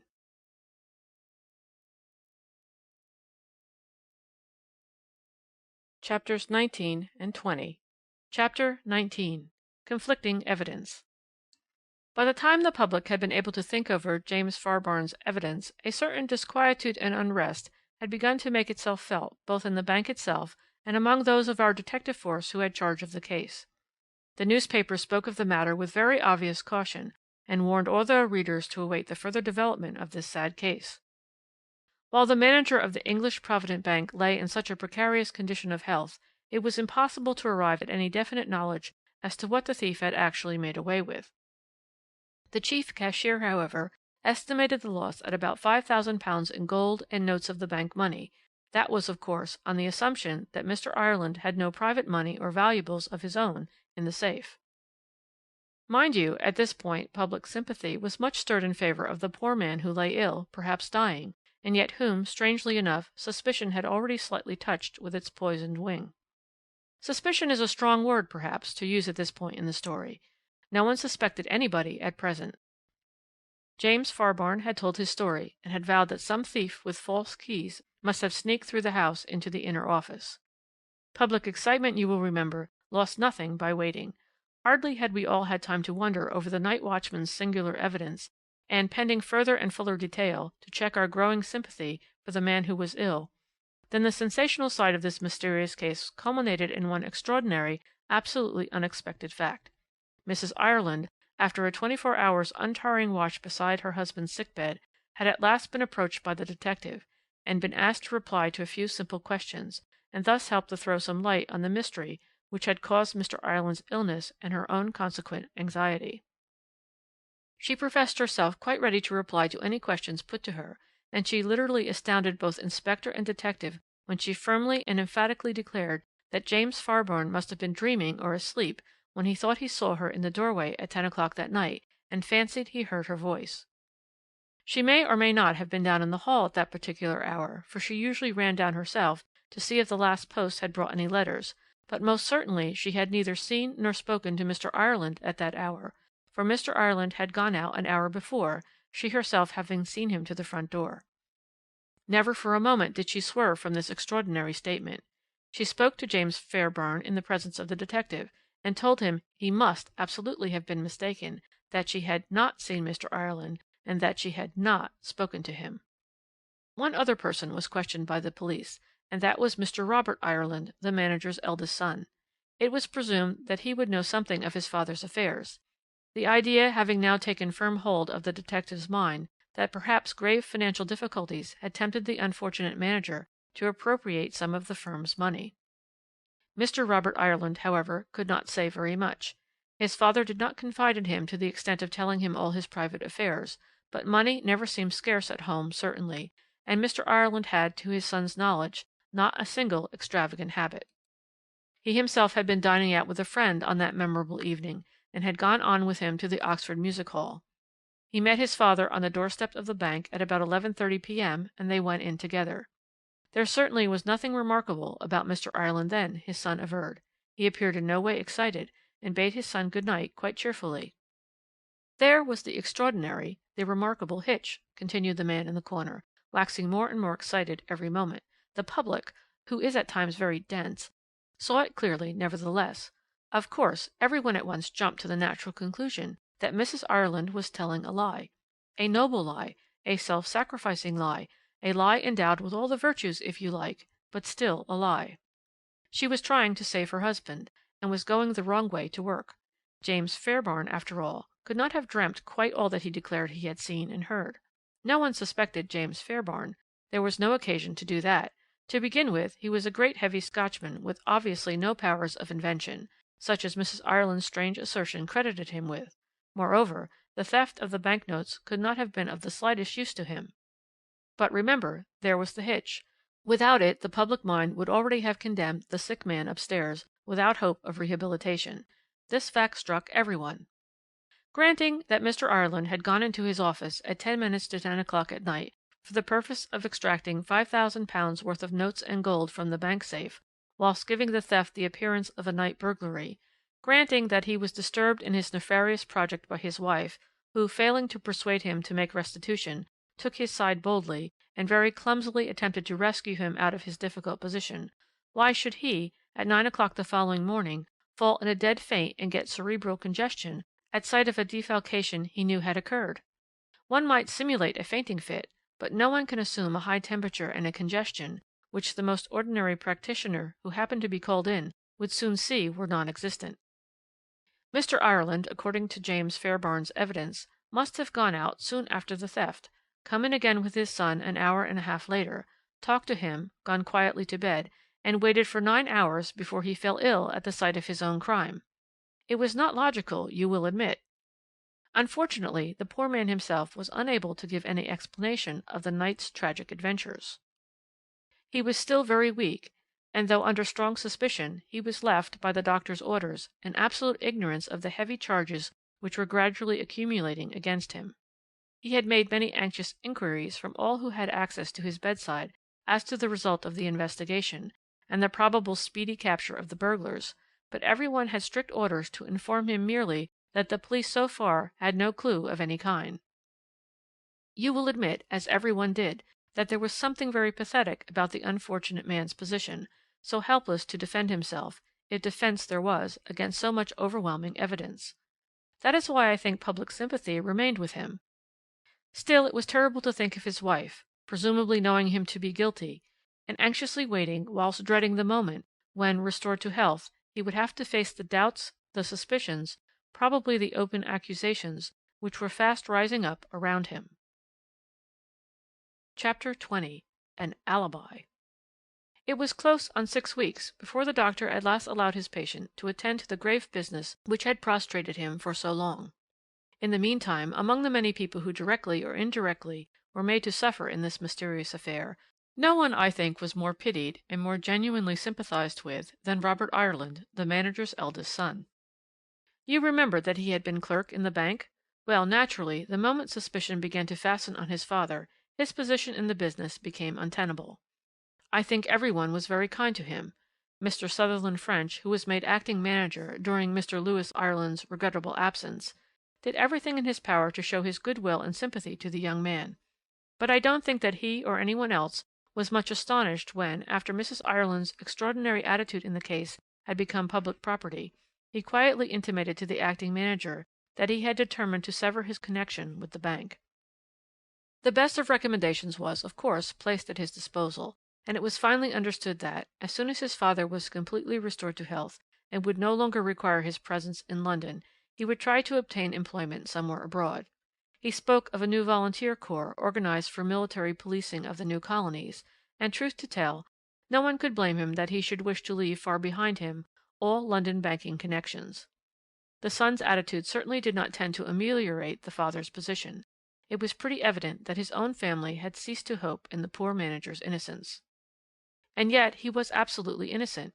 You must remember how the fact was clearly demonstrated as soon as the poor man was able to say a word for himself, and he said it to some purpose, too. Mr. Ireland was, and is, very fond of music. On the evening in question, while sitting in his club, he saw in one of the daily papers the announcement of a peculiarly attractive programme at the Queen's Hall concert. He was not dressed, but nevertheless felt an irresistible desire to hear one or two of these attractive musical items, and he strolled down to the hall. Now this sort of alibi is usually very difficult to prove, but Dame Fortune, oddly enough, favoured Mr. Ireland on this occasion, probably to compensate him for the hard knocks she had been dealing with him pretty freely of late. It appears that there was some difficulty about his seat, which was sold to him at the box office, and which he, nevertheless, found wrongfully occupied by a determined lady who refused to move. The management had to be appealed to. The attendants also remembered not only the incident, but also the face and appearance of the gentleman who was the innocent cause of the altercation. As soon as Mr. Ireland could speak for himself, he mentioned the incident and the persons who had been witness to it. He was identified by them, to the amazement, it must be confessed, of police and public alike, who had comfortably decided that no one could be guilty except the manager of the Provident Bank himself. Moreover, Mr. Ireland was a fairly wealthy man, with a good balance at the Union Bank, and plenty of private means, the result of years of provident living. He had but to prove that if he really had been in need of an immediate £5,000, which was all the amount extracted from the bank safe that night, he had plenty of securities on which he could, at an hour's notice, have raised twice that sum. His life insurances had been fully paid up. He had not a debt which a £5 note could not easily have covered. On the fatal night he certainly did remember asking the watchman not to bolt the door to his office, as he thought he might have 1 or 2 letters to write when he came home. But later on he had forgotten all about this. After the concert he met his son in Oxford Street, just outside the house, and thought no more about the office, the door of which was shut and presented no unusual appearance.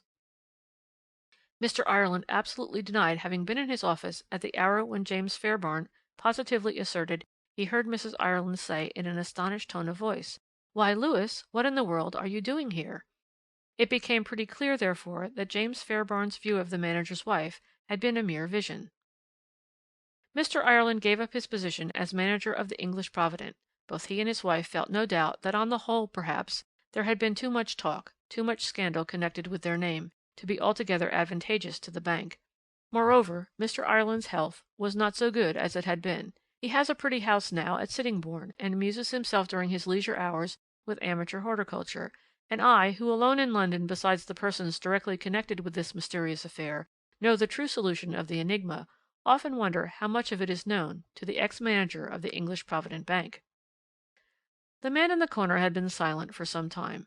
Miss Polly Burton, in her presumption, had made up her mind, at the commencement of his tale, to listen attentively to every point of the evidence in connection with the case which he recapitulated before her, and to follow the point, in order to try and arrive at a conclusion of her own, and overwhelm the antediluvian scarecrow with her sagacity. She said nothing, for she had arrived at no conclusion. The case puzzled every one, and had amazed the public in its various stages, from the moment when opinion began to cast doubt on Mr. Ireland's honesty, to that when his integrity was proved beyond a doubt. One or two people had suspected Mrs. Ireland to have been the actual thief, but that idea had soon to be abandoned. Mrs. Ireland had all the money she wanted. The theft occurred 6 months ago, and not a single bank note was ever traced to her pocket. Moreover, she must have had an accomplice, since someone else was in the manager's room that night, and if that someone else was her accomplice, why did she risk betraying him by speaking loudly in the presence of James Fairbairn, when it would have been so much simpler to turn out the light and plunge the hall into darkness? "You are altogether on the wrong track," sounded a sharp voice in direct answer to Polly's thoughts. "Altogether wrong. If you want to acquire my method of induction and improve your reasoning power, you must follow my system. First think of the one absolutely undisputed positive fact. You must have a starting point, and not go wandering about in the realms of suppositions." "But there are no positive facts," she said irritably. "You don't say so," he said quietly. "Do you not call it a positive fact that the bank safe was robbed of £5,000 on the evening of March 25th before 11:30 p.m.? "Yes, that is all which is positive, and—" "Do you not call it a positive fact," he interrupted quietly, "that the lock of the safe not being picked, it must have been opened by its own key?" "I know that," she rejoined crossly, "and that is why everyone agreed that James Fairbairn could not possibly—" "And do you not call it a positive fact, then, that James Fairbairn could not possibly, etc., etc., seeing that the glass partition door was locked from the inside? Mrs. Ireland herself let James Fairbairn into her husband's office when she saw him lying fainting before the open safe. Of course that was a positive fact, and so was the one that proved to any thinking mind that if the safe was opened with a key, it could only have been done by a person having access to that key." "But the man in the private office—" "Exactly. The man in the private office. Enumerate his points, if you please," said the funny creature, marking each point with one of his favourite knots. He was a man who might that night have had access to the key of the safe, unsuspected by the manager, or even his wife, and a man for whom Mrs. Ireland was willing to tell a downright lie. Are there many men for whom a woman of the better middle class, and an Englishwoman, would be ready to perjure herself? Surely not. She might do it for her husband. The public thought she had. It never struck them that she might have done it for her son. "Her son!" exclaimed Polly. "Ah, she was a clever woman," he ejaculated enthusiastically, "one with courage and presence of mind, which I don't think I have ever seen equalled. She runs downstairs before going to bed in order to see whether the last post has brought any letters. She sees the door of her husband's office ajar. She pushes it open, and there, by the sudden flash of a hastily struck match, she realizes in a moment that a thief stands before the open safe, and in that thief she has already recognized her son. At that very moment she hears the watchman's step approaching the partition. There is no time to warn her son. She does not know the glass door is locked. James Fairbairn may switch on the electric light, and see the young man in the very act of robbing his employer's safe. One thing alone can reassure the watchman. One person alone had the right to be there at that hour of the night, and without hesitation she pronounces her husband's name. Mind you, I firmly believe that at the time the poor woman only wished to gain time, that she had every hope that her son had not yet had the opportunity to lay so heavy a guilt upon his conscience. What passed between mother and son we shall never know, but this much we do know, that the young villain made off with his booty, and trusted that his mother would never betray him. Poor woman! What a night of it she must have spent, but she was clever and far-seeing. She knew that her husband's character could not suffer through her action. Accordingly, she took the only course open to her to save her son even from his father's wrath, and boldly denied James Fairbairn's statement. Of course, she was fully aware that her husband could easily clear himself, and the worst that could be said of her was that she had thought him guilty and had tried to save him. She trusted to the future to clear her of any charge of complicity in the theft. By now, every one has forgotten most of the circumstances. The police are still watching the career of James Fairbairn and Mrs. Ireland's expenditure. As you know, not a single note so far has been traced to her. Against that, one or two of the notes have found their way back to England. No one realizes how easy it is to cash English bank notes at the smaller agents de change abroad. The changeurs are only too glad to get them. What do they care where they came from as long as they are genuine? And a week or two later, Monsieur le Changeur could not swear who tendered him any one particular note. You see, young Robert Ireland went abroad. He will come back some day, having made a fortune. There's his photo, and this is his mother. A clever woman, wasn't she? And before Polly had time to reply, he was gone. She really had never seen any one move across a room so quickly, but he always left an interesting trail behind, a piece of string knotted from end to end, and a few photos. End of chapters 19 and 20.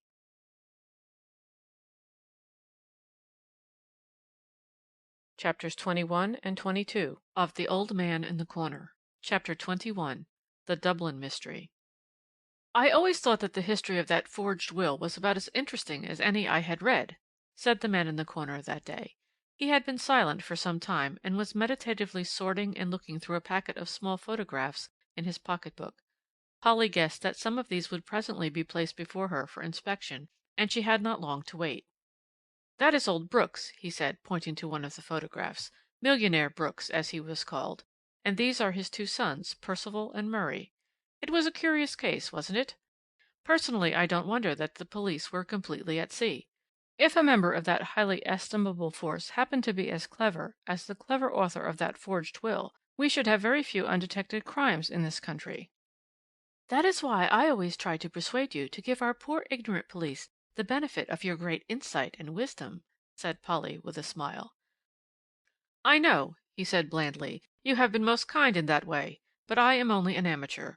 Crime interests me only when it resembles a clever game of chess, with many intricate moves which all tend to one solution, the checkmating of the antagonist, the detective force of the country.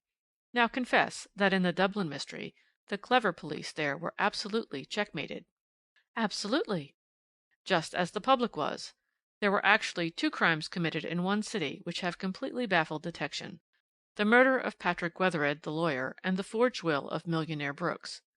There are not many millionaires in Ireland. No wonder old Brooks was a notability in his way, since his business, bacon curing I believe it is said to be worth over £2,000,000 of solid money.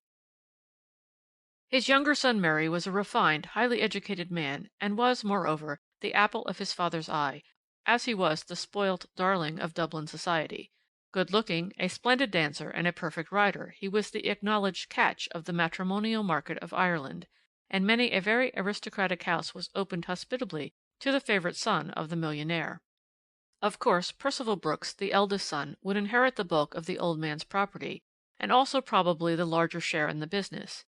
He, too, was good-looking, more so than his brother. He, too, rode, danced, and talked well, but it was many years ago that mammas with marriageable daughters had given up all hopes of Percival Brooks as a probable son-in-law. That young man's infatuation for Maisie Fortescue, a lady of undoubted charm but very doubtful antecedents, who had astonished the London and Dublin music halls with her extravagant dances, was too well known and too old established to encourage any hopes in other quarters. Whether Percival Brooks would ever marry Maisie Fortescue was thought to be very doubtful. Old Brooks had the full disposal of all his wealth, and it would have fared ill with Percival if he introduced an undesirable wife into the magnificent Fitzwilliam Place establishment. "That is how matters stood," continued the man in the corner, "when Dublin society one morning learnt, with deep regret and dismay, that old Brooks had died very suddenly at his residence after only a few hours' illness. At first it was generally understood that he had had an apoplectic stroke. Anyway, he had been at business hale and hearty as ever the day before his death, which occurred late on the evening of February 1st. It was the morning papers of February 2nd which told the sad news to their readers, and it was those self-same papers which on that eventful morning contained another even more startling piece of news, that proved the prelude to a series of sensations such as tranquil, placid Dublin had not experienced for many years. This was, that on that very afternoon which saw the death of Dublin's greatest millionaire, Mr. Patrick Wethered, his solicitor, was murdered in Phoenix Park at 5 o'clock in the afternoon, while actually walking to his own house from his visit to his client in Fitzwilliam Place. Patrick Wethered was as well known as the proverbial town pump. His mysterious and tragic death filled all Dublin with dismay. The lawyer, who was a man of 60 years of age, had been struck on the back of the head by a heavy stick, garroted, and subsequently robbed, for neither money, watch, nor pocketbook were found upon his person, whilst the police soon gathered from Patrick Wethered's household that he had left home at 2 o'clock that afternoon, carrying both watch and pocketbook, and undoubtedly money as well. An inquest was held, and a verdict of wilful murder was found against some person or persons unknown. But Dublin had not exhausted its stock of sensations yet. Millionaire Brooks had been buried with due pomp and magnificence, and his will had been proved, his business and personalty being estimated at £2,500,000 by Percival Gordon Brooks, his eldest son and sole executor. The younger son, Murray, who had devoted the best years of his life to being a friend and companion to his father, while Percival ran after ballet dancers and music hall stars, Murray, who had avowedly been the apple of his father's eye in consequence, was left with a miserly pittance of £300 a year, and no share whatever in the gigantic business of Brooks and Sons, bacon curers of Dublin. Something had evidently happened within the precincts of the Brooks town mansion, which the public and Dublin society tried in vain to fathom. Elderly mammas and blushing debutantes were already thinking of the best means whereby next season they might more easily show the cold shoulder to young Murray Brooks, who had so suddenly become a hopeless detrimental in the marriage market, when all these sensations terminated in one gigantic, overwhelming bit of scandal, which for the next 3 months furnished food for gossip in every drawing-room in Dublin. Mr. Murray Brooks, namely, had entered a claim for probate of a will, made by his father in 1891, declaring that the later will, made the very day of his father's death, and proved by his brother as sole executor, was null and void, that will being a forgery. Chapter 22. Forgery. The facts that transpired in connection with this extraordinary case were sufficiently mysterious to puzzle everybody. As I told you before, all Mr. Brooks' friends never quite grasped the idea that the old man should so completely have cut off his favourite son with the proverbial shilling. You see, Percival had always been a thorn in the old man's flesh. Horse racing, gambling, theatres, and music halls were, in the old pork butcher's eyes, so many deadly sins which his son committed every day of his life, and all the Fitzwilliam Place household could testify to the many and bitter quarrels which had arisen between father and son over the latter's gambling or racing debts. Many people asserted that Brooks would sooner have left his money to charitable institutions than seen it squandered upon the brightest stars that adorned the music hall stage. The case came up for hearing early in the autumn. In the meanwhile, Percival Brooks had given up his racecourse associates, settled down in the Fitzwilliam Place mansion, and conducted his father's business, without a manager, but with all the energy and forethought which he had previously devoted to more unworthy causes. Murray had elected not to stay on in the old house. No doubt associations were of too painful and recent a nature. He was boarding with the family of a Mr. Wilson Hibbard, who was the late Patrick Wethered's, the murdered lawyer's, partner. They were quiet, homely people, who lived in a very poky little house in Kilkenny Street, and poor Murray must, in spite of his grief, have felt very bitterly for the change from his luxurious quarters in his father's mansion to his present tiny room and homely meals. Percival Brooks, who was now drawing an income of over £100,000 a year, was very severely criticised for adhering so strictly to the letter of his father's will, and only paying his brother that paltry £300 a year, which was very literally but the crumbs off his own magnificent dinner table.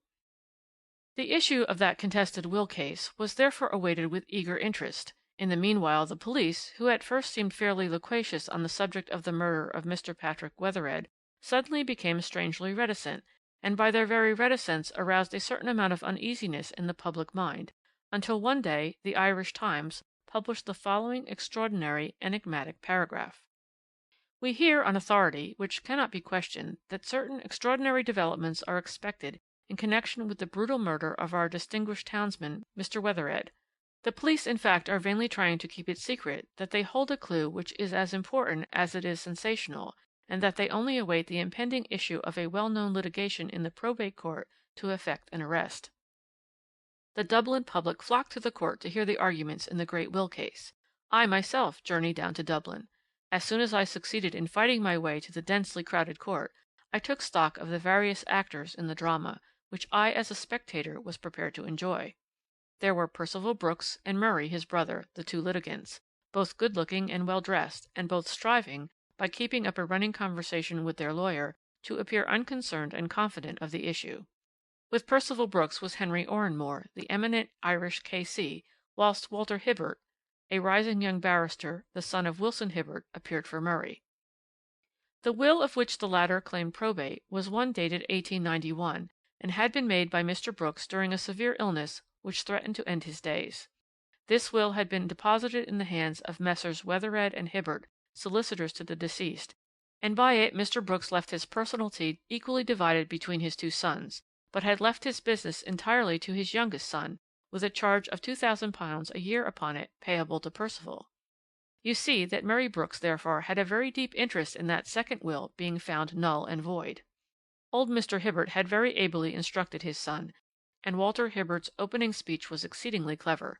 He would show, he said, on behalf of his client, that the will dated February 1st, 1908, could never have been made by the late Mr. Brooks, as it was absolutely contrary to his avowed intentions, and that, if the late Mr. Brooks did on the day in question make any fresh will at all, it certainly was not the one proved by Mr. Percival Brooks, for that was absolutely a forgery from beginning to end.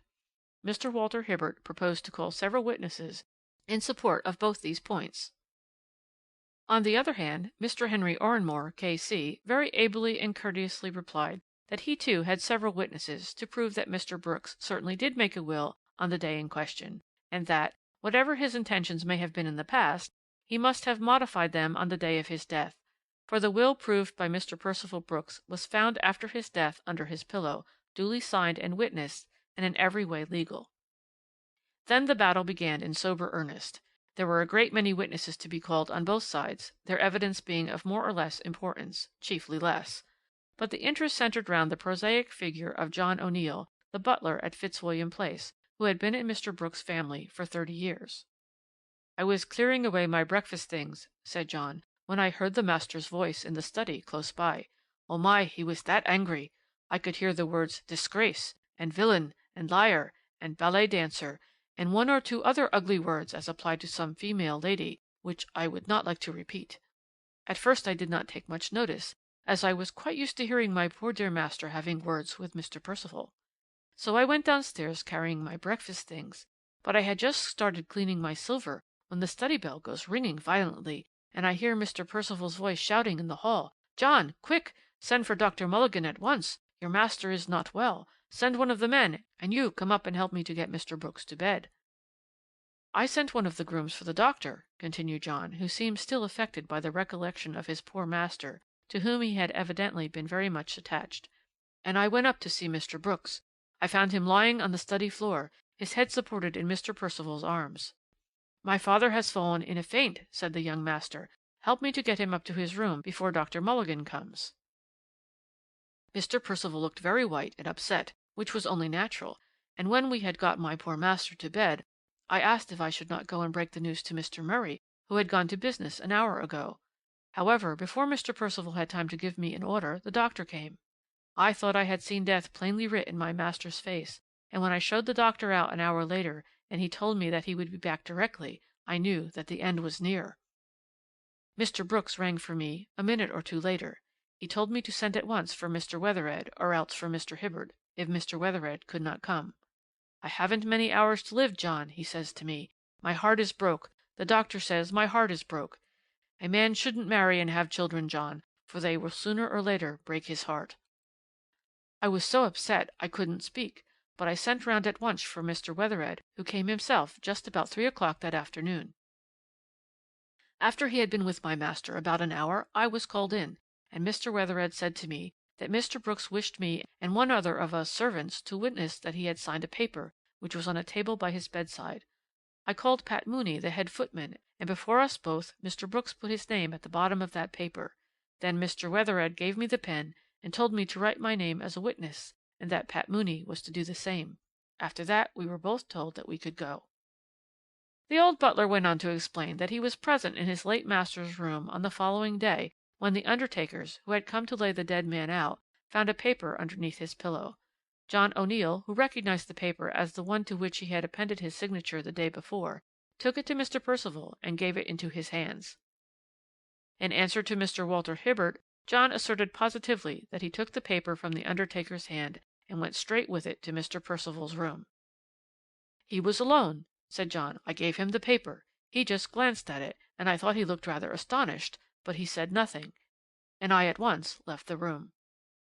"When you say that you recognized the paper as the one which you had seen your master sign the day before, how did you actually recognize that it was the same paper?" asked Mr. Hibbert, amidst breathless interest on the part of the spectators.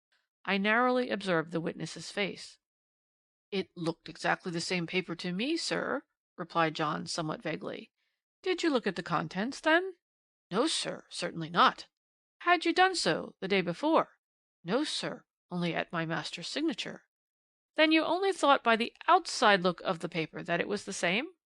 "It looked the same thing, sir," persisted John obstinately.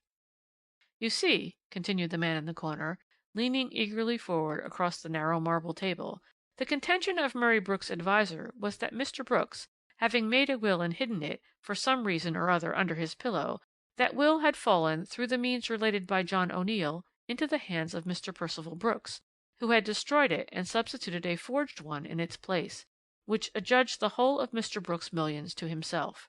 It was a terrible and very daring accusation directed against a gentleman who, in spite of his many wild oats sowed in early youth, was a prominent and important figure in Irish high life." All those present were aghast at what they heard, and the whispered comments I could hear around me showed that public opinion, at least, did not uphold Mr. Murray Brooks' daring accusation against his brother. But John O'Neill had not finished his evidence, and Mr. Walter Hibbert had a bit of sensation still up his sleeve. He had, namely, produced a paper, the will proved by Mr. Percival Brooks, and had asked John O'Neill if once again he recognized the paper. "Certainly, sir," said John unhesitatingly. "That is the one the undertaker found under my poor dead master's pillow, and which I took to Mr. Percival's room immediately." Then the paper was unfolded and placed before the witness. "Now, Mr. O'Neill, will you tell me if that is your signature?" John looked at it for a moment. Then he said, "Excuse me, sir," and produced a pair of spectacles which he carefully adjusted before he again examined the paper. Then he thoughtfully shook his head. "It don't much look like my writing, sir," he said at last. "That is to say," he added, by way of elucidating the matter, "it does look like my writing, but then I don't think it is." "There was at that moment a look in Mr. Percival Brooks' face," continued the man in the corner quietly, "which then and there gave me the whole history of that quarrel, that illness of Mr. Brooks, of the will, aye, and of the murder of Patrick Wethered too.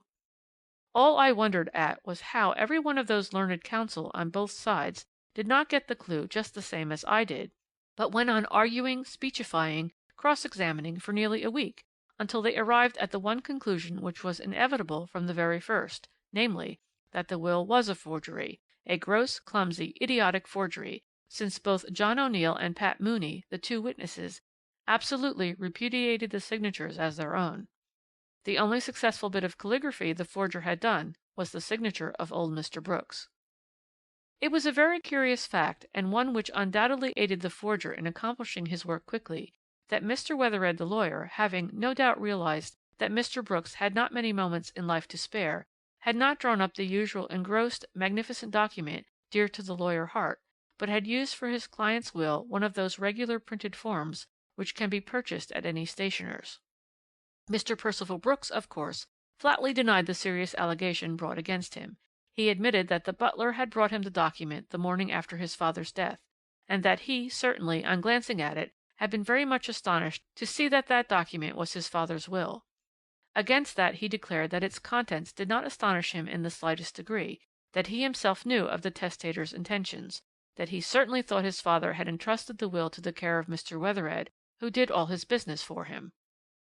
"I only very cursorily glanced at the signature," he concluded, speaking in a perfectly calm, clear voice. "You must understand that the thought of forgery was very far from my mind, and that my father's signature is exceedingly well imitated, if indeed it is not his own, which I am not at all prepared to believe. As for the two witnesses' signatures, I don't think I had ever seen them before. I took the document to Messrs. Barkston and Maud, who had often done business for me before, and they assured me that the will was in perfect form and order." Asked why he had not entrusted the will to his father's solicitors, he replied, "For the very simple reason that exactly half an hour before the will was placed in my hands, I had read that Mr. Patrick Wethered had been murdered the night before. Mr. Hibbert, the junior partner, was not personally known to me." After that, for form's sake, a good deal of expert evidence was heard on the subject of the dead man's signature. But that was quite unanimous, and merely went to corroborate what had already been established beyond a doubt, namely, that the will dated February 1st, 1908, was a forgery, and probate of the will dated 1891 was therefore granted to Mr. Murray Brooks, the sole executor mentioned therein. End of chapters 21 and 22.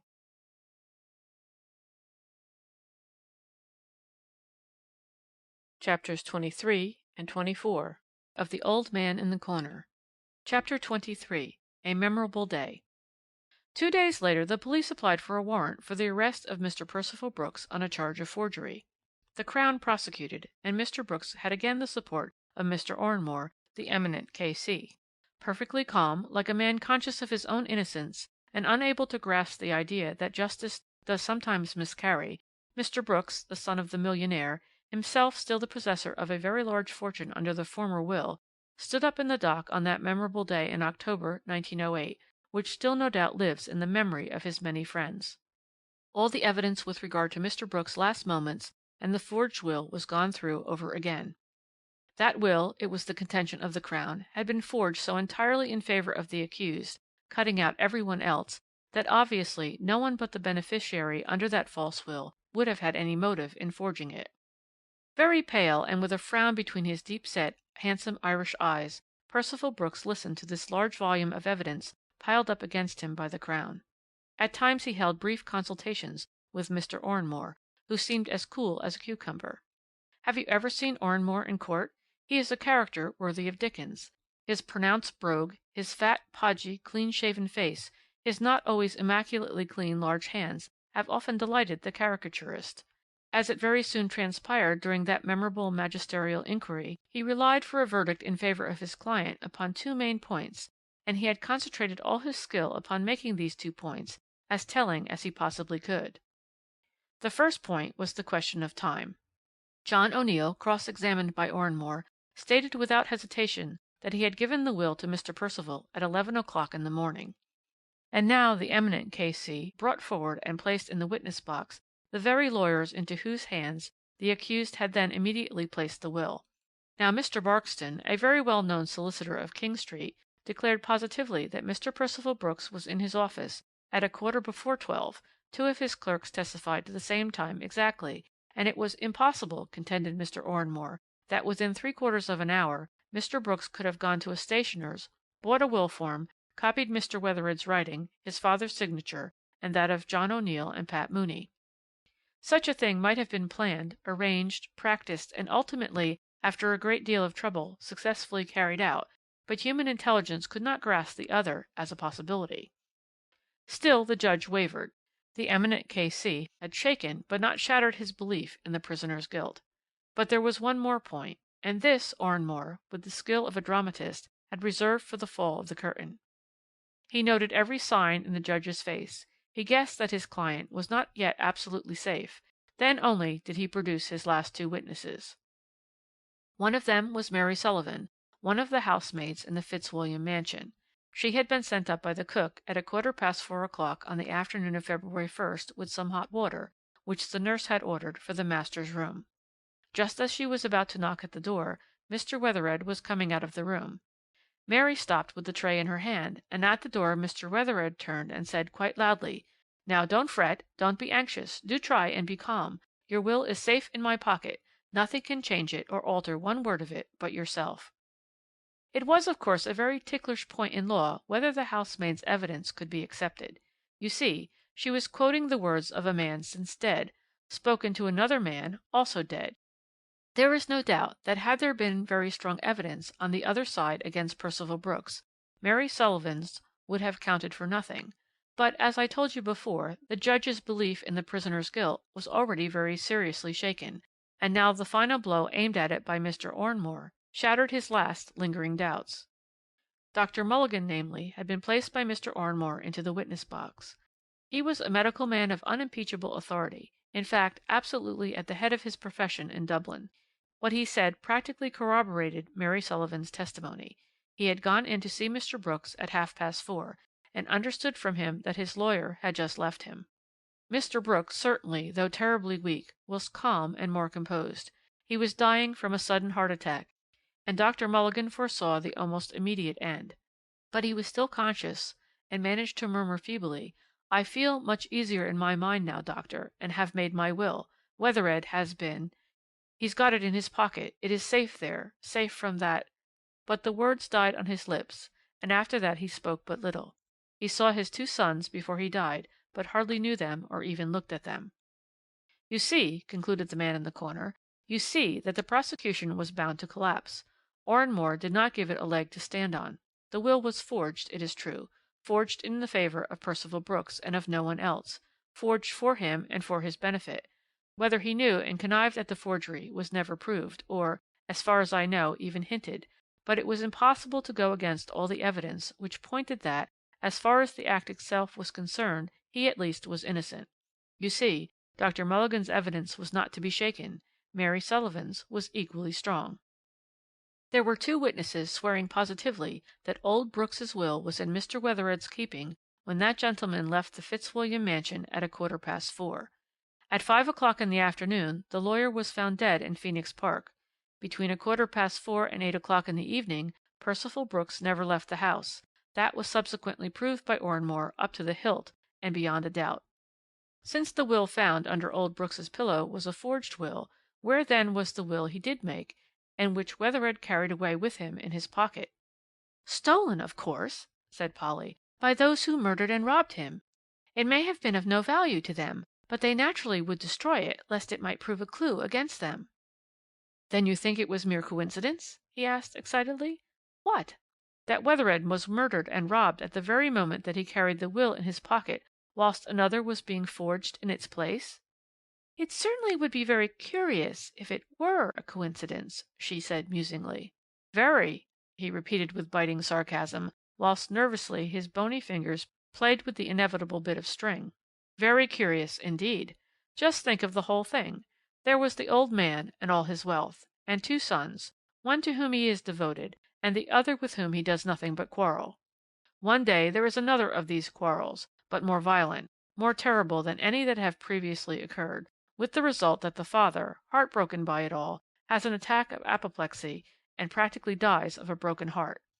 After that he alters his will, and subsequently a will is proved which turns out to be a forgery. Now everybody, police, press, and public alike, at once jumped to the conclusion that, as Percival Brooks benefits by that forged will, Percival Brooks must be the forger." "Seek for him whom the crime benefits is your own axiom," argued the girl. "I beg your pardon?" "Percival Brooks benefited to the tune of £2,000,000." "I beg your pardon. He did nothing of the sort. He was left with less than half the share that his younger brother inherited." "Now yes, but that was a former will, and—" "And that forged will was so clumsily executed, the signature so carelessly imitated, that the forgery was bound to come to light. Did that never strike you?" "Yes, but—" "There is no but," he interrupted. "It was all as clear as daylight to me from the very first. The quarrel with the old man, which broke his heart, was not with his eldest son, with whom he was used to quarrelling, but with the second son whom he idolized, in whom he believed. Don't you remember how John O'Neill heard the words 'liar' and 'deceit'? Percival Brooks had never deceived his father. His sins were all on the surface. Murray had led a quiet life, had pandered to his father and fawned upon him, until, like most hypocrites, he at last got found out. Who knows what ugly gambling debt or debt of honour, suddenly revealed to old Brooks, was the cause of that last and deadly quarrel?" You remember that it was Percival who remained beside his father and carried him up to his room. Where was Murray throughout that long and painful day, when his father lay dying, he, the idolized son, the apple of the old man's eye? You never hear his name mentioned as being present there all that day. But he knew that he had offended his father mortally, and that his father meant to cut him off with a shilling. He knew that Mr. Wethered had been sent for, that Wethered left the house soon after 4 o'clock. And here the cleverness of the man comes in. Having lain in wait for Wethered and knocked him on the back of the head with a stick, he could not very well make that will disappear altogether. There remained the faint chance of some other witnesses knowing that Mr. Brooks had made a fresh will. Mr. Wethered's partner, his clerk, or one of the confidential servants in the house. Therefore, a will must be discovered after the old man's death. Now, Murray Brooks was not an expert forger. It takes years of training to become that. A forged will executed by himself would be sure to be found out. Yes, that's it, sure to be found out. The forgery would be palpable. Let it be palpable. And then it will be found out, branded as such, and the original will of 1891, so favourable to the young blackguard's interests, would be held as valid. Was it devilry or merely additional caution which prompted Murray to pen that forged will so glaringly in Percival's favour? It is impossible to say. Anyhow, it was the cleverest touch in that marvellously devised crime. To plan that evil deed was great. To execute it was easy enough. He had several hours' leisure in which to do it. Then at night it was simplicity itself to slip the document under the dead man's pillow. Sacrilege causes no shudder to such natures as Murray Brooks. The rest of the drama you know already. But Percival Brooks? The jury returned a verdict of not guilty. There was no evidence against him. But the money? Surely the scoundrel does not have the enjoyment of it still? No, he enjoyed it for a time, but he died about 3 months ago, and forgot to take the precaution of making a will, so his brother Percival has got the business after all. If you ever go to Dublin, I should order some of Brooks' bacon if I were you. It is very good. Chapter 24. An Unparalleled Outrage. "Do you care for the seaside?" asked the man in the corner when he had finished his lunch.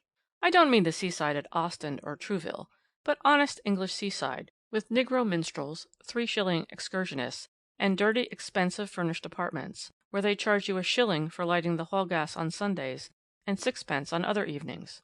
Do you care for that?" "I prefer the country." "Ah, perhaps it is preferable.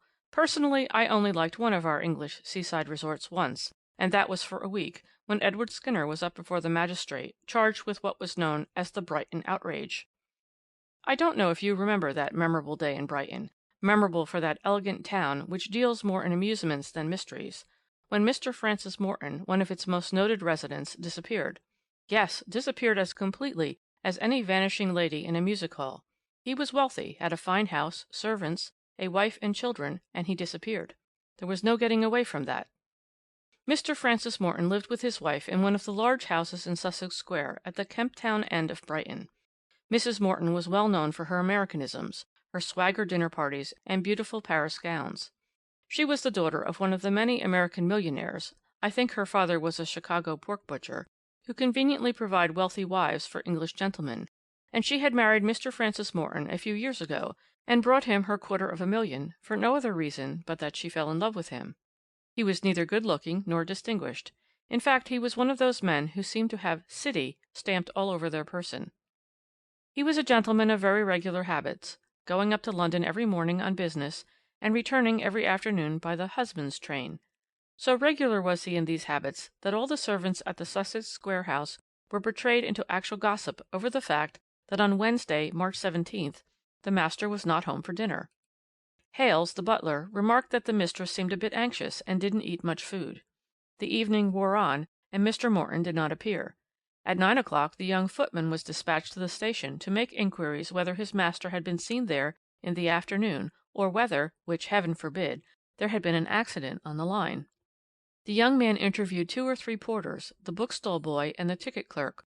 All were agreed that Mr. Morton did not go up to London during the day. No one had seen him within the precincts of the station. There certainly had been no accident reported either on the up or down line.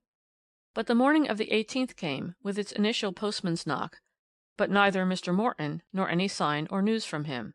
Mrs. Morton, who evidently had spent a sleepless night, for she looked sadly changed and haggard, sent a wire to the hall porter at the large building in Cannon Street where her husband had his office.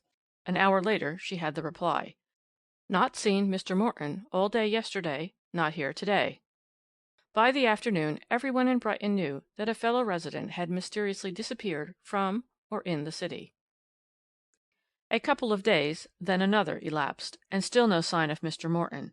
The police were doing their best.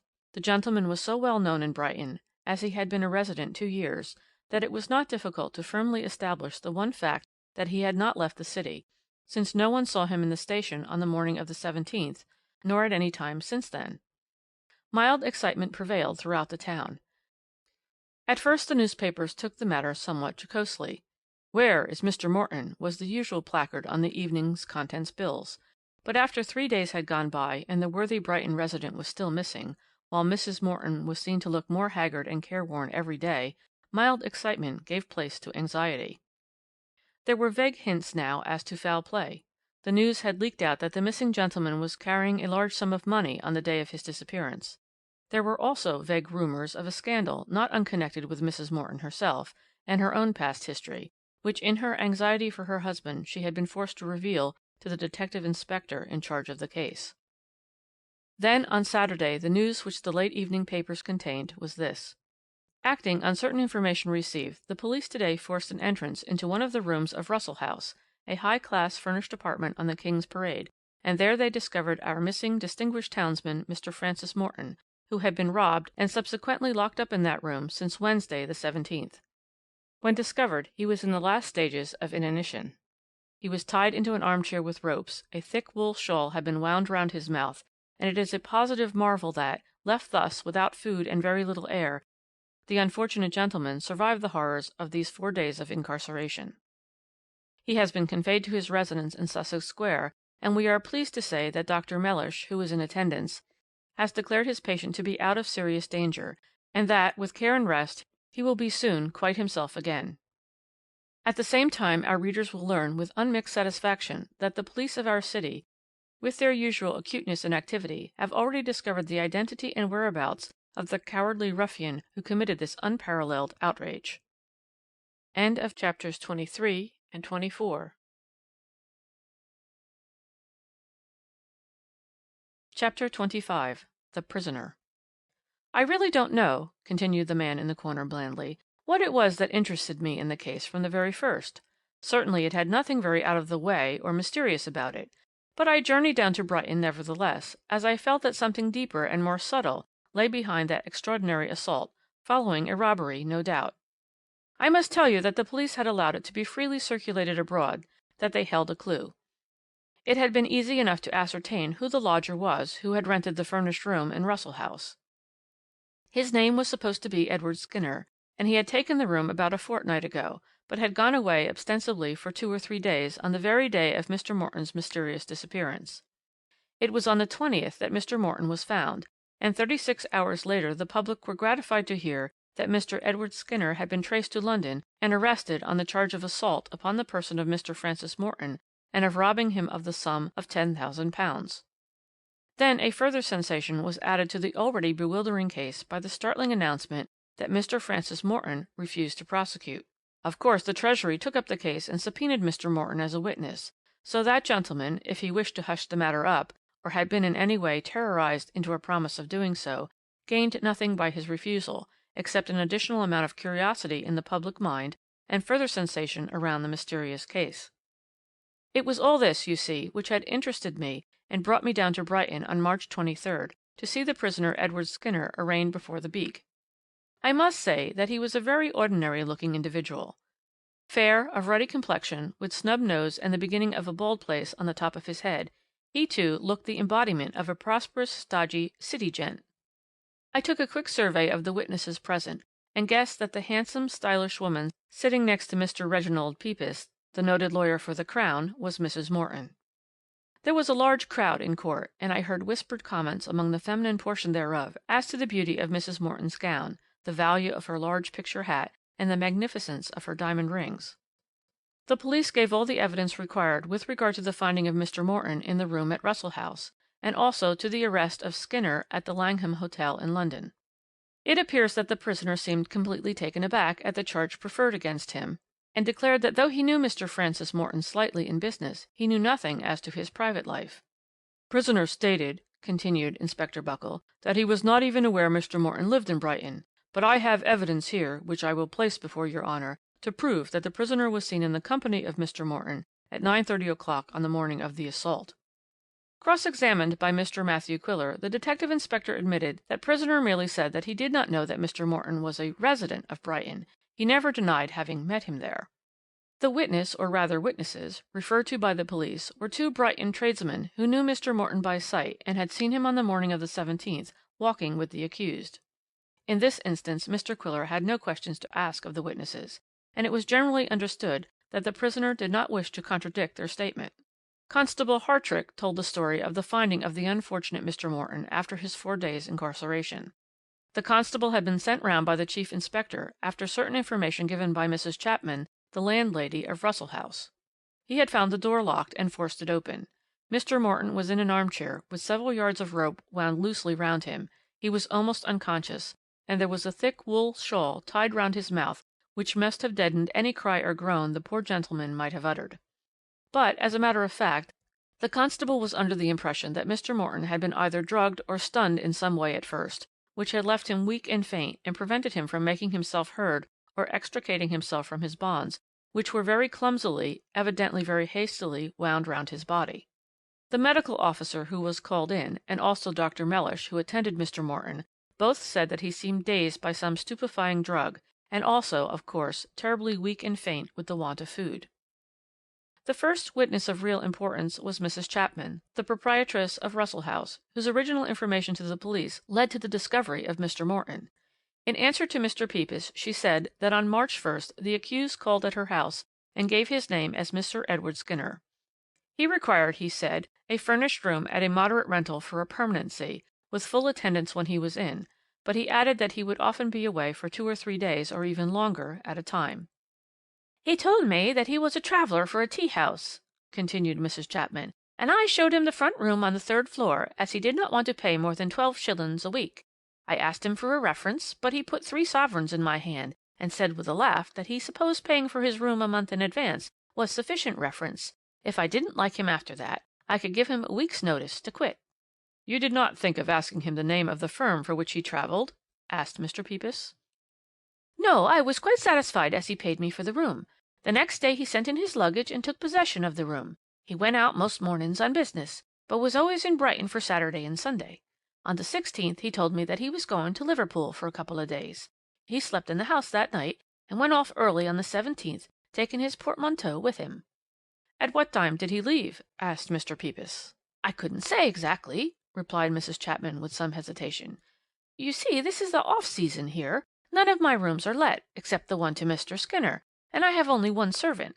I keep 4 during the summer, autumn, and winter season," she added with conscious pride, fearing that her former statement might prejudice the reputation of Russell House. "I thought I had heard Mr. Skinner go out about 9 o'clock, but about an hour later the girl and I were both in the basement, and we heard the front door open and shut with a bang, and then a step in the hall. "'That's Mr. Skinner,' said Mary. "'So it is,' I said. "'Why, I had thought he'd gone an hour ago.' "'He did go out then,' says Mary, "'for he left his bedroom door open, and I went in to do his bed and tidy his room.' "'Just go and see if that's him, Mary,' I said. And Mary ran up to the hall and up the stairs and came back to tell me that it was Mr. Skinner all right enough. He had gone straight up to his room. Mary didn't see him, but he had another gentleman with him, as she could hear them talking in Mr. Skinner's room." "Then you can't tell us at what time the prisoner left the house finally?" "No, that I can't. I went out shopping soon after that. When I came in it was 12 o'clock. I went up to the 3rd floor and found that Mr. Skinner had locked his door and taken the key with him.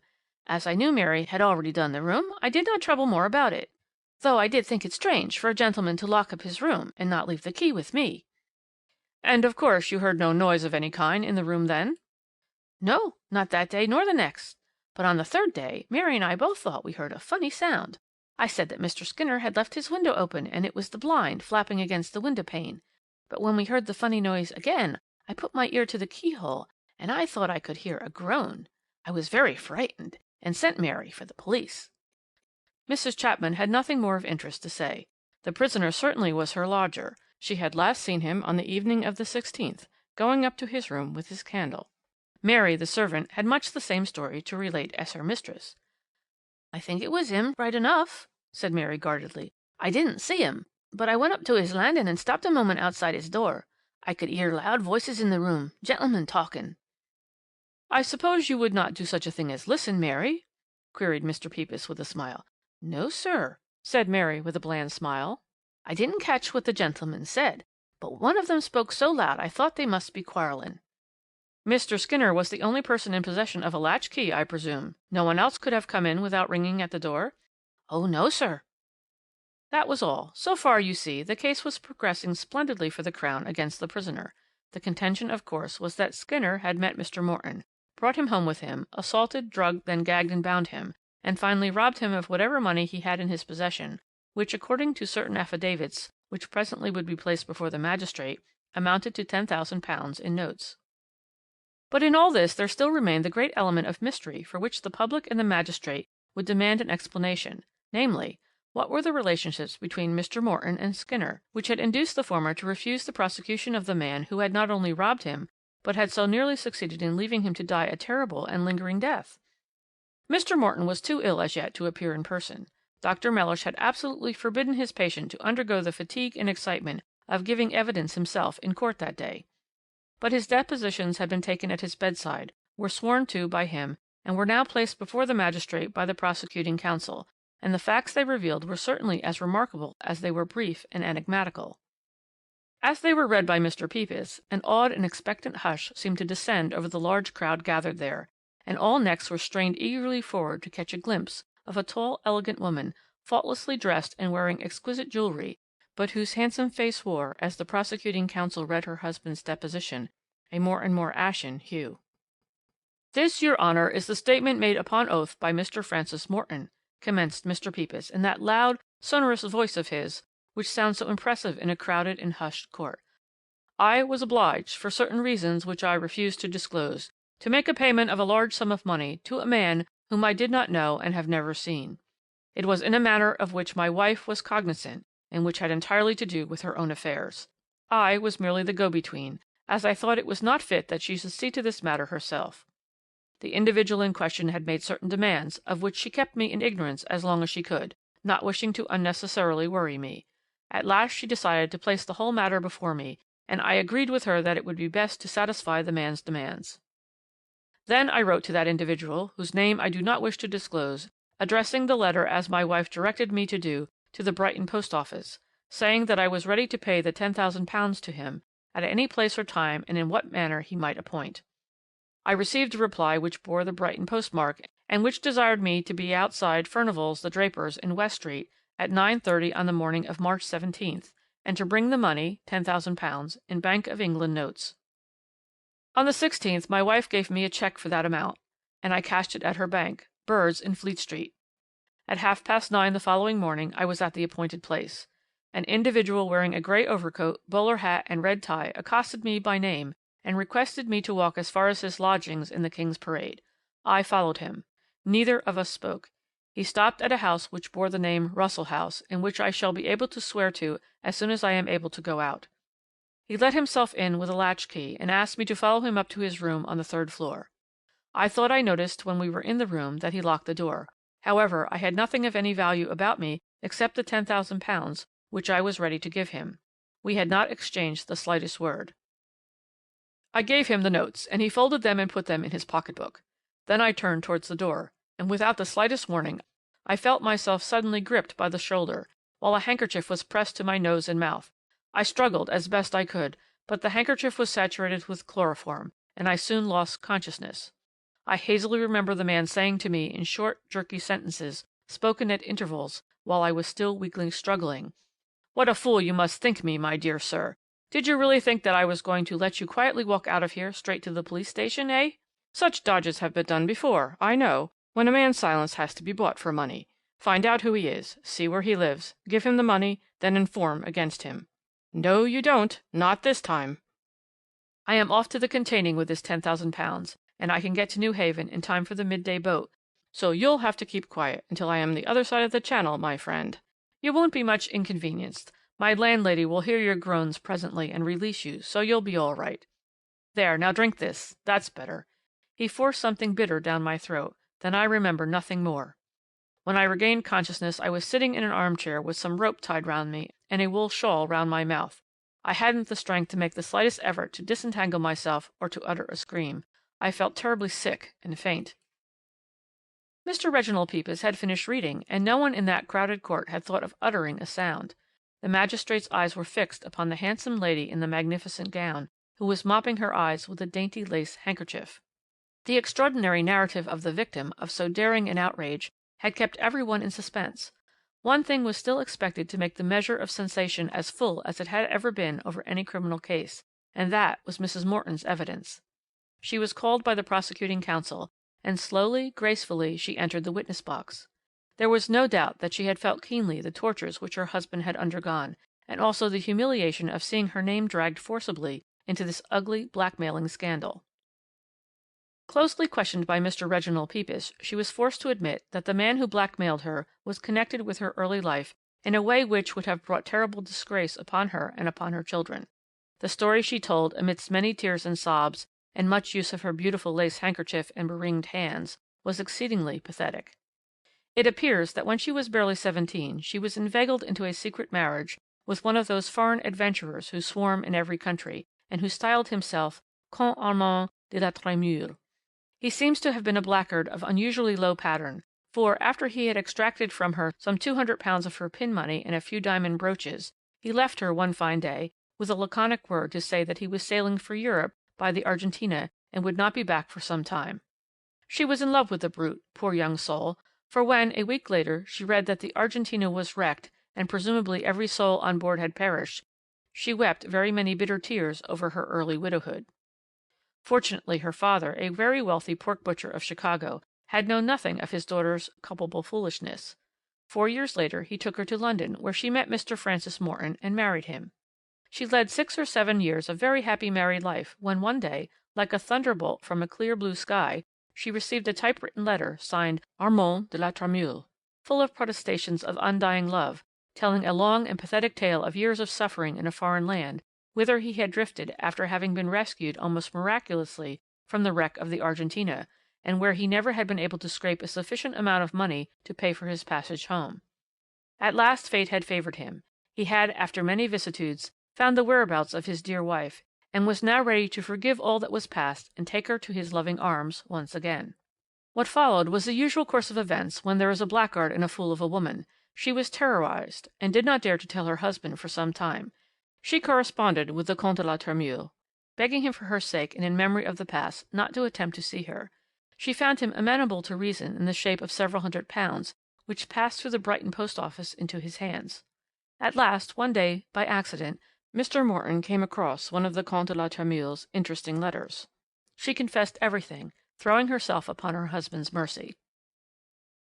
Now Mr. Francis Morton was a businessman, who viewed life practically and soberly.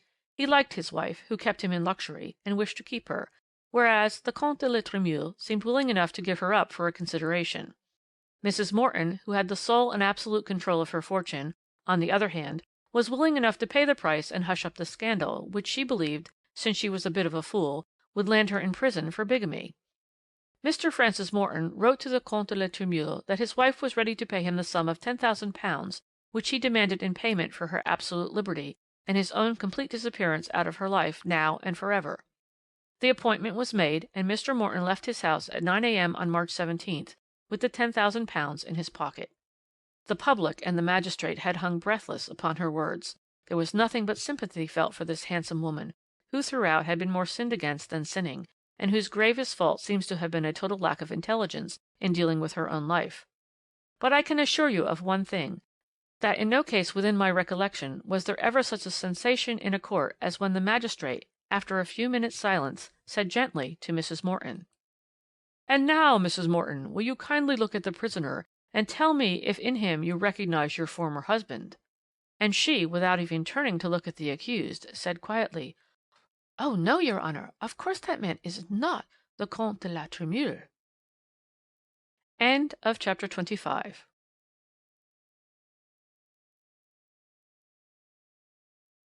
Chapter 26. A Sensation. "I can assure you that the situation was quite dramatic," continued the man in the corner, whilst his funny, claw-like hands took up a bit of string with renewed feverishness. In answer to further questions from the magistrate, she declared that she had never seen the accused. He might have been the go-between. However, that she could not say. The letters she received were all typewritten, but signed Armand de la Tremouille, and certainly the signature was identical with that on the letters she used to receive from him years ago, all of which she had kept. "And did it never strike you," asked the magistrate with a smile, "that the letters you received might be forgeries?" "How could they be?" she replied decisively. "No one knew of my marriage to the Comte de la Tremouille, no one in England certainly, and besides, if someone did know the Comte intimately enough to forge his handwriting and to blackmail me, why should that someone have waited all these years? I have been married 7 years, your Honour." That was true enough, and there the matter rested as far as she was concerned. But the identity of Mr. Francis Morton's assailant had to be finally established, of course, before the prisoner was committed for trial. Dr. Mellish promised that Mr. Morton would be allowed to come to court for half an hour and identify the accused on the following day, and the case was adjourned until then.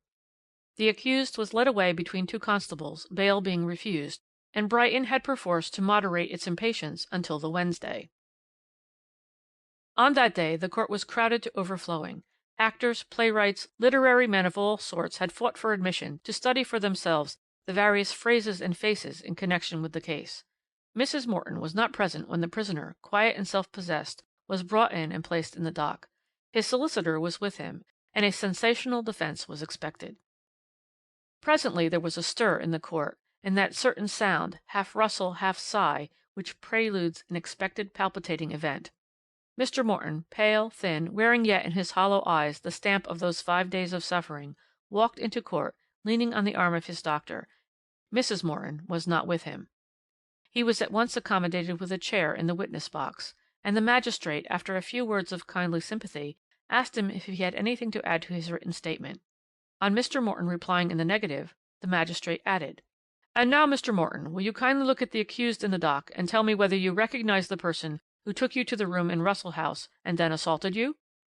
Slowly the sick man turned towards the prisoner and looked at him. Then he shook his head and replied quietly, "No, sir, that certainly was not the man." "You are quite sure?" asked the magistrate in amazement, while the crowd literally gasped with wonder. "I swear it," asserted Mr. Morton. "Can you describe the man who assaulted you?" "Certainly. He was dark, of swarthy complexion, tall, thin, with bushy eyebrows, and thick black hair and short beard. He spoke English with just the faintest suspicion of a foreign accent." The prisoner, as I told you before, was English in every feature, English in his ruddy complexion, and absolutely English in his speech. After that, the case for the prosecution began to collapse. Everyone had expected a sensational defence, and Mr. Matthew Quiller, counsel for Skinner, fully justified all these expectations. He had no fewer than 4 witnesses present who swore positively that at 9:45 on the morning of Wednesday, March 17th, the prisoner was in the express train leaving Brighton for Victoria. Not being endowed with the gift of being in 2 places at once, and Mr. Morton having added the whole weight of his own evidence in Mr. Edward Skinner's favour, that gentleman was once more remanded by the magistrate, pending further investigation by the police, bail being allowed this time in 2 sureties of £50 each. Chapter 27. 2 Blackguards. "Tell me what you think of it," said the man in the corner, seeing that Polly remained silent and puzzled. "Well," she replied dubiously, "I suppose that the so-called Armand de la Tremouille's story was true in substance. That he did not perish on the Argentina, but drifted home and blackmailed his former wife." "Doesn't it strike you that there are at least 2 very strong points against that theory?" he asked, making 2 gigantic knots in his piece of string.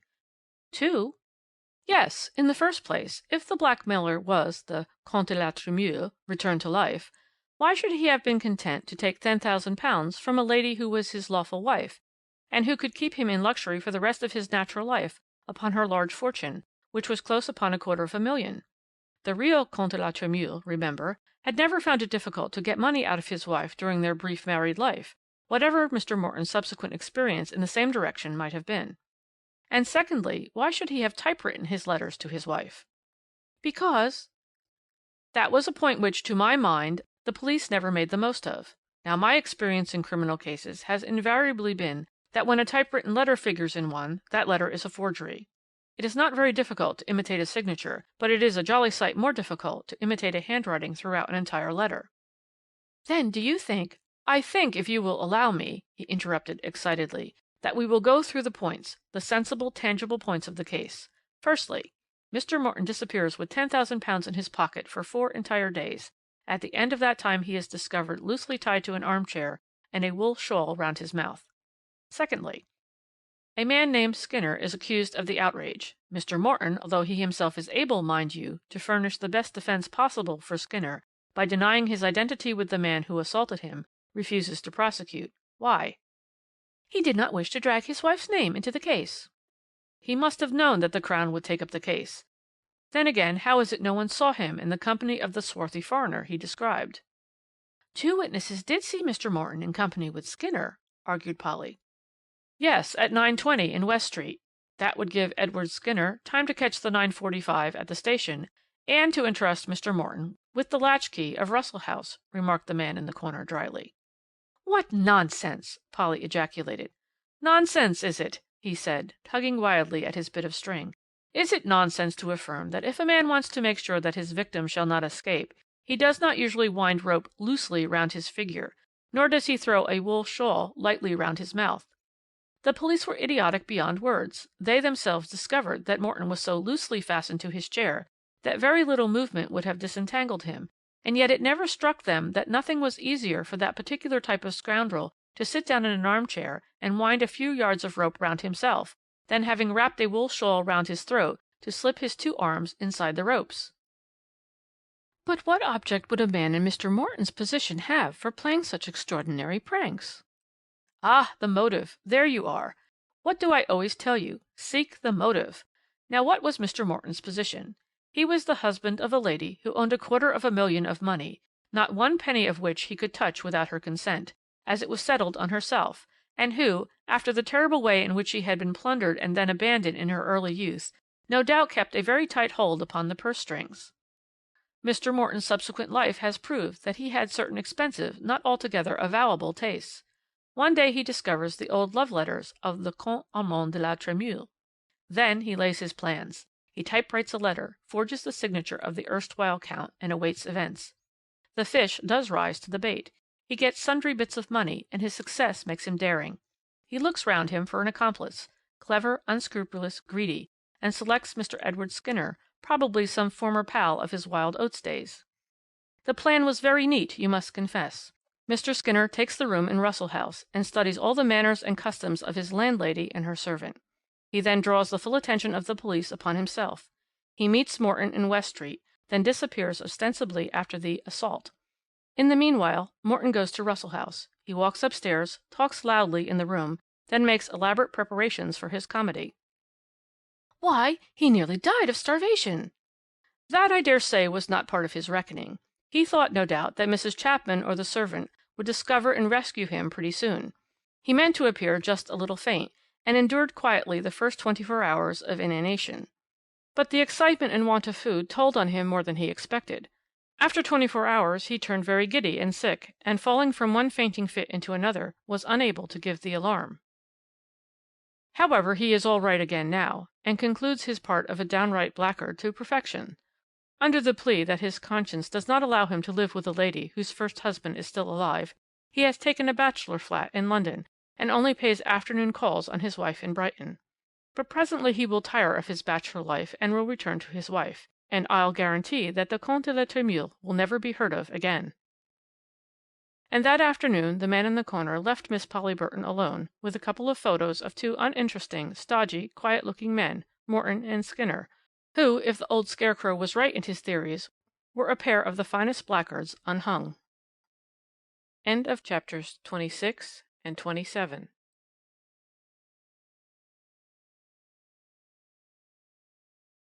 Chapter 28. The Regent's Park Murder. By this time Miss Polly Burton had become quite accustomed to her extraordinary vis-à-vis in the corner. He was always there when she arrived, in the self-same corner, dressed in one of his remarkable check tweed suits. He seldom said good morning, and invariably when she appeared he began to fidget with increasing nervousness with some tattered and knotty piece of string. "Were you ever interested in the Regent's Park murder?" he asked her one day. Polly replied that she had forgotten most of the particulars connected with that curious murder, but that she fully remembered the stir and flutter it had caused in a certain section of London society. "The racing and gambling set particularly, you mean," he said. "All the persons implicated in the murder, directly or indirectly, were of the type commonly called 'society men' or 'men about town,' whilst the Harewood Club in Hanover Square, round which centred all the scandal in connection with the murder, was one of the smartest clubs in London. Probably the doings of the Harewood Club, which was essentially a gambling club, would for ever have remained officially absent from the knowledge of the police authorities but for the murder in Regent's Park, and the revelations which came to light in connection with it. I dare say you know the quiet square that lies between Portland Place and the Regent's Park, and is called Park Crescent at its south end, and subsequently Park Square East and West. The Marylebone Road, with all its heavy traffic, cuts straight across the large square and its pretty gardens, but the latter are connected together by a tunnel under the road, and of course you must remember that the new tube station in the south portion of the square had not yet been planned. February 6, 1907, was a very foggy night. Nevertheless, Mr. Aaron Cohen, of 30 Park Square West, at 2 o'clock in the morning, having finally pocketed the heavy winnings which he had just swept off the green table of the Harewood Club, started to walk home alone. An hour later most of the inhabitants of Park Square West were aroused from their peaceful slumbers by the sounds of a violent altercation in the road. A man's angry voice was heard shouting violently for a minute or two, and was followed immediately by frantic screams of "Police!" and "Murder!" Then there was the double sharp report of firearms, and nothing more. The fog was very dense, and as you no doubt have experienced yourself, it is very difficult to locate sound in a fog. Nevertheless, not more than a minute or two had elapsed before Constable F. 18, the point policeman at the corner of Marylebone Road, arrived on the scene, and having first of all whistled for any of his comrades on the beat, began to grope his way about in the fog, more confused than effectually assisted by contradictory directions from the inhabitants of the houses close by, who were nearly falling out of the upper windows as they shouted out to the constable, "By the railings, policeman! Higher up the road! No, lower down! It was on this side of the pavement, I am sure! No, the other!" At last it was another policeman, F. 22, who, turning into Park Square West from the north side, almost stumbled upon the body of a man lying on the pavement with his head against the railings of the square. By this time quite a little crowd of people from the different houses in the road had come down, curious to know what had actually happened. The policeman turned the strong light of his bull's-eye lantern on the unfortunate man's face. "It looks as if he's been strangled, don't it?" he murmured to his comrade, and he pointed to the swollen tongue, the eyes half out of their sockets, bloodshot and congested, the purple, almost black hue of the face. At this point one of the spectators, more callous to horrors, peered curiously into the dead man's face. He uttered an exclamation of astonishment. "Why, surely it's Mr. Cohen from number 30." The mention of a name familiar down the length of the street had caused 2 or 3 other men to come forward and to look more closely into the horribly distorted mask of the murdered man. "Our next-door neighbour, undoubtedly," asserted Mr. Ellison, a young barrister, residing at number 31. "What in the world was he doing in this foggy night all alone, and on foot?" asked somebody else. "He usually came home very late. I fancy he belonged to some gambling club in town. I dare say he couldn't get a cab to bring him out here. Mind you, I don't know much about him. We only knew him to nod to. Poor beggar! It looks almost like an old-fashioned case of garroting."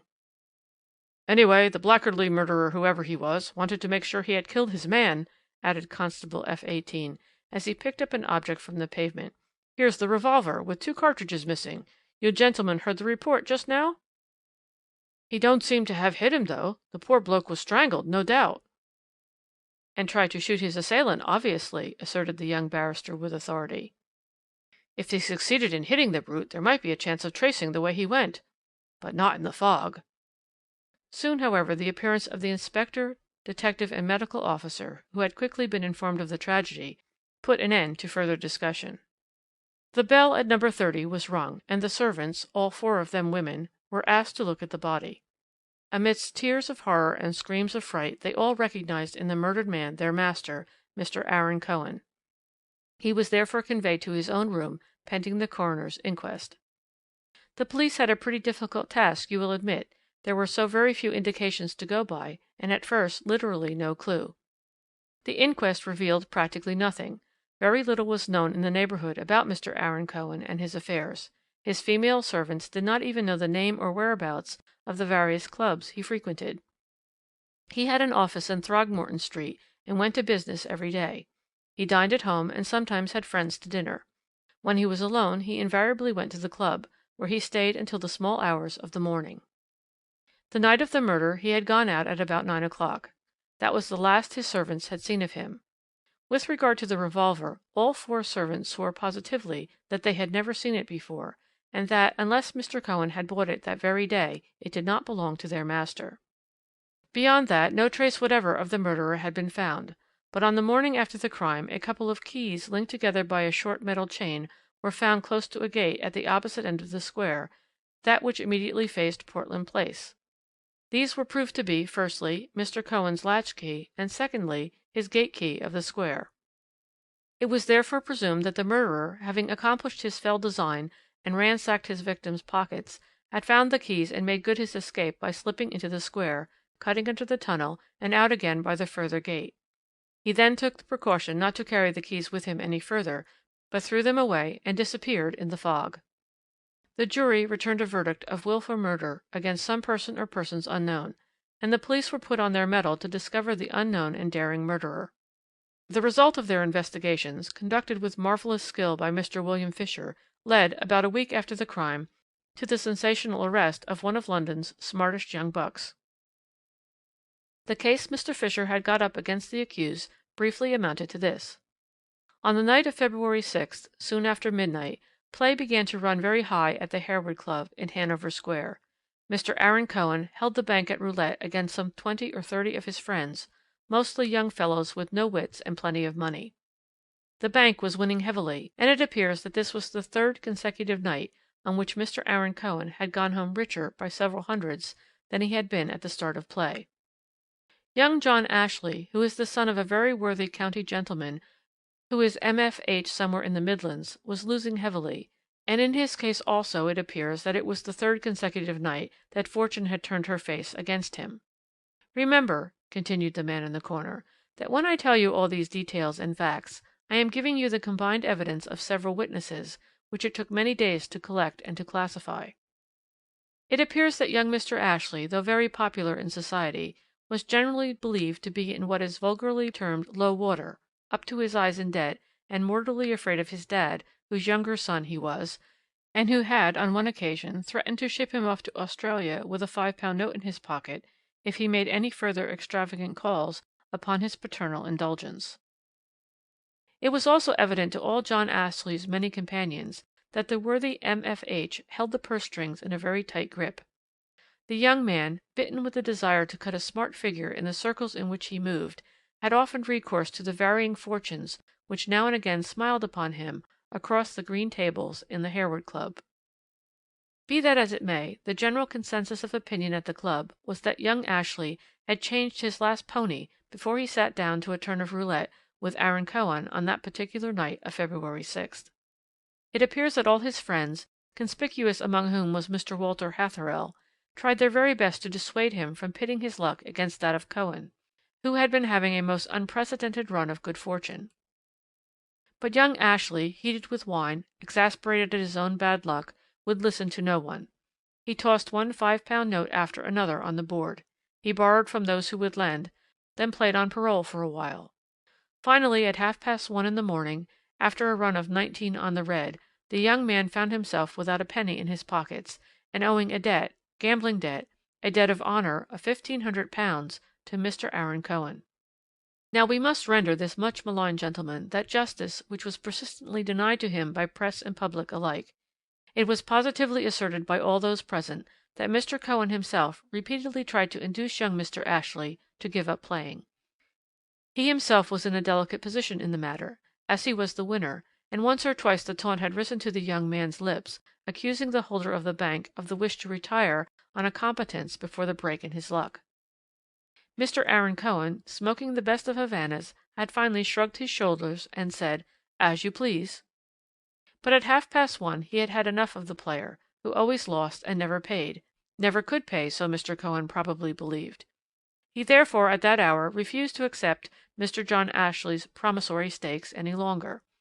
A very few heated words ensued, quickly checked by the management, who were ever on the alert to avoid the least suspicion of scandal. In the meanwhile, Mr. Hatherell, with great good sense, persuaded young Ashley to leave the club and all its temptations and go home, if possible, to bed. The friendship of the two young men, which was very well known in society, consisted chiefly, it appears, in Walter Hatherell being the willing companion and helpmeet of John Ashley in his mad and extravagant pranks. But to-night the latter, apparently tardily sobered by his terrible and heavy losses, allowed himself to be led away by his friend from the scene of his disasters. It was then about 20 minutes to 2. "Here the situation becomes interesting," continued the man in the corner in his nervous way. "No wonder that the police interrogated at least a dozen witnesses before they were quite satisfied that every statement was conclusively proved. Walter Hatherell, after about 10 minutes' absence, that is to say, at 10 minutes to 2, returned to the club room. In reply to several inquiries, he said that he had parted with his friend at the corner of New Bond Street, since he seemed anxious to be alone, and that Ashley said he would take a turn down Piccadilly before going home. He thought a walk would do him good. At 2 o'clock or thereabouts, Mr. Aaron Cohen, satisfied with his evening's work, gave up his position at the bank, and pocketing his heavy winnings, started on his homeward walk, while Mr. Walter Hatherell left the club half an hour later. At 3 o'clock precisely the cries of murder and the report of firearms were heard in Park Square West, and Mr. Aaron Cohen was found strangled outside the garden railings. End of chapter 28.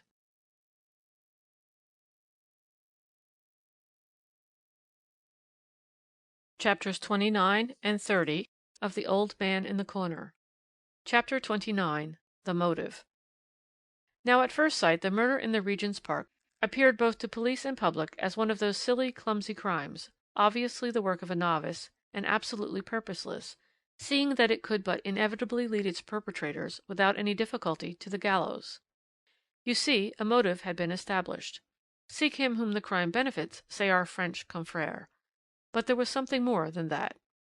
Constable James Funnell, on his beat, turned from Portland Place into Park Crescent a few minutes after he had heard the clock at Holy Trinity Church, Marylebone, strike 2:30. The fog at that moment was perhaps not quite so dense as it was later on in the morning, and the policeman saw two gentlemen in overcoats and top hats leaning arm in arm against the railings of the square close to the gate.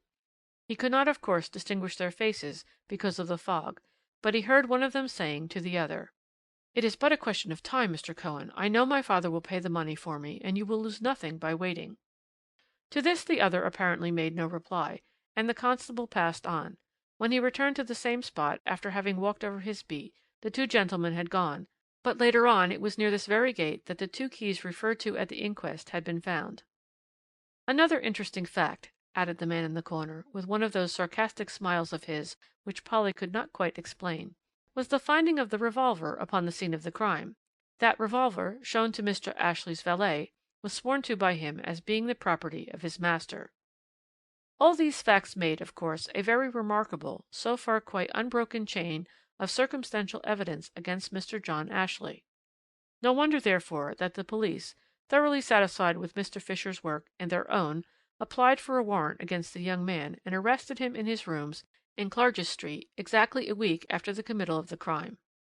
As a matter of fact, you know, experience has invariably taught me that when a murderer seems particularly foolish and clumsy, and proofs against him seem particularly damning, that is the time when the police should be most guarded against pitfalls. Now in this case, if John Ashley had indeed committed the murder in Regent's Park in the manner suggested by the police, he would have been a criminal in more senses than one, for idiocy of that kind is to my mind worse than many crimes. The prosecution brought its witnesses up in triumphal array one after another. There were the members of the Harewood Club, who had seen the prisoner's excited condition after his heavy gambling losses to Mr. Aaron Cohen. There was Mr. Hatherell, who, in spite of his friendship for Ashley, was bound to admit that he had parted from him at the corner of Bond Street at 20 minutes to 2, and had not seen him again till his return home at 5 a.m. Then came the evidence of Arthur Chipps, John Ashley's valet. It proved of a very sensational character. He deposed that on the night in question his master came home at about 10 minutes to 2. Chipps had then not yet gone to bed. 5 minutes later Mr. Ashley went out again, telling the valet not to sit up for him. Chipps could not say at what time either of the young gentlemen had come home. That short visit home, presumably to fetch the revolver, was thought to be very important, and Mr. John Ashley's friends felt that his case was practically hopeless. The valet's evidence, and that of James Funnell, the constable who had overheard the conversation near the park railings, were certainly the two most damning proofs against the accused. I assure you I was having a rare old time that day. There were two faces in court to watch, which was the greatest treat I had had for many a day. One of these was Mr. John Ashley's. Here's his photo. Short, dark, dapper, a little racy in style, but otherwise he looks a son of a well-to-do farmer. He was very quiet and placid in court, and addressed a few words now and again to his solicitor. He listened gravely, and with an occasional shrug of the shoulders, to the recital of the crime, such as the police had reconstructed it, before an excited and horrified audience. Mr. John Ashley, driven to madness and frenzy by terrible financial difficulties, had first of all gone home in search of a weapon, then waylaid Mr. Aaron Cohen somewhere on that gentleman's way home. The young man had begged for delay. Mr. Cohen, perhaps, was obdurate. But Ashley followed him with his importunities almost to his door. There, seeing his creditor determined at last to cut short the painful interview, he had seized the unfortunate man at an unguarded moment from behind, and strangled him. Then, fearing that his dastardly work was not fully accomplished, he had shot twice at the already dead body, missing it both times from sheer nervous excitement. The murderer then must have emptied his victim's pockets, and finding the key of the garden, thought that it would be a safe way of evading capture by cutting across the squares, under the tunnel, and so through the more distant gate which faced Portland Place. The loss of the revolver was one of those unforeseen accidents which a retributive Providence places in the path of the miscreant, delivering him by his own act of folly into the hands of human justice. Mr. John Ashley, however, did not appear the least bit impressed by the recital of his crime. He had not engaged the services of one of the most eminent lawyers, expert at extracting contradictions from witnesses by skilful cross-examinations. Oh dear me, no! He had been contented with those of a dull, prosy, very second-rate limb of the law, who, as he called his witnesses, was completely innocent of any desire to create a sensation. He rose quietly from his seat, and amidst breathless silence called the first of 3 witnesses on behalf of his client. He called 3, but he could have produced 12, gentlemen members of the Ashton Club in Great Portland Street, all of whom swore that at 3 o'clock in the morning of February 6th, that is to say, at the very moment when the cries of "Murder!" roused the inhabitants of Park Square West, and the crime was being committed, Mr. John Ashley was sitting quietly in the club rooms of the Ashton, playing bridge with 3 witnesses. He had come in a few minutes before 3, as the hall porter of the club testified, and stayed for about an hour and a half. I need not tell you that this undoubted, this fully proved alibi was a positive bombshell in the stronghold of the prosecution. The most accomplished criminal could not possibly be in 2 places at once, and though the Ashton Club transgresses in many ways against the gambling laws of our very moral country, yet its members belong to the best, most unimpeachable classes of society. Mr. Ashley had been seen and spoken to at the very moment of the crime by at least a dozen gentlemen whose testimony was absolutely above suspicion.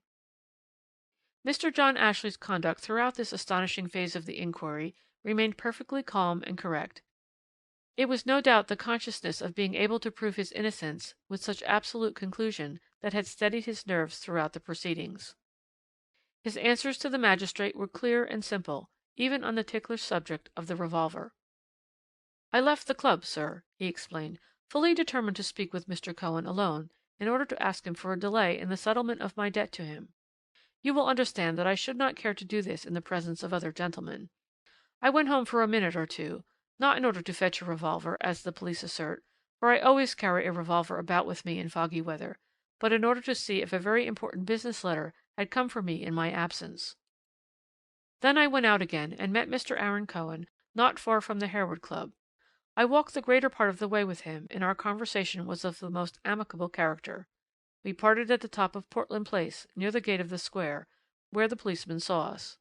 Mr. Cohen then had the intention of cutting across the square, as being a shorter way to his own house. I thought the square looked dark and dangerous in the fog, especially as Mr. Cohen was carrying a large sum of money. We had a short discussion on the subject, and finally I persuaded him to take my revolver, as I was going home only through very frequented streets, and moreover carried nothing that was worth stealing. After a little demur, Mr. Cohen accepted the loan of my revolver, and that is how it came to be found on the actual scene of the crime. Finally, I parted from Mr. Cohen a very few minutes after I had heard the church clock striking 3:15. I was at the Oxford Street end of Great Portland Street at 5 minutes to 3, and it takes at least 10 minutes to walk from where I was to the Ashton Club. This explanation was all the more credible, mind you, because the question of the revolver had never been very satisfactorily explained by the prosecution. A man who has effectually strangled his victim would not discharge 2 shots of his revolver for, apparently, no other purpose than that of rousing the attention of the nearest passer-by. It was far more likely that it was Mr. Cohen who shot, perhaps wildly into the air, when suddenly attacked from behind. Mr. Ashley's explanation therefore was not only plausible, it was the only possible one. You will understand, therefore, how it was that, after nearly half an hour's examination, the magistrate, the police, and the public were alike pleased to proclaim that the accused left the court without a stain upon his character. Chapter 30. Friends. Yes, interrupted Polly eagerly, since for once her acumen had been at least as sharp as his. But suspicion of that horrible crime only shifted its taint from one friend to another, and of course I know— But that's just it, he quietly interrupted. You don't know. Mr. Walter Hatherell, of course, you mean. So did every one else, at once. The friend, weak and willing, committing a crime on behalf of his cowardly, yet more assertive friend who had tempted him to evil. It was a good theory, and was held pretty generally, I fancy, even by the police. I say even, because they worked really hard in order to build up a case against young Hatherell, but the great difficulty was that of time. At the hour when the policeman had seen the 2 men outside Park Square together, Walter Hatherell was still sitting in the Harewood Club, which he never left until 20 minutes to 2. Had he wished to waylay and rob Aaron Cohen, he would not have waited surely till the time when presumably the latter would have already reached home. Moreover, 20 minutes was an incredibly short time in which to walk from Hanover Square to Regent's Park without the chance of cutting across the squares to look for a man whose whereabouts you could not determine to within 20 yards or so, to have an argument with him, murder him, and ransack his pockets. And then there was the total absence of motive. But, said Polly meditatively, for she remembered now that the Regent's Park murder, as it had been popularly called, was one of those which had remained as impenetrable a mystery as any other crime had ever been in the annals of the police. The man in the corner cocked his funny bird-like head well to one side and looked at her, highly amused evidently at her perplexity. You do not see how that murder was committed? He asked with a grin. Polly was bound to admit that she did not. If you had happened to have been in Mr. John Ashley's predicament, he persisted, you do not see how you could conveniently have done away with Mr. Aaron Cohen, pocketed his winnings, and then led the police of your country entirely by the nose by proving an indisputable alibi? I could not arrange conveniently, she retorted, to be in 2 different places half a mile apart at one and the same time. No, I quite admit that you could not do this unless you also had a friend. A friend? But you say— I say that I admired Mr. John Ashley, for his was the head which planned the whole thing, but he could not have accomplished the fascinating and terrible drama without the help of willing and able hands. Even then, she protested. Point number 1, he began excitedly, fidgeting with his inevitable piece of string. John Ashley and his friend Walter Hatherell leave the club together, and together decide on the plan of campaign. Hatherell returns to the club, and Ashley goes to fetch the revolver which played such an important part in the drama, but not the part assigned to it by the police. Now try to follow Ashley closely as he dogs Aaron Cohen's footsteps. Do you believe that he entered into conversation with him? That he walked by his side? That he asked for delay? No. He sneaked behind him and caught him by the throat, as the garroters used to do in the fog. Cohen was apoplectic, and Ashley is young and powerful. Moreover, he meant to kill. But the 2 men talked together outside the square gates, protested Polly, one of whom was Cohen and the other Ashley. Pardon me, he said, jumping up in his seat like a monkey on a stick. There were not 2 men talking outside the square gates. According to the testimony of James Funnell, the constable, 2 men were leaning arm in arm against the railings, and one man was talking. "Then you think that—" At the hour when James Funnell heard Holy Trinity clock striking 2:30, Aaron Cohen was already dead. "Look how simple the whole thing is," he added eagerly, "and how easy after that. Easy, but oh, dear me, how wonderfully, how stupendously clever! As soon as James Funnell has passed on, John Ashley, having opened the gate, lifts the body of Aaron Cohen in his arms and carries him across the square. The square is deserted, of course, but the way is easy enough, and we must presume that Ashley had been in it before. Anyway, there was no fear of meeting anyone. In the meantime, Hatherell has left the club. As fast as his athletic legs can carry him, he rushes along Oxford Street in Portland Place. It had been arranged between the two miscreants that the square gate should be left on the latch. Close on Ashley's heels now, Hatherell too cuts across the square, and reaches the further gate in good time to give his confederate a hand in disposing the body against the railings. Then, without another instant's delay, Ashley runs back across the gardens straight to the Ashton Club, throwing away the keys of the dead man on the very spot where he had made it a point of being seen and heard by a passer-by. Hatherell gives his friend 6 or 7 minutes' start, then he begins the altercation which lasts 2 or 3 minutes, and finally rouses the neighbourhood with cries of "Murder!" and report of pistol, in order to establish that the crime was committed at the hour when its perpetrator has already made out an indisputable alibi.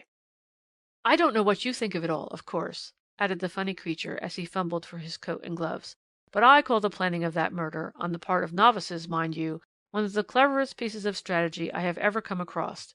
It is one of those cases where there is no possibility whatever now of bringing the crime home to its perpetrator or his abettor. They have not left a single proof behind them. They foresaw everything, and each acted his part with a coolness and courage which, applied to a great and good cause, would have made fine statesmen of them both. As it is, I fear, they are just a pair of young blackguards, who have escaped human justice, and have only deserved the full and ungrudging admiration of yours very sincerely." He had gone. Polly wanted to call him back, but his meagre person was no longer visible through the glass door. There were many things she would have wished to ask of him. What were his proofs, his facts? His were theories, after all, and yet somehow she felt that he had solved once again one of the darkest mysteries of great criminal London. End of chapters 29 and 30. Chapter 31. The de Genneville Peerage. The man in the corner rubbed his chin thoughtfully, and looked out upon the busy street below. "I suppose," he said, "there is some truth in the saying that Providence watches over bankrupts, kittens, and lawyers." "I didn't know there was such a saying," replied Polly, with guarded dignity. "Isn't there? Perhaps I am misquoting. Anyway, there should be. Kittens, it seems, live and thrive through social and domestic upheavals which would annihilate a self-supporting tomcat, and today I read in the morning papers the account of a noble lord's bankruptcy, and in the society ones that of his visit at the house of a cabinet minister, where he is the most honoured guest. As for lawyers, when Providence had exhausted all other means of securing their welfare, it brought forth the peerage cases. I believe, as a matter of fact, that this special dispensation of Providence, as you call it, requires more technical knowledge than any other legal complication that comes before the law courts," she said. "And also a great deal more money in the client's pocket than any other complication. Now take the Brocklesby peerage case. Have you any idea how much money was spent over that soap bubble, which only burst after many hundreds, if not thousands, of pounds went in lawyers' and counsel's fees?" "I suppose a great deal of money was spent on both sides," she replied, "until that sudden awful issue—" "Which settled the dispute effectually," he interrupted with a dry chuckle. "Of course, it is very doubtful if any reputable solicitor would have taken up the case. Timothy Beddingfield, the Birmingham lawyer, is a gentleman who, well, has had some misfortunes, shall we say? He is still on the rolls, mind you, but I doubt if any case would have its chances improved by his conducting it. Against that there is just this to be said, that some of these old peerages have such peculiar histories, and own such wonderful archives, that a claim is always worth investigating. You never know what may be the rights of it. I believe that, at first, every one laughed over the pretensions of the Honourable Robert Ingram de Genneville to the joint title and part revenues of the old barony of Genneville, but obviously he might have got his case. It certainly sounded almost like a fairy tale, this claim based upon the supposed validity of an ancient document over 400 years old. It was then that a medieval Lord de Genneville, more endowed with muscle than common sense, became during his turbulent existence much embarrassed and hopelessly puzzled through the presentation made to him by his lady of twin-born sons.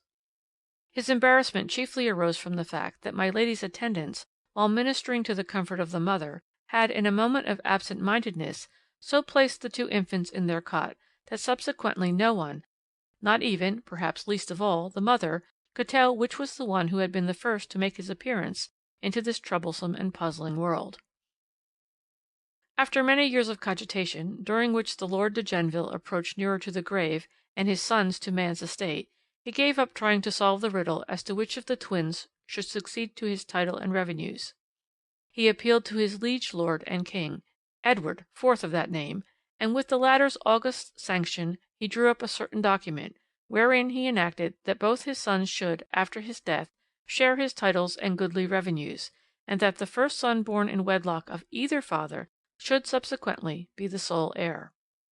In this document was also added that if in future times should any Lords de Genneville be similarly afflicted with twin sons, who had equal rights to be considered the eldest born, the same rule should apply as to the succession. Subsequently a Lord de Genneville was created Earl of Brocklesby by one of the Stuart kings, but for 400 years after its enactment the extraordinary deed of succession remained a mere tradition, the Countesses of Brocklesby having, seemingly, no predilection for twins. But in 1878 the mistress of Brocklesby Castle presented her lord with twin-born sons. Fortunately, in modern times, science is more wide awake and attendants more careful. The twin brothers did not get mixed up, and one of them was styled Vicomte Phillimore and was heir to the earldom, whilst the other, born 2 hours later, was that fascinating, dashing young guardsman, well known at Hurlingham, Goodwood, London, and in his own county, the Honourable Robert Ingram de Genneville. It certainly was an evil day for this brilliant young scion of the ancient race when he lent an ear to Timothy Beddingfield. This man and his family before him had been solicitors to the Earls of Brocklesby for many generations, but Timothy, owing to certain irregularities, had forfeited the confidence of his client, the late Earl. He was still in practice in Birmingham, however, and, of course, knew the ancient family tradition anent the twin succession. Whether he was prompted by revenge or merely self-advertisement, no one knows. Certain it is that he did advise the Honourable Robert de Genneville, who apparently had more debts than he conveniently could pay, and more extravagant tastes than he could gratify on a younger son's portion, to lay a claim, on his father's death, to the joint title and a moiety of the revenues of the ancient barony of Genneville, that claim being based upon the validity of the 15th century document. You may gather how extensive were the pretensions of the Honourable Robert from the fact that the greater part of Edgbaston is now built upon land belonging to the old barony.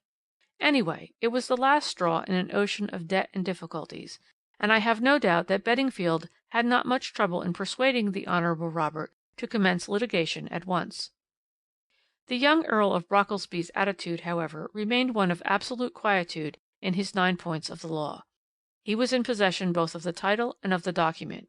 It was for the other side to force him to produce the one or to share the other. It was at this stage of the proceedings that the Honourable Robert was advised to marry, in order to secure, if possible, the first male heir of the next generation, since the young Earl himself was still a bachelor.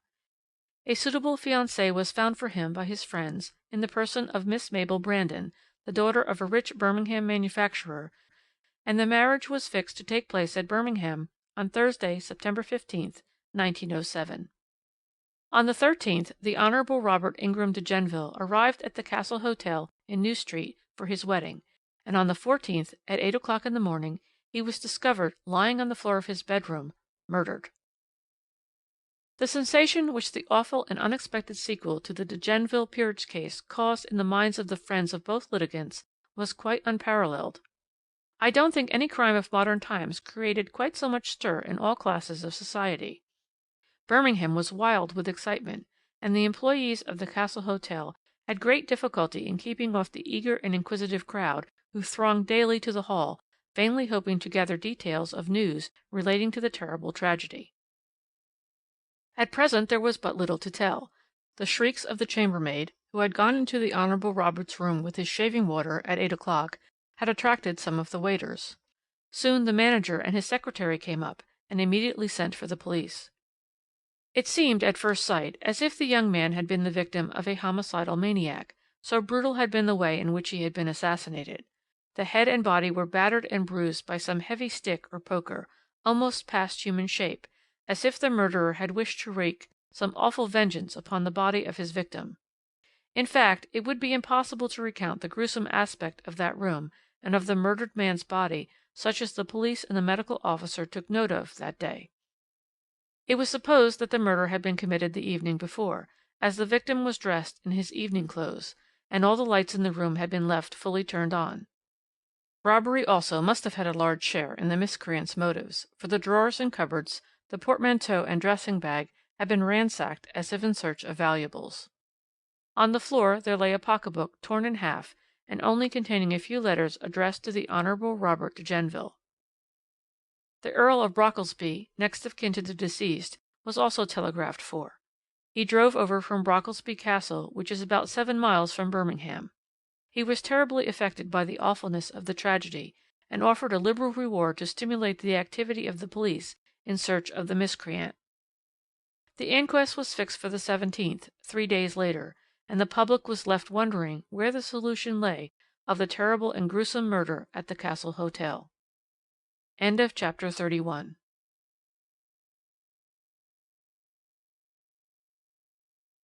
Chapter 32. A High-Bred Gentleman. The central figure in the coroner's court that day was undoubtedly the Earl of Brocklesby in deep black, which contrasted strongly with his florid complexion and fair hair. Sir Marmaduke Ingersoll, his solicitor, was with him, and he had already performed the painful duty of identifying the deceased as his brother. This had been an exceedingly painful duty, owing to the terribly mutilated state of the body and face, but the clothes and various trinkets he wore, including a signet ring, had fortunately not tempted the brutal assassin, and it was through them chiefly that Lord Brocklesby was able to swear to the identity of his brother. The various employees at the hotel gave evidence as to the discovery of the body, and the medical officer gave his opinion as to the immediate cause of death. Deceased had evidently been struck at the back of the head with a poker or heavy stick, the murderer then venting his blind fury upon the body by battering in the face and bruising it in a way that certainly suggested the work of a maniac. Then the Earl of Brocklesby was called, and was requested by the coroner to state when he had last seen his brother alive. "The morning before his death," replied his lordship. "He came up to Birmingham by an early train, and I drove up from Brocklesby to see him. I got to the hotel at 11 o'clock and stayed with him for about an hour." "And that is the last you saw of the deceased?" "That is the last I saw of him," replied Lord Brocklesby. He seemed to hesitate for a moment or two, as if in thought whether he should speak or not, and then to suddenly make up his mind to speak, for he added, "I stayed in town the whole of that day, and only drove back to Brocklesby late in the evening. I had some business to transact, and put up at the Grand, as I usually do, and dined with some friends." "Would you tell us at what time you returned to Brocklesby Castle?" "I think it must have been about 11 o'clock. It is a 7-mile drive from here." "I believe," said the coroner after a pause, during which the attention of all the spectators was riveted upon the handsome figure of the young man as he stood in the witness box, the very personification of a high-bred gentleman, "I believe that I am right in stating that there was an unfortunate legal dispute between your lordship and your brother?" "That is so." The coroner stroked his chin thoughtfully for a moment or two, then he added, "In the event of the deceased's claim to the joint title and revenues of de Genneville being held good in the courts of law, there would be a great importance, would there not, attached to his marriage, which was to have taken place on the 15th?" "In that event there certainly would be." "Is the jury to understand, then, that you and the deceased parted on amicable terms after your interview with him in the morning?" The Earl of Brocklesby hesitated again for a moment or two, while the crowd and the jury hung breathless on his lips. "There was no enmity between us," he replied at last. "From which we may gather that there may have been, shall I say, a slight disagreement at that interview?" "My brother had unfortunately been misled by the misrepresentations, or perhaps the too optimistic views, of his lawyer. He had been dragged into litigation on the strength of an old family document which he had never seen, which moreover is antiquated, and owing to certain wording in it, invalid. I thought that it would be kinder and more considerate if I were to let my brother judge of the document for himself. I knew that when he had seen it he would be convinced of the absolutely futile basis of his claim, and that it would be a terrible disappointment to him. That is the reason why I wished to see him myself about it, rather than to do it through the more formal, perhaps more correct, medium of our respective lawyers. I placed the facts before him with, on my part, a perfectly amicable spirit. The young Earl of Brocklesby had made this somewhat lengthy, perfectly voluntary explanation of the state of affairs in a calm, quiet voice, with much dignity and perfect simplicity, but the coroner did not seem impressed by it, for he asked very dryly, "Did you part good friends?" "On my side, absolutely so." "But not on his?" insisted the coroner. I think he felt naturally annoyed that he had been so ill advised by his solicitors. "And you made no attempt later on in the day to adjust any ill feeling that may have existed between you and him?" asked the coroner, marking with strange earnest emphasis every word he uttered. "If you mean, did I go and see my brother again that day, no, I did not." "And your lordship can give us no further information which might throw some light upon the mystery which surrounds the Honourable Robert de Genneville's death?" still persisted the coroner. "I am sorry to say I cannot," replied the Earl of Brocklesby, with firm decision. The coroner still looked puzzled and thoughtful. It seemed at first as if he wished to press his point further. Every one felt that some deep import had lain behind his examination of the witness, and all were on tenterhooks as to what the next evidence might bring forth. The Earl of Brocklesby had waited a minute or two, then, at a sign from the coroner, had left the witness box in order to have a talk with his solicitor. At first he paid no attention to the depositions of the cashier and hall porter of the Castle Hotel, but gradually it seemed to strike him that curious statements were being made by these witnesses, and a frown of anxious wonder settled between his brows, whilst his young face lost some of its florid hue. Mr. Tremlett, the cashier at the hotel, had been holding the attention of the court. He stated that the Honourable Robert Ingram de Genneville had arrived at the hotel at 8 o'clock on the morning of the 13th. He had the room which he usually occupied when he came to the castle, namely No. 21, and he went up to it immediately on his arrival, ordering some breakfast to be brought up to him. At 11 o'clock the Earl of Brocklesby called to see his brother, and remained with him until about 12. In the afternoon deceased went out, returned for his dinner at 7 o'clock, in company with a gentleman whom the cashier knew well by sight, Mr. Timothy Beddingfield, the lawyer, of Paradise Street. The gentlemen had their dinner downstairs, and after that they went up to the Honourable Mr. de Genneville's room for coffee and cigars. "I could not say at what time Mr. Beddingfield left," continued the cashier, "but I rather fancy I saw him in the hall at about 9:15 p.m. He was wearing an Inverness cape over his dress clothes and a Glengarry cap. It was just at the hour when the visitors who had come down for the night from London were arriving thick and fast. The hall was very full, and there was a large party of Americans monopolizing most of our personnel, so I could not swear positively whether I did see Mr. Beddingfield or not then, though I am quite sure that it was Mr. Timothy Beddingfield who dined and spent the evening with the Honourable Mr. de Genneville, as I know him quite well by sight. At 10 o'clock I am off duty, and the night porter remains alone in the hall." Mr. Tremlett's evidence was corroborated in most respects by a waiter and by the hall porter. They had both seen the deceased come in at 7 o'clock in company with a gentleman, and their description of the latter coincided with that of the appearance of Mr. Timothy Beddingfield, whom, however, they did not actually know. At this point of the proceedings the foreman of the jury wished to know why Mr. Timothy Beddingfield's evidence had not been obtained, and was informed by the detective inspector in charge of the case that that gentleman had seemingly left Birmingham, but was expected home shortly. The coroner suggested an adjournment pending Mr. Beddingfield's appearance, but at the earnest request of the detective he consented to hear the evidence of Peter Tyrrell, the night porter at the Castle Hotel, who, if you remember the case at all, succeeded in creating the biggest sensation of any which had been made through this extraordinary and weirdly gruesome case. "It was the first time I had been on duty at the Castle," he said, "for I used to be night porter at Bright's, in Wolverhampton. But just after I came on duty at 10 o'clock a gentleman came and asked if he could see the Honourable Robert de Genneville. I said that I thought he was in, but would send up and see.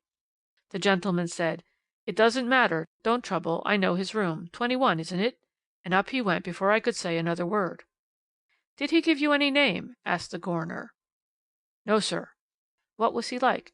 "A young gentleman, sir, as far as I can remember, in an Inverness cape and Glengarry cap, but I could not see his face very well as he stood with his back to the light, and the cap shaded his eyes, and he only spoke to me for a minute." "Look all around you," said the coroner quietly. "Is there any one in this court at all like the gentleman you speak of?" An awed hush fell over the many spectators there present as Peter Tyrrell, the night porter of the Castle Hotel, turned his head towards the body of the court and slowly scanned the many faces there present. For a moment he seemed to hesitate. Only for a moment, though. Then, as if vaguely conscious of the terrible importance his next words might have, he shook his head gravely and said, "I wouldn't like to swear." The coroner tried to press him, but with true British stolidity he repeated, "I wouldn't like to say." "Well, then, what happened?" asked the coroner, who had perforce to abandon his point. "The gentleman went upstairs, sir, and about a quarter of an hour later he came down again, and I let him out. He was in a great hurry then. He threw me a half-crown and said, 'Good night.'" "And though you saw him again then, you cannot tell us if you would know him again?" Once more the hall porter's eyes wandered as if instinctively to a certain face in the court. Once more he hesitated for many seconds, which seemed like so many hours, during which a man's honour, a man's life, hung perhaps in the balance. Then Peter Tyrrell repeated slowly, "I wouldn't swear." But coroner and jury alike, I and every spectator in that crowded court, had seen that the man's eyes had rested during that one moment of hesitation upon the face of the Earl of Brockelsby. End of chapter 32.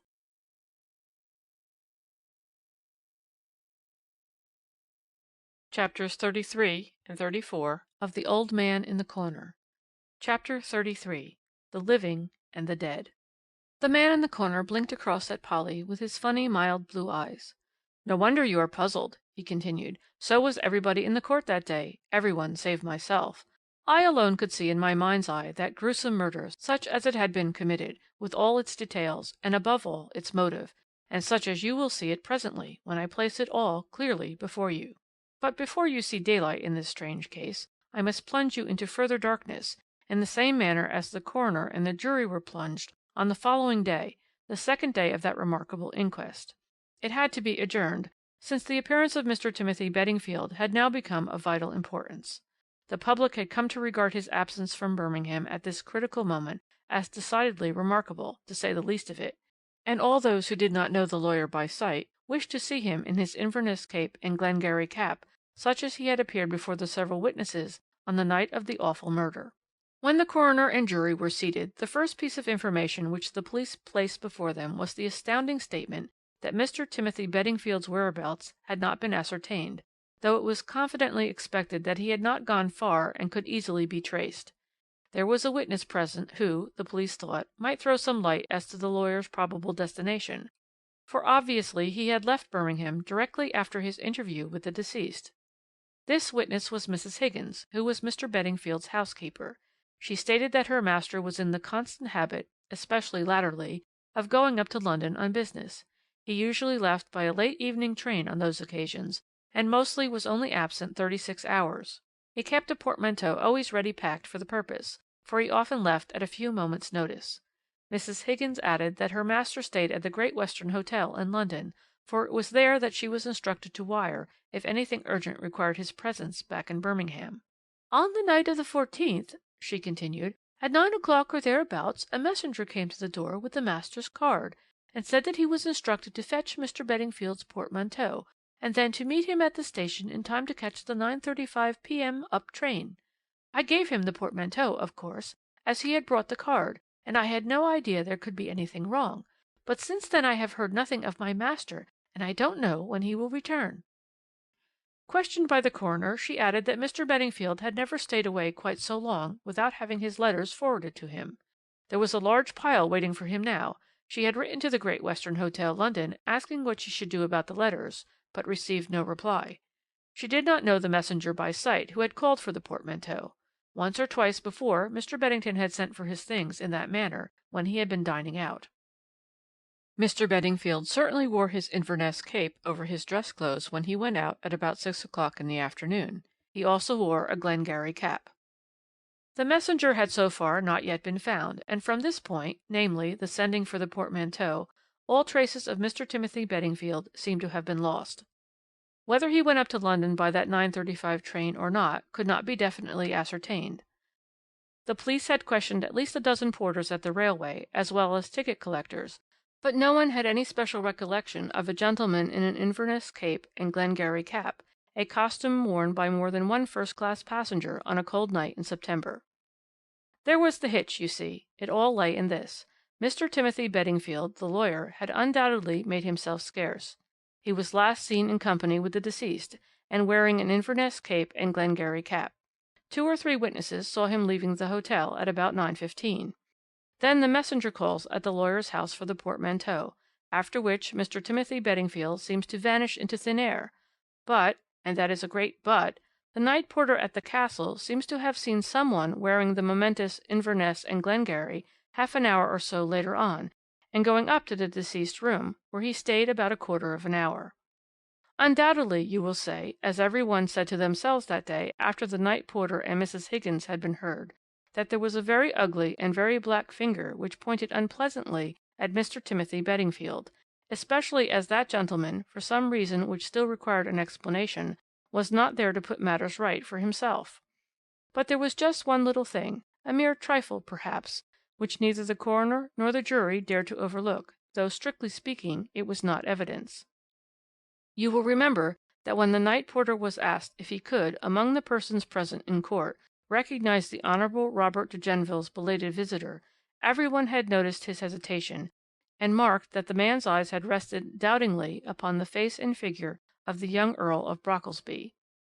Now, if that belated visitor had been Mr. Timothy Beddingfield, tall, lean, dry as dust, with a bird-like beak and clean-shaven chin, no one could for a moment have mistaken his face, even if they only saw it very casually and recollected it but very dimly, with that of young Lord Brocklesby, who was florid and rather short. The only point in common between them was their Saxon hair. You see that it was a curious point, don't you? Added the man in the corner, who now had become so excited that his fingers worked like long thin tentacles round and round his bit of string. It weighed very heavily in favour of Timothy Beddingfield, added to which you must also remember that, as far as he was concerned, the Honourable Robert de Genneville was to him the goose with the golden eggs. The de Genneville peerage case had brought Beddingfield's name in great prominence. With the death of the claimant all hopes of prolonging the litigation came to an end. There was a total lack of motive as far as Beddingfield was concerned. "Not so with the Earl of Brocklesby," said Polly, "and I've often maintained—" "What?" he interrupted, "that the Earl of Brocklesby changed clothes with Beddingfield in order more conveniently to murder his own brother? Where and when could the exchange of costume have been effected, considering that the Inverness cape and Glengarry cap were in the hall of the Castle Hotel at 9:15, and at that hour and until 10 o'clock Lord Brocklesby was at the Grand Hotel finishing dinner with some friends? That was subsequently proved, remember, and also that he was back at Brocklesby Castle, which is 7 miles from Birmingham, at 11 o'clock sharp. Now the visit of the individual in the Glengarry occurred some time after 10 p.m. "Then there was the disappearance of Beddingfield," said the girl musingly. "That certainly points very strongly to him. He was a man in good practice, I believe, and fairly well known." "And has never been heard of from that day to this," concluded the old scarecrow with a chuckle. "No wonder you are puzzled. The police are quite baffled, and still are, for a matter of fact. And yet see how simple it is."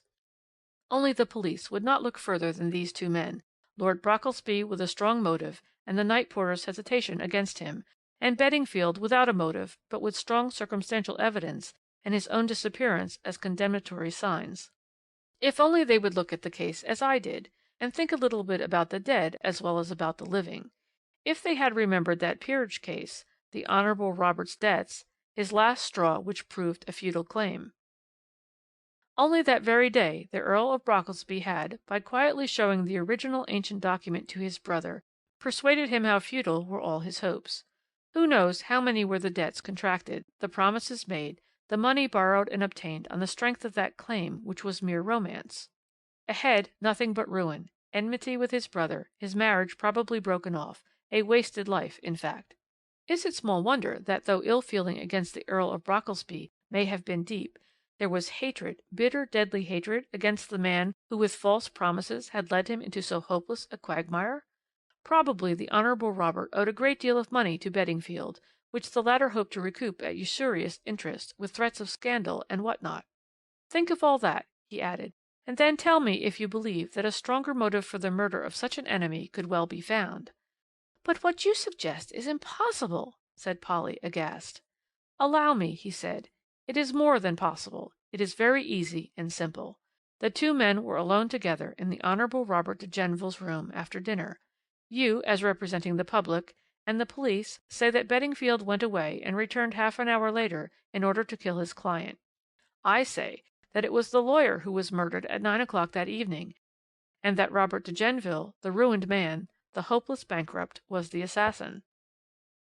Then Yes, of course, now you remember, for I have put you on the track. The face and the body were so battered and bruised that they were past recognition. Both men were of equal height.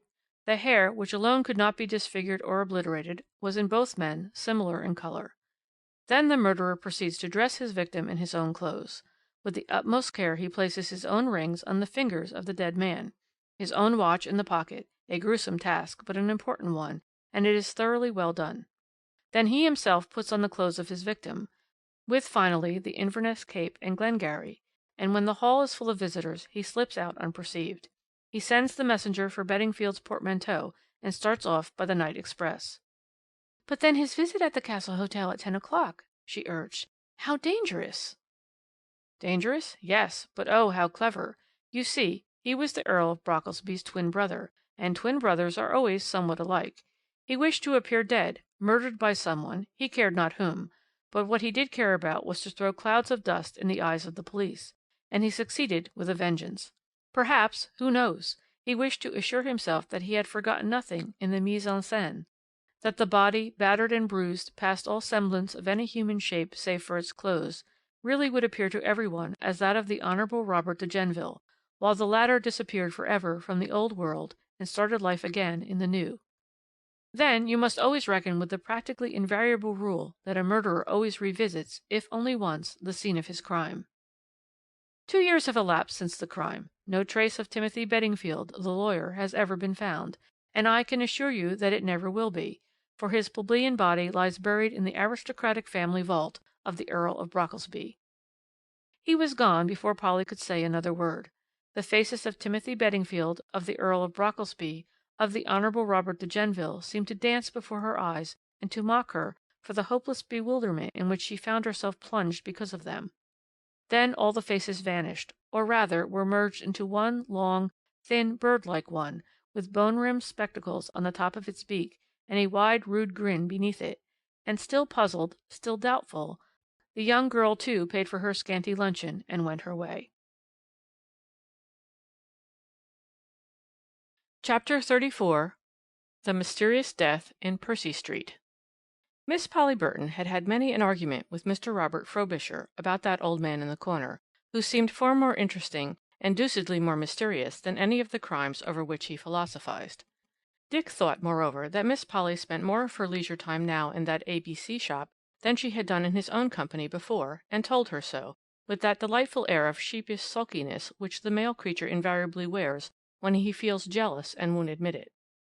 Polly liked Dick to be jealous, but she liked that old scarecrow in the ABC shop very much too, and though she made sundry vague promises from time to time to Mr. Richard Frobisher, she nevertheless drifted back instinctively day after day to the tea shop in Norfolk Street, Strand, and stayed there sipping coffee for as long as the man in the corner chose to talk. On this particular afternoon she went to the ABC shop with a fixed purpose, that of making him give her his views of Mrs. Owen's mysterious death in Percy Street. The facts had interested and puzzled her. She had had countless arguments with Mr. Richard Frobisher as to the 3 great possible solutions of the puzzle: accident, suicide, murder. Undoubtedly neither accident nor suicide, he said dryly. Polly was not aware that she had spoken. What an uncanny habit that creature had of reading her thoughts.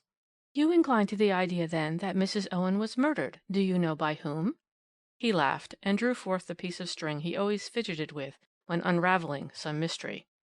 You would like to know who murdered that old woman? He asked at last. I would like to hear your views on the subject, Polly replied.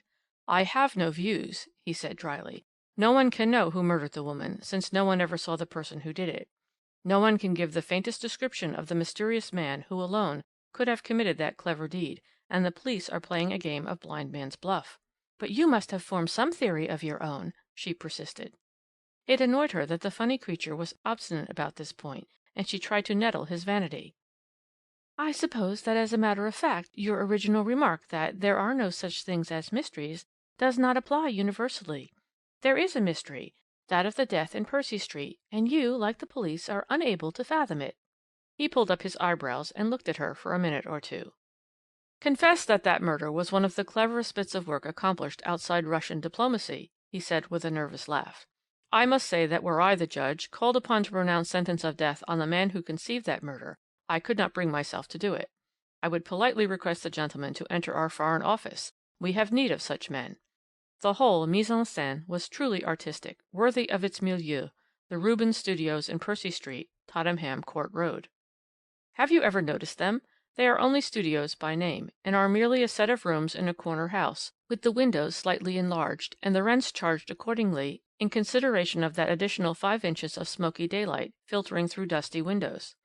On the ground floor there is the order office of some stained glass works, with a workshop in the rear, and on the first floor landing a small room allotted to the caretaker, with gas, coal, and 15 shillings a week, for which princely income she is deputed to keep tidy and clean the general aspect of the house. Mrs. Owen, who was the caretaker there, was a quiet, respectable woman, who eked out her scanty wages by sundry, mostly very meagre tips, doled out to her by impecunious artists in exchange for promiscuous domestic services in and about the respective studios. But if Mrs. Owen's earnings were not large, they were very regular, and she had no fastidious tastes. She and her cockatoo lived on her wages, and all the tips added up, and never spent year after year, went to swell a very comfortable little account at interest in the Birkbeck Bank. This little account had mounted up to a very tidy sum, and the thrifty widow, or old maid, no one ever knew which she was generally referred to by the young artists of the Rubens Studios as a lady of means. But this is a digression.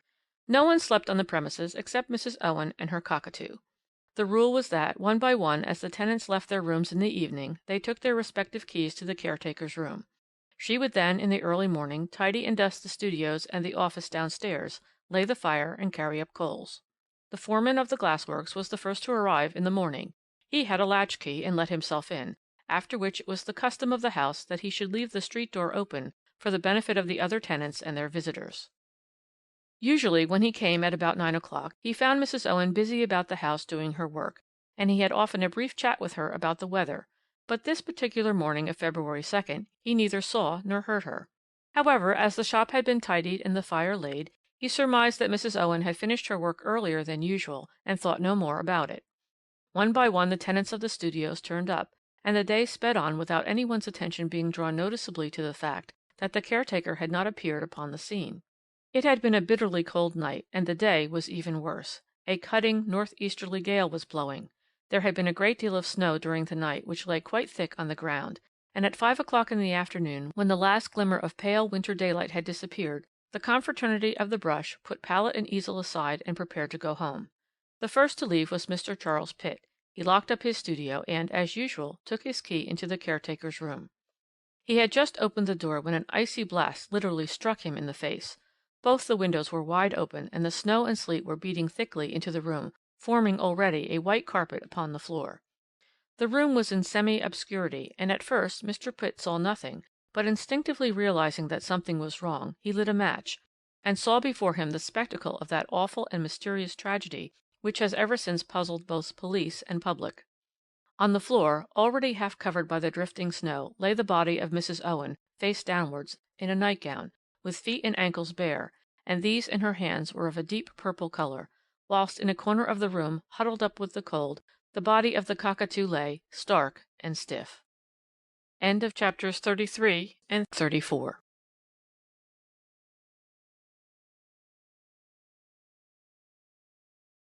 Chapters 35 and 36 of The Old Man in the Corner. Chapter 35. Suicide or Murder. At first there was only talk of a terrible accident, the result of some inexplicable carelessness which perhaps the evidence at the inquest would help to elucidate. Medical assistance came too late.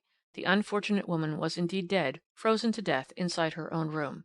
Further examination showed that she had received a severe blow at the back of the head, which must have stunned her and caused her to fall, helpless, beside the open window. Temperature at 5 degrees below zero had done the rest. Detective Inspector Howell discovered close to the window a wrought iron gas bracket, the height of which corresponded exactly with the bruise at the back of Mrs. Owen's head. Hardly, however, had a couple of days elapsed when public curiosity was whetted by a few startling headlines, such as the halfpenny evening papers alone know how to concoct. The mysterious death in Percy Street. Is it suicide or murder? Thrilling details. Strange developments. Sensational arrest. What had happened was simply this.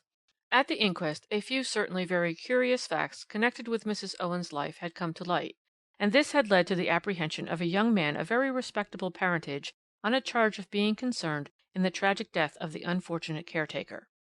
To begin with, it happened that her life, which in an ordinary way should have been very monotonous and regular, seemed, at any rate latterly, to have been more than usually checkered and excited. Every witness who had known her in the past concurred with the statement that since October last a great change had come over the worthy and honest woman. I happen to have a photo of Mrs. Owen, as she was before this great change occurred in her quiet and uneventful life, and which led, as far as the poor soul was concerned, to such disastrous results. Here she is, to the life, added the funny creature, placing the photo before Polly, as respectable, as stodgy, as uninteresting as it is well possible for a member of your charming sex to be. Not a face, you will admit, to lead any youngster to temptation, or to induce him to commit a crime. Nevertheless, one day all the tenants of the Rubens Studios were surprised and shocked to see Mrs. Owen, quiet, respectable Mrs. Owen, sallying forth at 6 o'clock in the afternoon, attired in an extravagant bonnet and a cloak trimmed with imitation astrakhan, which, slightly open in front, displayed a gold locket-and chain of astonishing proportions. Many were the comments, the hints, the bits of sarcasm levelled at the worthy woman by the frivolous confraternity of the brush. The plot thickened when from that day forth a complete change came over the worthy caretaker of the Rubens Studios. While she appeared day after day before the astonished gaze of the tenants and the scandalized looks of the neighbours, attired in new and extravagant dresses, her work was hopelessly neglected, and she was always out when wanted. There was, of course, much talk and comment in various parts of the Rubens Studios on the subject of Mrs. Owen's dissipations. The tenants began to put two and two together, and after a very little while the general consensus of opinion became firmly established that the honest caretaker's demoralization coincided week for week, almost day for day, with young Greenhill's establishment in No. 8 studio. Everyone had remarked that he stayed much later in the evening than anyone else, and yet no one presumed that he stayed for purposes of work. Suspicion soon rose to certainty when Mrs. Owen and Arthur Greenhill were seen by one of the glass workmen dining together at Gambia's restaurant in Tottenham Court Road. The workman, who was having a cup of tea at the counter, noticed particularly that when the bill was paid, the money came out of Mrs. Owen's purse. The dinner had been sumptuous: veal cutlets, a cut from the joint, dessert, coffee, and liqueurs. Finally, the pair left the restaurant apparently very gay, young Greenhill smoking a choice cigar. Irregularities such as these were bound sooner or later to come to the ears and eyes of Mr. Allman, the landlord of the Rubens Studios, and a month after the New Year, without further warning, he gave her a week's notice to quit his house. "Mrs. Owen did not seem the least bit upset when I gave her notice," Mr. Allman declared in his evidence at the inquest. "On the contrary, she told me that she had ample means, and had only worked latterly for the sake of something to do. She added that she had plenty of friends who would look after her, for she had a nice little pile to leave to any one who would know how to get the right side of her." Nevertheless, in spite of this cheerful interview, Miss Bedford, the tenant of No. 6 studio, had stated that when she took her key to the caretaker's room at 6:30 that afternoon, she found Mrs. Owen in tears. The caretaker refused to be comforted, nor would she speak of her trouble to Miss Bedford. 24 hours later she was found dead. The coroner's jury returned an open verdict, and Detective Inspector Jones was charged by the police to make some inquiries about young Mr. Greenhill, whose intimacy with the unfortunate woman had been universally commented upon. The detective, however, pushed his investigations as far as the Birkbeck Bank. There he discovered that after her interview with Mr. Allman, Mrs. Owen had withdrawn what money she had on deposit, some £800, the result of 25 years' saving and thrift. But the immediate result of Detective Inspector Jones's labours was that Mr. Arthur Greenhill, lithographer, was brought before the magistrate at Bow Street on the charge of being concerned in the death of Mrs. Owen, caretaker of the Rubens Studios, Percy Street. Now that magisterial inquiry is one of the few interesting ones which I had the misfortune to miss, continued the man in the corner, with a nervous shake of the shoulders. But you know as well as I do how the attitude of the young prisoner impressed the magistrate and police so unfavourably that, with every new witness brought forward, his position became more and more unfortunate. Yet he was a good-looking, rather coarsely built young fellow, with one of those awful Cockney accents which literally make one jump. But he looked painfully nervous, stammered at every word spoken, and repeatedly gave answers entirely at random. His father acted as lawyer for him, a rough-looking elderly man, who had the appearance of a common country attorney rather than that of a London solicitor. The police had built up a fairly strong case against the lithographer. Medical evidence revealed nothing new. Mrs. Owen had died from exposure, the blow at the back of the head not being sufficiently serious to cause anything but temporary disablement.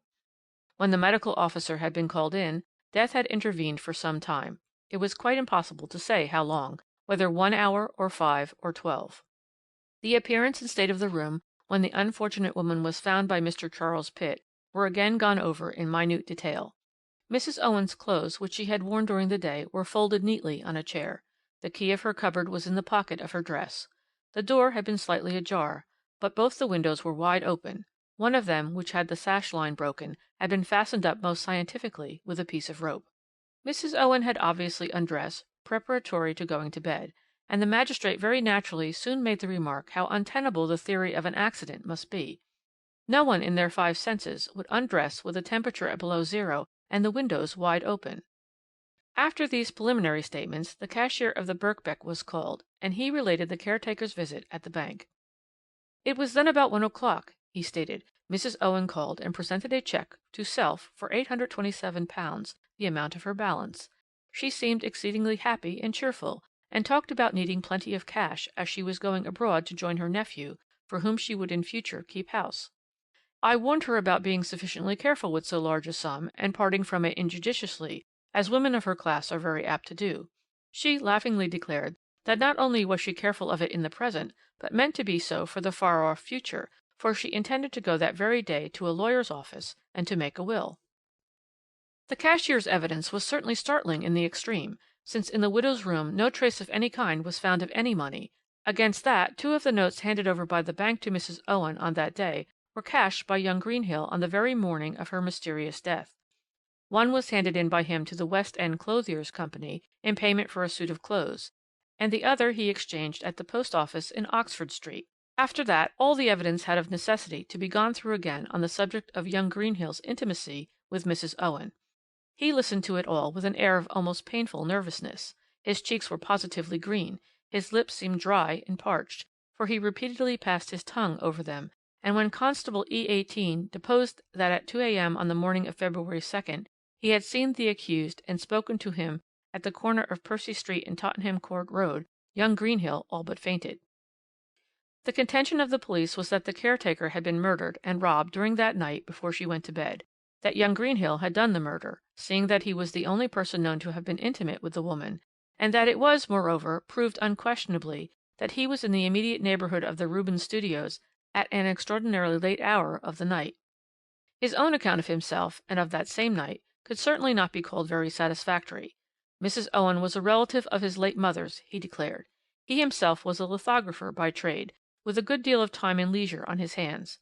He certainly had employed some of that time in taking the old woman to various places of amusement. He had, on more than one occasion, suggested that she should give up menial work and come and live with him, but unfortunately she was a great deal imposed upon by her nephew, a man of the name of Owen, who exploited the good-natured woman in every possible way, and who had on more than one occasion made severe attacks upon her savings at the Birkbeck Bank. Severely cross-examined by the prosecuting counsel about the supposed relative of Mrs. Owen, Greenhill admitted that he did not know him, had in fact never seen him. He knew that his name was Owen, and that was all. His chief occupation consisted in sponging on the kind-hearted old woman. But he only went to see her in the evenings, when he presumably knew that she would be alone, and invariably after all the tenants of the Rubens Studios had left for the day. I don't know whether at this point it strikes you at all, as it did both magistrate and counsel, that there was a direct contradiction in this statement and the one made by the cashier of the Birkbeck on the subject of his last conversation with Mrs. Owen. "I am going abroad to join my nephew, for whom I am going to keep house," was what the unfortunate woman had said. Now Greenhill, in spite of his nervousness and at times contradictory answers, strictly adhered to his point, that there was a nephew in London who came frequently to see his aunt. Anyway, the sayings of the murdered woman could not be taken as evidence in law. Mr. Greenhill, senior, put the objection, adding, "There may have been two nephews," which the magistrate and the prosecution were bound to admit. With regard to the night immediately preceding Mrs. Owen's death, Greenhill stated that he had been with her to the theatre, had seen her home, and had had some supper with her in her room. Before he left her at 2 a.m. she had of her own accord made him a present of £10, saying, "I am a sort of aunt to you, Arthur, and if you don't have it, Bill is sure to get it." She had seemed rather worried in the early part of the evening, but later on she cheered up. "Did she speak at all about this nephew of hers, or about her money affairs?" asked the magistrate. Again the young man hesitated, but said, "No, she did not mention either Owen or her money affairs." "If I remember rightly," added the man in the corner, "for recollect I was not present, the case was here adjourned. But the magistrate would not grant bail. Greenhill was removed looking more dead than alive, though every one remarked that Mr. Greenhill senior looked determined and not the least worried.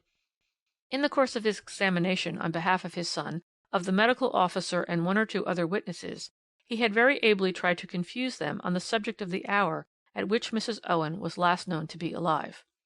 He made a very great point of the fact that the usual morning's work was done throughout the house when the inmates arrived. Was it conceivable, he argued, that a woman would do that kind of work overnight, especially as she was going to the theatre, and therefore would wish to dress in her smarter clothes? It certainly was a very nice point levelled against the prosecution, who promptly retorted, just as conceivable as that a woman in those circumstances of life should, having done her work, undress beside an open window at 9 o'clock in the morning with the snow beating into the room.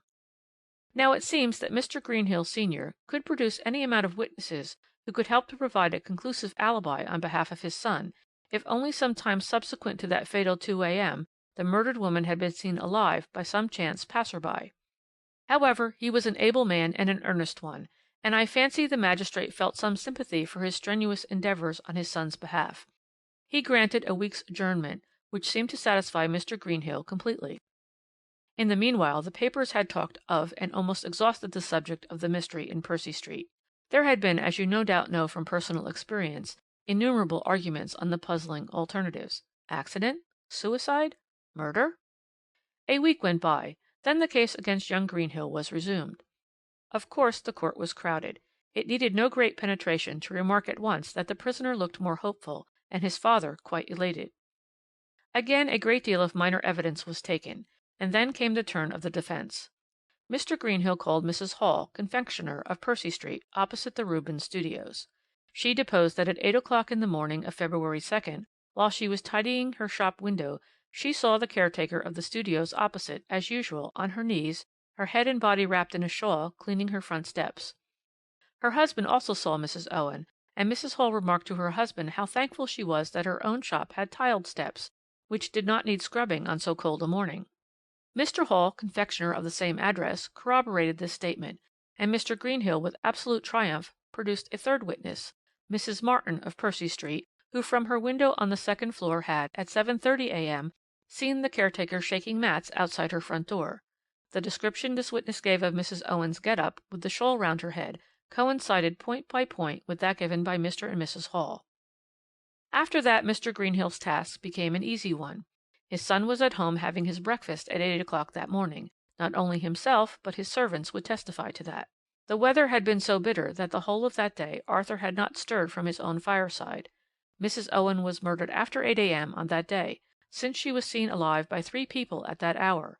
Therefore his son could not have murdered Mrs. Owen. The police must find the criminal elsewhere, or else bow to the opinion originally expressed by the public that Mrs. Owen had met with a terrible untoward accident, or that perhaps she may have wilfully sought her own death in that extraordinary and tragic fashion. Before young Greenhill was finally discharged, 1 or 2 witnesses were again examined. chief among these being the foreman of the glass works. He had turned up at the Rubens studio at 9 o'clock, and been in business all day. He averred positively that he did not specially notice any suspicious-looking individual crossing the hall that day. "But," he remarked with a smile, "I don't sit and watch every one who goes up and down stairs. I am too busy for that. The street door is always left open. Any one can walk in, up or down, who knows the way." That there was a mystery in connection with Mrs. Owen's death. Of that the police have remained perfectly convinced. Whether young Greenhill held the key of the mystery or not, they have never found out to this day. I could enlighten them as to the cause of the young lithographer's anxiety at the magisterial inquiry, but I assure you I do not care to do the work of the police for them. Why should I? Greenhill will never suffer from unjust suspicions. He and his father alone, besides myself, know in what a terribly tight corner he all but found himself. The young man did not reach home till nearly 5 o'clock that morning. His last train had gone, he had to walk, lost his way, and wandered about Hampstead for hours.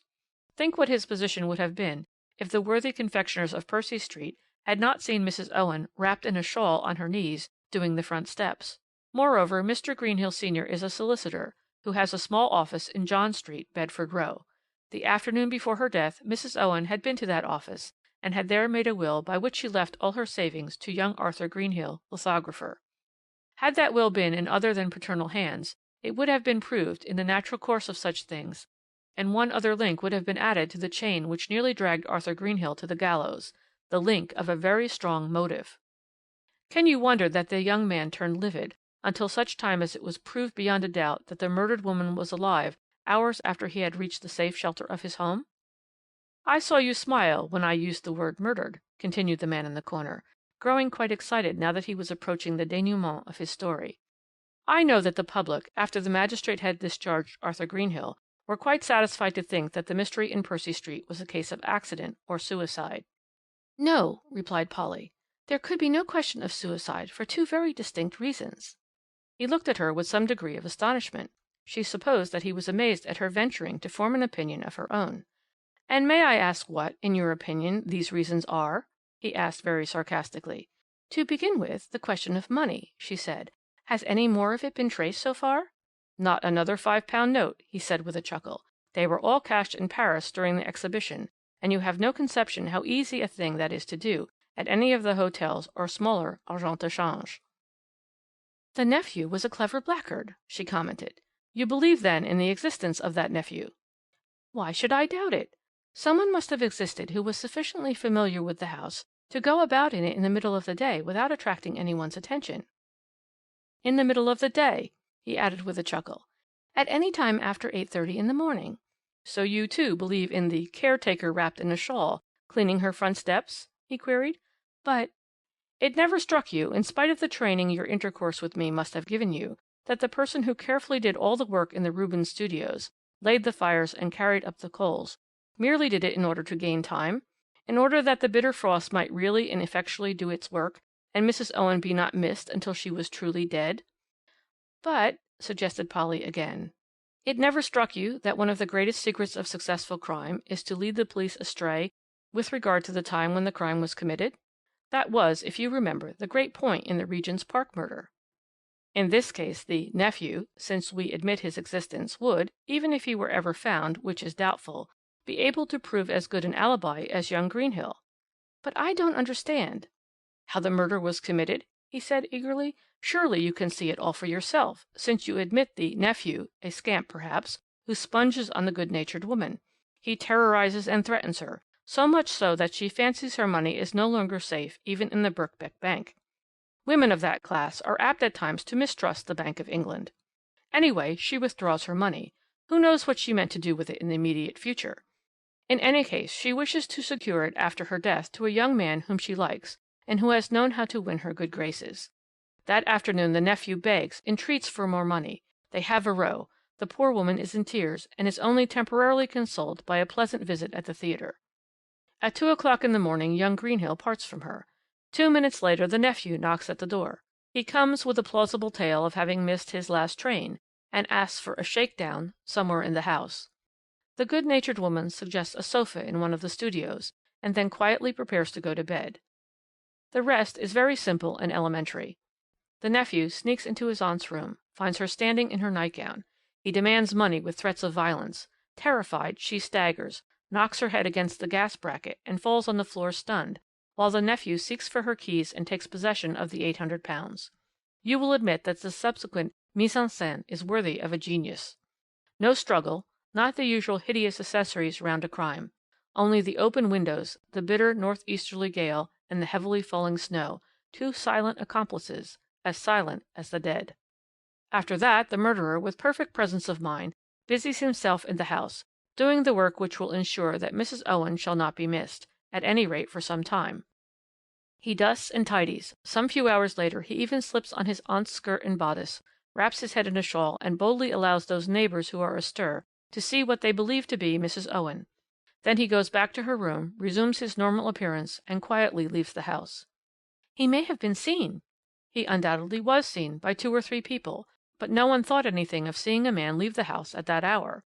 It was very cold, the snow was falling thickly, and as he wore a muffler round the lower part of his face, those who saw him would not undertake to know him again. "That man was never seen or heard of again?" Polly asked.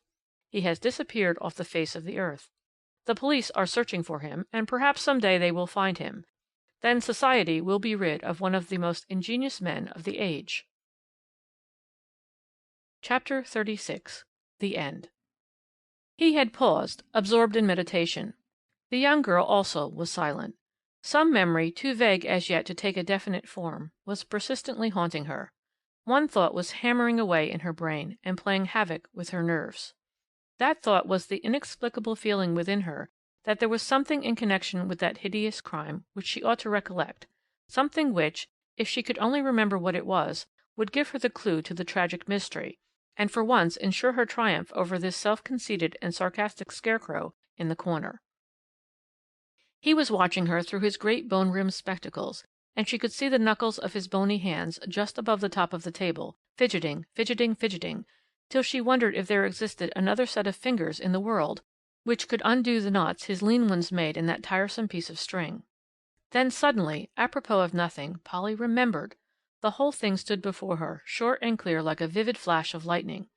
Mrs. Owen lying dead in the snow beside her open window, one of them with a broken sash line, tied up most scientifically with a piece of string. She remembered the talk there had been at the time about this improvised sash line. That was after young Greenhill had been discharged, and the question of suicide had been voted an impossibility. Polly remembered that in the illustrated papers photographs appeared of this wonderfully knotted piece of string, so contrived that the weight of the frame could but tighten the knots, and thus keep the window open. She remembered that people deduced many things from that improvised sash line, chief among these deductions being that the murderer was a sailor. So wonderful, so complicated, so numerous were the knots which secured that window frame. But Polly knew better. In her mind's eye she saw those fingers, rendered doubly nervous by the fearful cerebral excitement, grasping at first mechanically, even thoughtlessly, a bit of twine with which to secure the window, then the ruling habit strongest through all. The girl could see it, the lean and ingenious fingers fidgeting, fidgeting with that piece of string, tying knot after knot, more wonderful, more complicated than any she had yet witnessed. "If I were you," she said, without daring to look into that corner where he sat, "I would break myself of the habit of perpetually making knots in a piece of string." He did not reply, and at last Polly ventured to look up. The corner was empty, and through the glass door beyond the desk, where he had just deposited his few coppers, she saw the tails of his tweed coat, his extraordinary hat, his meagre, shriveled-up personality, fast disappearing down the street. Miss Polly Burton, of the Evening Observer, was married the other day to Mr. Richard Frobisher, of the London Mail. She has never set eyes on the man in the corner from that day to this. Fini. End of chapters 35 and 36. End of The Old Man in the Corner by Baroness Orczy.